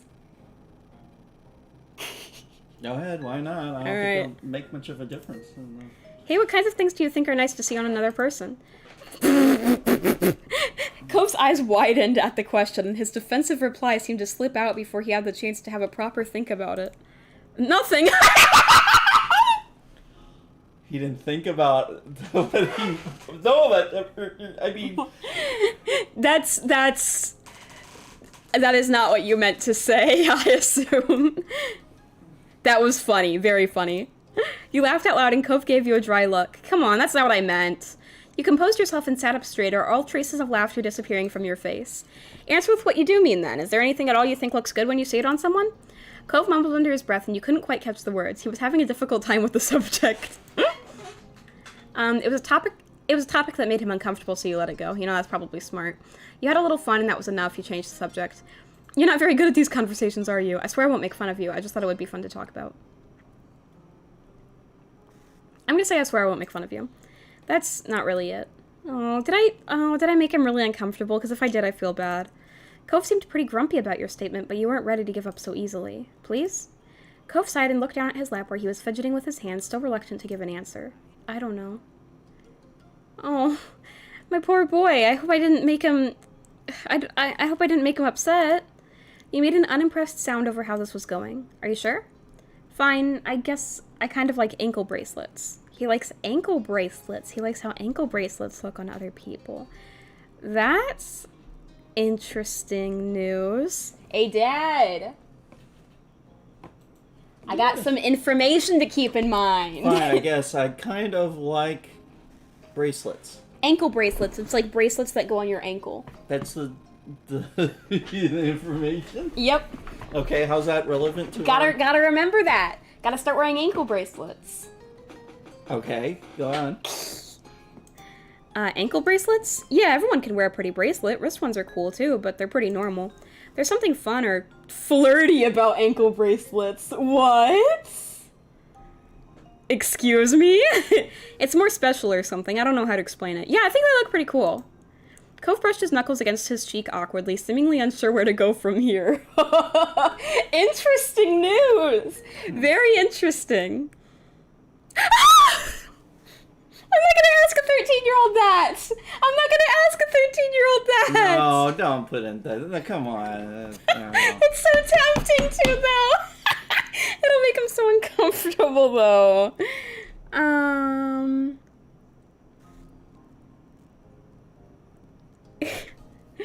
I shouldn't say that. I should not say that. I mean, I think ankle bracelets are pretty cool. I mean, I don't think I've ever worn them, but they do look pretty neat, so. Cove smiled at you, happy to hear he wasn't the only one who felt that way. When he said nothing else, you took a moment to gather your own thoughts. You had to get an anklet on ASAP! Maybe you'd wear your anklets more now. Maybe you wouldn't wear your anklets so often. You thought about buying an anklet of your own. You were happy to hear more about Cove, but it didn't really change anything. You needed to see how Cove would react to that. Cove looked away again, feeling awkward about this. You gave him an understanding look, and soon enough he was smiling like normal again. Well, now you have to answer, too. What do you like for another person? Oh, I get to answer. Wait. Glasses. Blue eyes. These are all related to him. Blue eyes. These are all about him, though. Blue eyes. Oh, I'll What say did you it. expect? Like, huge cock would have been the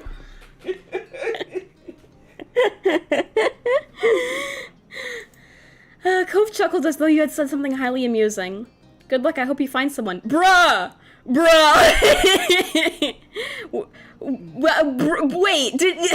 with that, the topic abruptly dropped off. Cove officially had no more to say on it. The parents all arrived soon after, each of them climbing into the RV and finding some place to sit down and rest their legs. Elizabeth, having heard the commotion, came out from the room for the first time since arriving and joined you all. You spent the evening chatting and playing a few games, enjoying the last evening of the trip together. Bedtime arrived within the blink of an eye. As the group hunkered down for the night, your mom did a final round to be sure nothing had been left behind. She explained that Cliff was going to start driving early in the morning, like on the first day, but would be letting everyone else in the group sleep. There wouldn't be a need for all of them to get up. Now was the time to check if you hadn't left anything outside. You, as well as everyone else, were confident you had it all packed up inside the RV, which meant it was time to get some rest before the journey home tomorrow. Your mom and Elizabeth said goodnight, heading to the back room while you climbed up to the loft. Cove and his family got situated below in the previously set arrangement. You tried to get comfortable as a million thoughts were running through your mind. It was hard to believe that the trip was practically over, and before you knew it, you'd be back in your own bed at home. You enjoyed this mini-adventure. It was short, that was for sure, but you got to see and do so much during your time here. All in all, it was a nice break away from home. The minutes ticked by silently. It didn't take long for the soft snores of Cliff and Kyra to drift up to you. They were asleep now. You wondered if Cove was still awake and decided to poke your head out from the loft to find out. You blinked through the dark. Looking down the hall, you noticed Cove lying on his back, his eyes staring straight up at the ceiling. His seafoam hair was spread out on his sleeping bag. He must have felt you watching him, because suddenly his eyes locked on yours. It was difficult to see him in the dim light, but you could make out the crooked smile on his face well enough. You made a silly face. Cove rolled his eyes at you, or at least you thought he did. You then gestured for him to come over. You then bent back. Went back to trying to sleep. You then decided to have fun quietly. You gestured for him to come over. Cove looked unsure about it, but you were happy to see him slowly start to sit up anyway. His sleeping bag rustled as he moved, though he tried to go slow, and froze up like a deer in headlights every time he made a sound, watching his parents for any sign of movement. Eventually, he managed to maneuver around his sleeping dad and make it up to the ladder, standing on the bottom rung where he looked up at you and whispered. Oh, God damn it. That's as close as they're going to get. I thought they were both on the floor together. No. What? Hi? Oh, it was nothing. Good night. How are you doing? You invited him up to the loft. Get him in trouble. Yeah, we're probably gonna break it. It's just an invitation. He doesn't... Yeah, Yeah. break the law. What? That's unrealistic. Those things could hold multiple people, right? Do you want to even tell them what that's referring to? Okay. Yeah, invite him to the loft. Okay. Do you want to come up? His eyes widened just so. You could only tell because he had come to where you were. Oh, hi, Evil King Frog. Good to see you. Cove glanced behind him quickly at his sleeping parents before turning back to you. Okay. Nice. Am I late? Yeah, kind of. I'm probably gonna end pretty soon because we're almost done with step 2. You broke out into a grin and scooched back as far as you could, making space for Cove to crawl in. He was very tall, so it wasn't a great fit for him, but he managed to squeeze himself in. Luckily, you were short enough to leave him with some room. They keep bringing up my height! They keep bringing up my height. Oh, Evil King Frog says, hi, Dad. Hi! Oh! Look at that! Oh my god! Oh, wow! My. Oh my goodness. I didn't expect such a detailed CG. Oh, Wow. That is a And nice he CG. looks sleepy sleep, too. Yeah, go sleepy sleep. You lay down next to each other on your sides, face to face. He got under the blanket a bit. Oh my goodness. One of his arms was nestled under his head for comfort. The other had nowhere to go and was rested alongside his chest on the floor of the loft. Cove spoke to you softly. So, what am I doing here? Oh my god, look at his little smile! Oh my god!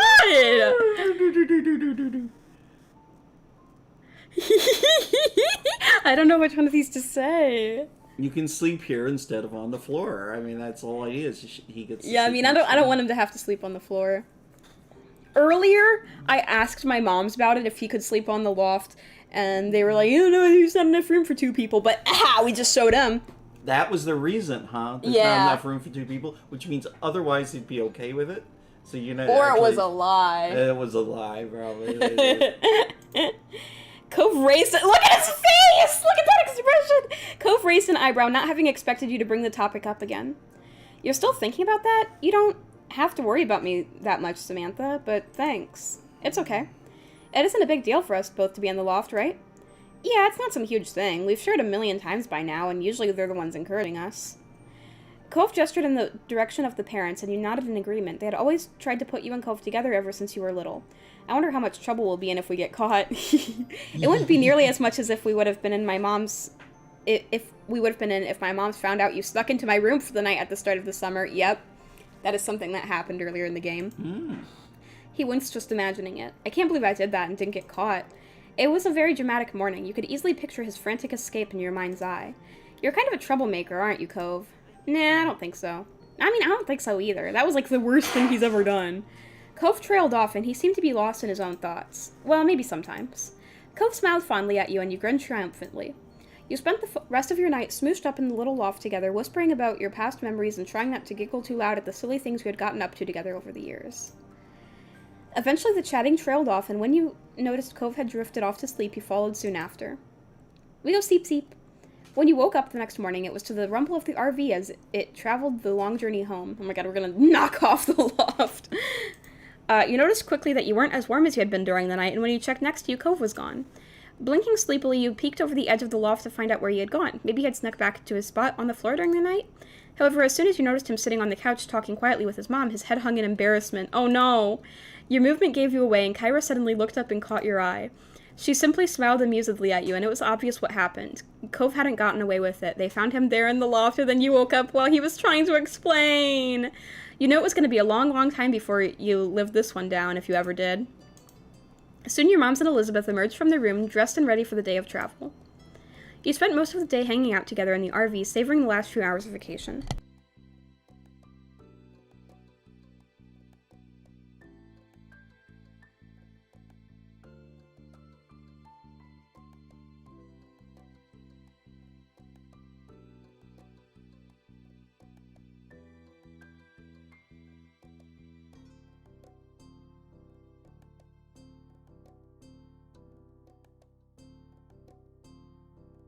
Kyra suggested a few different travel games she used to play with Cove when he was younger, and you all had a great time competing against each other. A little later in the day, you tried to talk to Cove about what happened in the loft, but he simply apologized and changed the subject. It was a bit She turned the mic off to fart. No, I didn't. She totally no, I turned the didn't. mic I off did to- not. I did not. Okay, that big pause. No, that I big didn't. silence, I didn't. He's where it was- lying. where He's it was lying. Quiet. She wanted to fart. No, I did not. That is not what happened. And then I said, "I'm not gonna let you get away with that." And No, she's like, that's- "No, Dad, don't tell him." That's Don't not tell what I him, don't did. tell That's Dad. not. That's Don't tell not him." what happened. Yeah, and so that's why we No, were it quiet was- for like no. 15 seconds. No, that was not. That was not what happened. No, he's lying. He's lying. Really? Yeah, that like you were that. You don't think these people know that you fart? Especially you. You fart like once a month or something. You know? Once a month. Yeah, I'm the one who. Well, at least I used to fart like every 10 minutes, but since I took fiber pills, I now only fart once a day. So.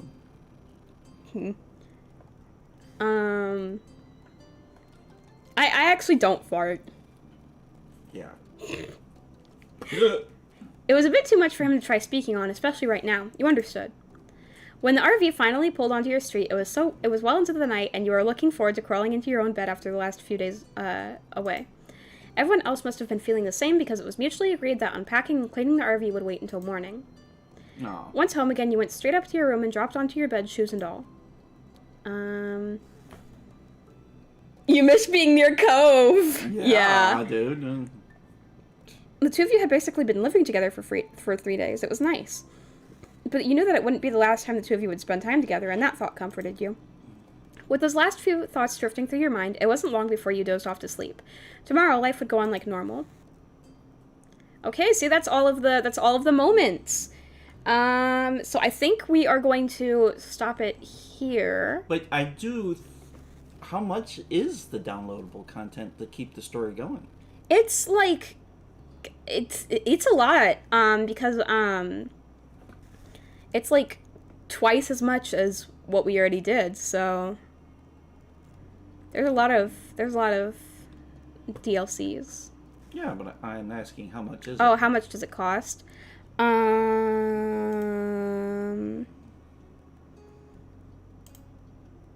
Well, I don't know if I'm gonna buy it or not. I might. Are you kidding? I want to find out what happens. I mean, if it's something ridiculous, like, $40, well, then that is too much, but,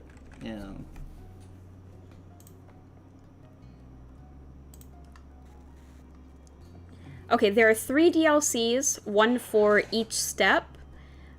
So like one for like extra content when they're kids, one for extra content when they are teens, and then one for extra content when they're adults. And each of them are $3.99. So if you get all 3 of them, that's $12. That's really not bad to double the content of the game. Yeah.